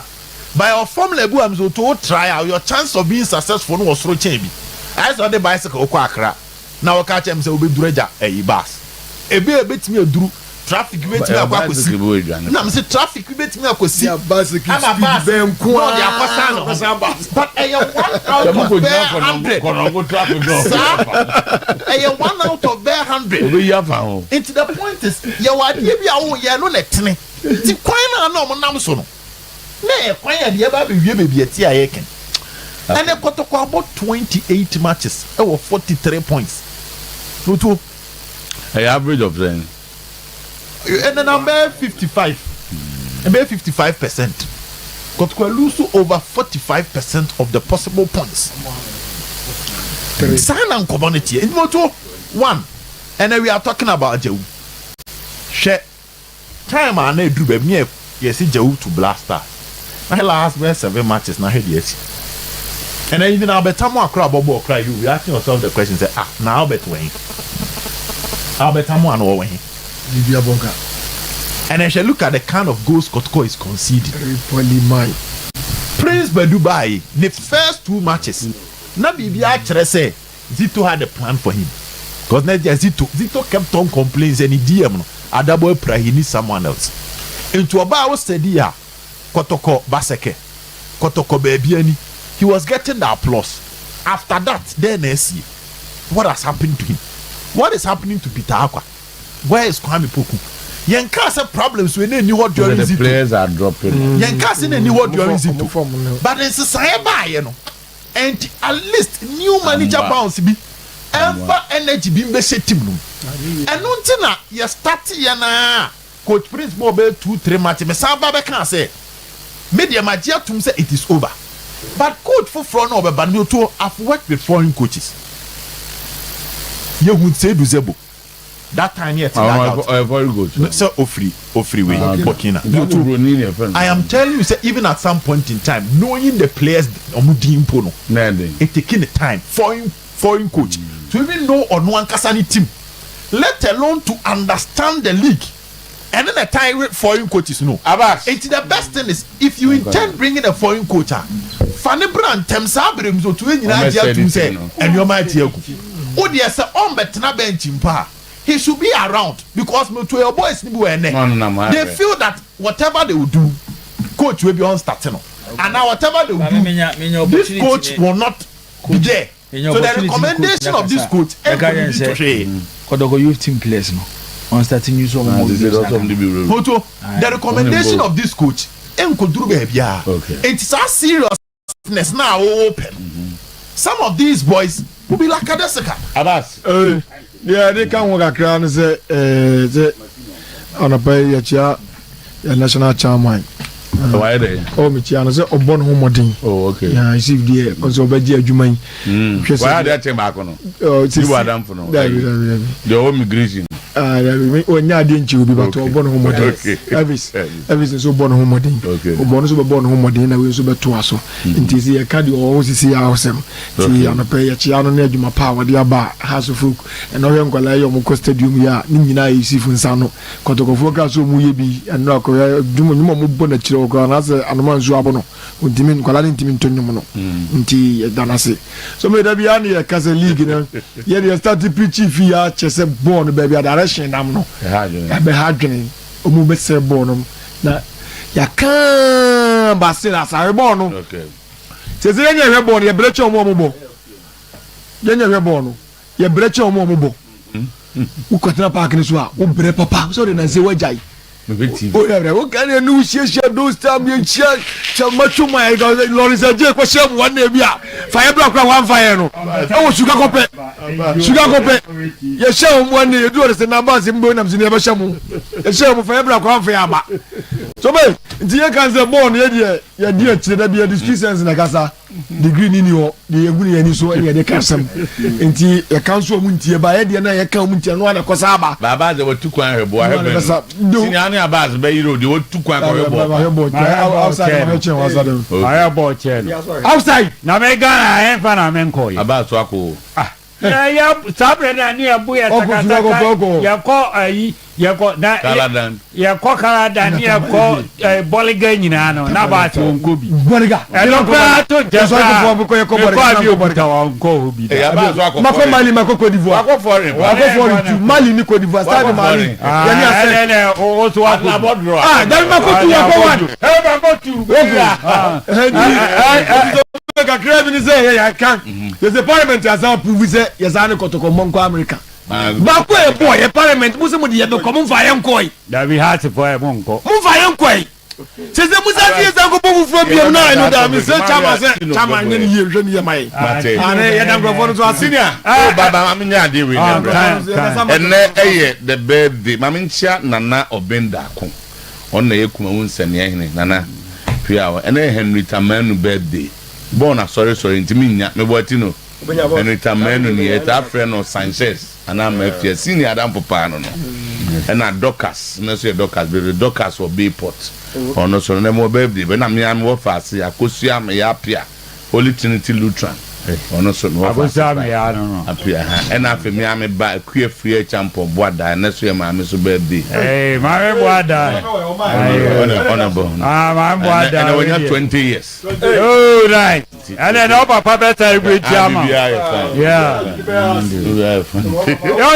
director ene pa ni da ko supporters every pa I hopa ubusa ba se nyasem ketwa stadium o maybe krasi ni pada sugu o na enya hwe na me de soboni nyina me bebo ye mpenimfo no amu de nya am no beginning no me de meka ni pray din se ni pa beka because beginning no na mka se sabe yes na kumase for ma pa kofa kumase for ma nyina ebe gina na buso om se o mu koto Holland ntema garment ya tele ni be no om de ma no wo mu be kire obi a yeso o ye qualified tailor say de nipa no won krankra wo betu ka kuma no e dia because what on to my boarding until beginning me kasa mo fatim no ma local coach because ya boka out of prayers and the local coaches no mo aye o mo antie o mo wie ye no o mo wie ye ni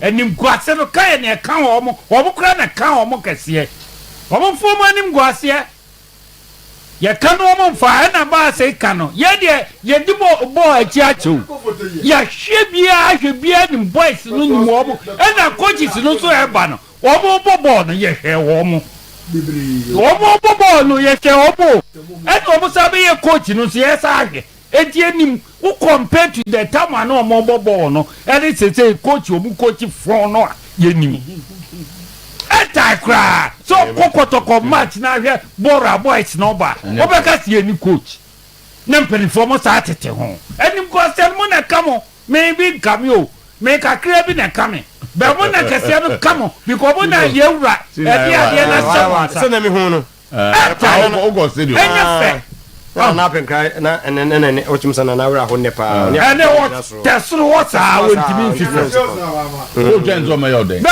mo na ye o mo baba se chamba recovery ampen fo o mani nko ko nyama na yes ni mi no ye no supporters ni bi se o mo kwa kwhye o mo players ni ye dey o no o mo ye supporters ni ehu o mo fro bass se na me de mete ho mo so ye bi ana players mi no face so mo de o mo gestures either say so ma me ana say mo foma some free o mo so yes mi no awuche en entry foko aso foko obi no nti ama o mo so mo akwhye ebi ano mo pejo mo nsa yo o pejo mo okay o mo fante yo ya ka tie di wo mo ati a won ye be pa kokum wo mo dabi ampa ya fante no ya gono mo yo mo nsa adi fa me so say what some kwa ne ka dia say you bibi biara ha obia no fako hu judgment dental clinic medical can say the opposite anya wasi hu bia no so se ne kaka na agya fa so opposite anya teeth whitening braces jewelry restoration extraction replacement ni nyina no e o ma se the branches ne dawson e 0598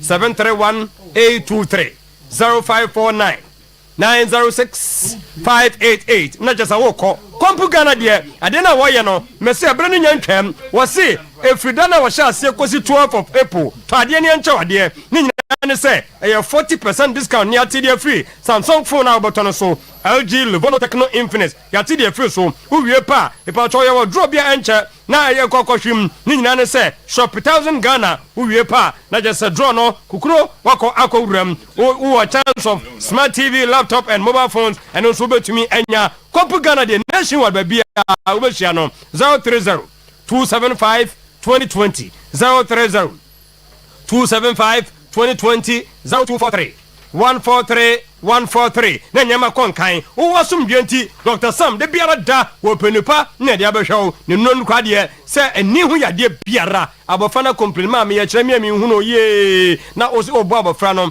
nya na hawa ka no wo se utwe pressure na aba woni so glaucoma cataract ni nyinara Dr. Sam eye hu adwuma wie pɛ no onwere odwen mema ho se bema be face e because ma wo bo wdwa what destroy everything oba bi a hye bema bi ofi se masa emfa na so bema bi hard eno nti ko ho na fe wo mo hania ulcer gono stroke blood pressure sexual weakness prostrate ni nyina no doctor eye ho adwuma me se ba bi wo no na asesa se so be hye no abrepo first go filling station ho and abehu Dr. Sam 0243 001058 uwie pa ka ne de obi aso okra bi ebinum bo den omde twamene bo nanso ba kopa German company friend say before wadagina tum no Isaac Button Igbo 20 motors kumaze tana so before so bedu Yasanto main gate no wona din kan no cars na sisi no Vozi Nua Sienta Vit Beta Honda Step Wagon upe German American cars ni nyina so na se de e wo me say the car no kraba F na fe no so bo no so eda form 0249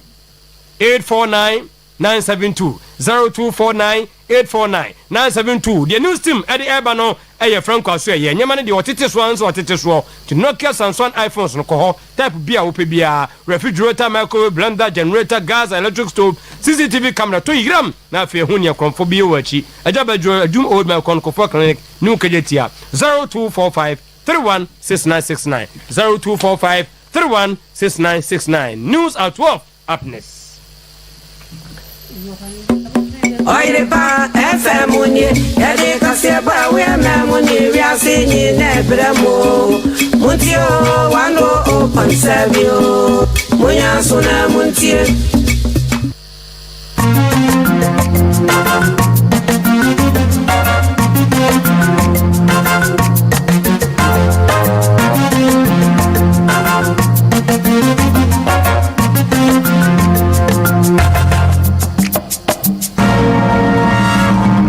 Oyerepa News. Pramo ato Oyerepa FM 100.7 Promise 102.7 Oyerepa TV Promise TV na mo hwe ye no koma nkasimu a Infantaman FM nso mo hwe ye wo Central Region na ye mfifi mantamu ye de kasebo ni free Bosheba Plaza edum Kumase ana yede ebramo nsama edika na editie ne yede be soma na oforisu obosome de tosonson e wo mfie mpinu ne aduoni nsiamu ye ne animu nsam bini wobuno is mantem no awo sem ofi wole bari kirema ejebran bi ato wo kwame danso ma yere kase edan kronkronkronkron edu esia inende de generation num enya padze nyina adwerebe enkwanhia bi nso asi e wo gomu afete ama nipa ba kwa hwere wo ne nkwa ensia so edawusu na inede nso no yababo modinara osofu bi lutu omampanyin mahama for there LGBTQ+ na oso nya di hiade no omampanyin nchase do ya di hiade ntintampayara wonsha homra na onyajo otie oman ne mra wo man Ghana mu National Chairman Emma Bok Tanker Drivers Union Eyoru Clement Ampedu eno odi atudwa sa wo ba boss cheye Kumase depo ho no ma sade wo wo keka wo monukure hu okay in some no do so ye papa na njimo ku bi na weso ina so ne wi abere nso yere boso modama na kojak farmer procode was aba etirpae awo pepu ni na procode ni bobo ye papa na apostle is ezer po wose na fe sin echi ni mu ayedin na wonu ade ho ni na no won kojak chako toothpaste ni bobo ye papa afe kojak regular fluoride toothpaste nso ka ho na kojak PNF ma force na fe ni sensitive toothpaste ni na so no oni ye ho na ho na stafin one no Bora shop biara mu nsaba kabetu fudo frɛ 0531069945 afi Boshaba Electrical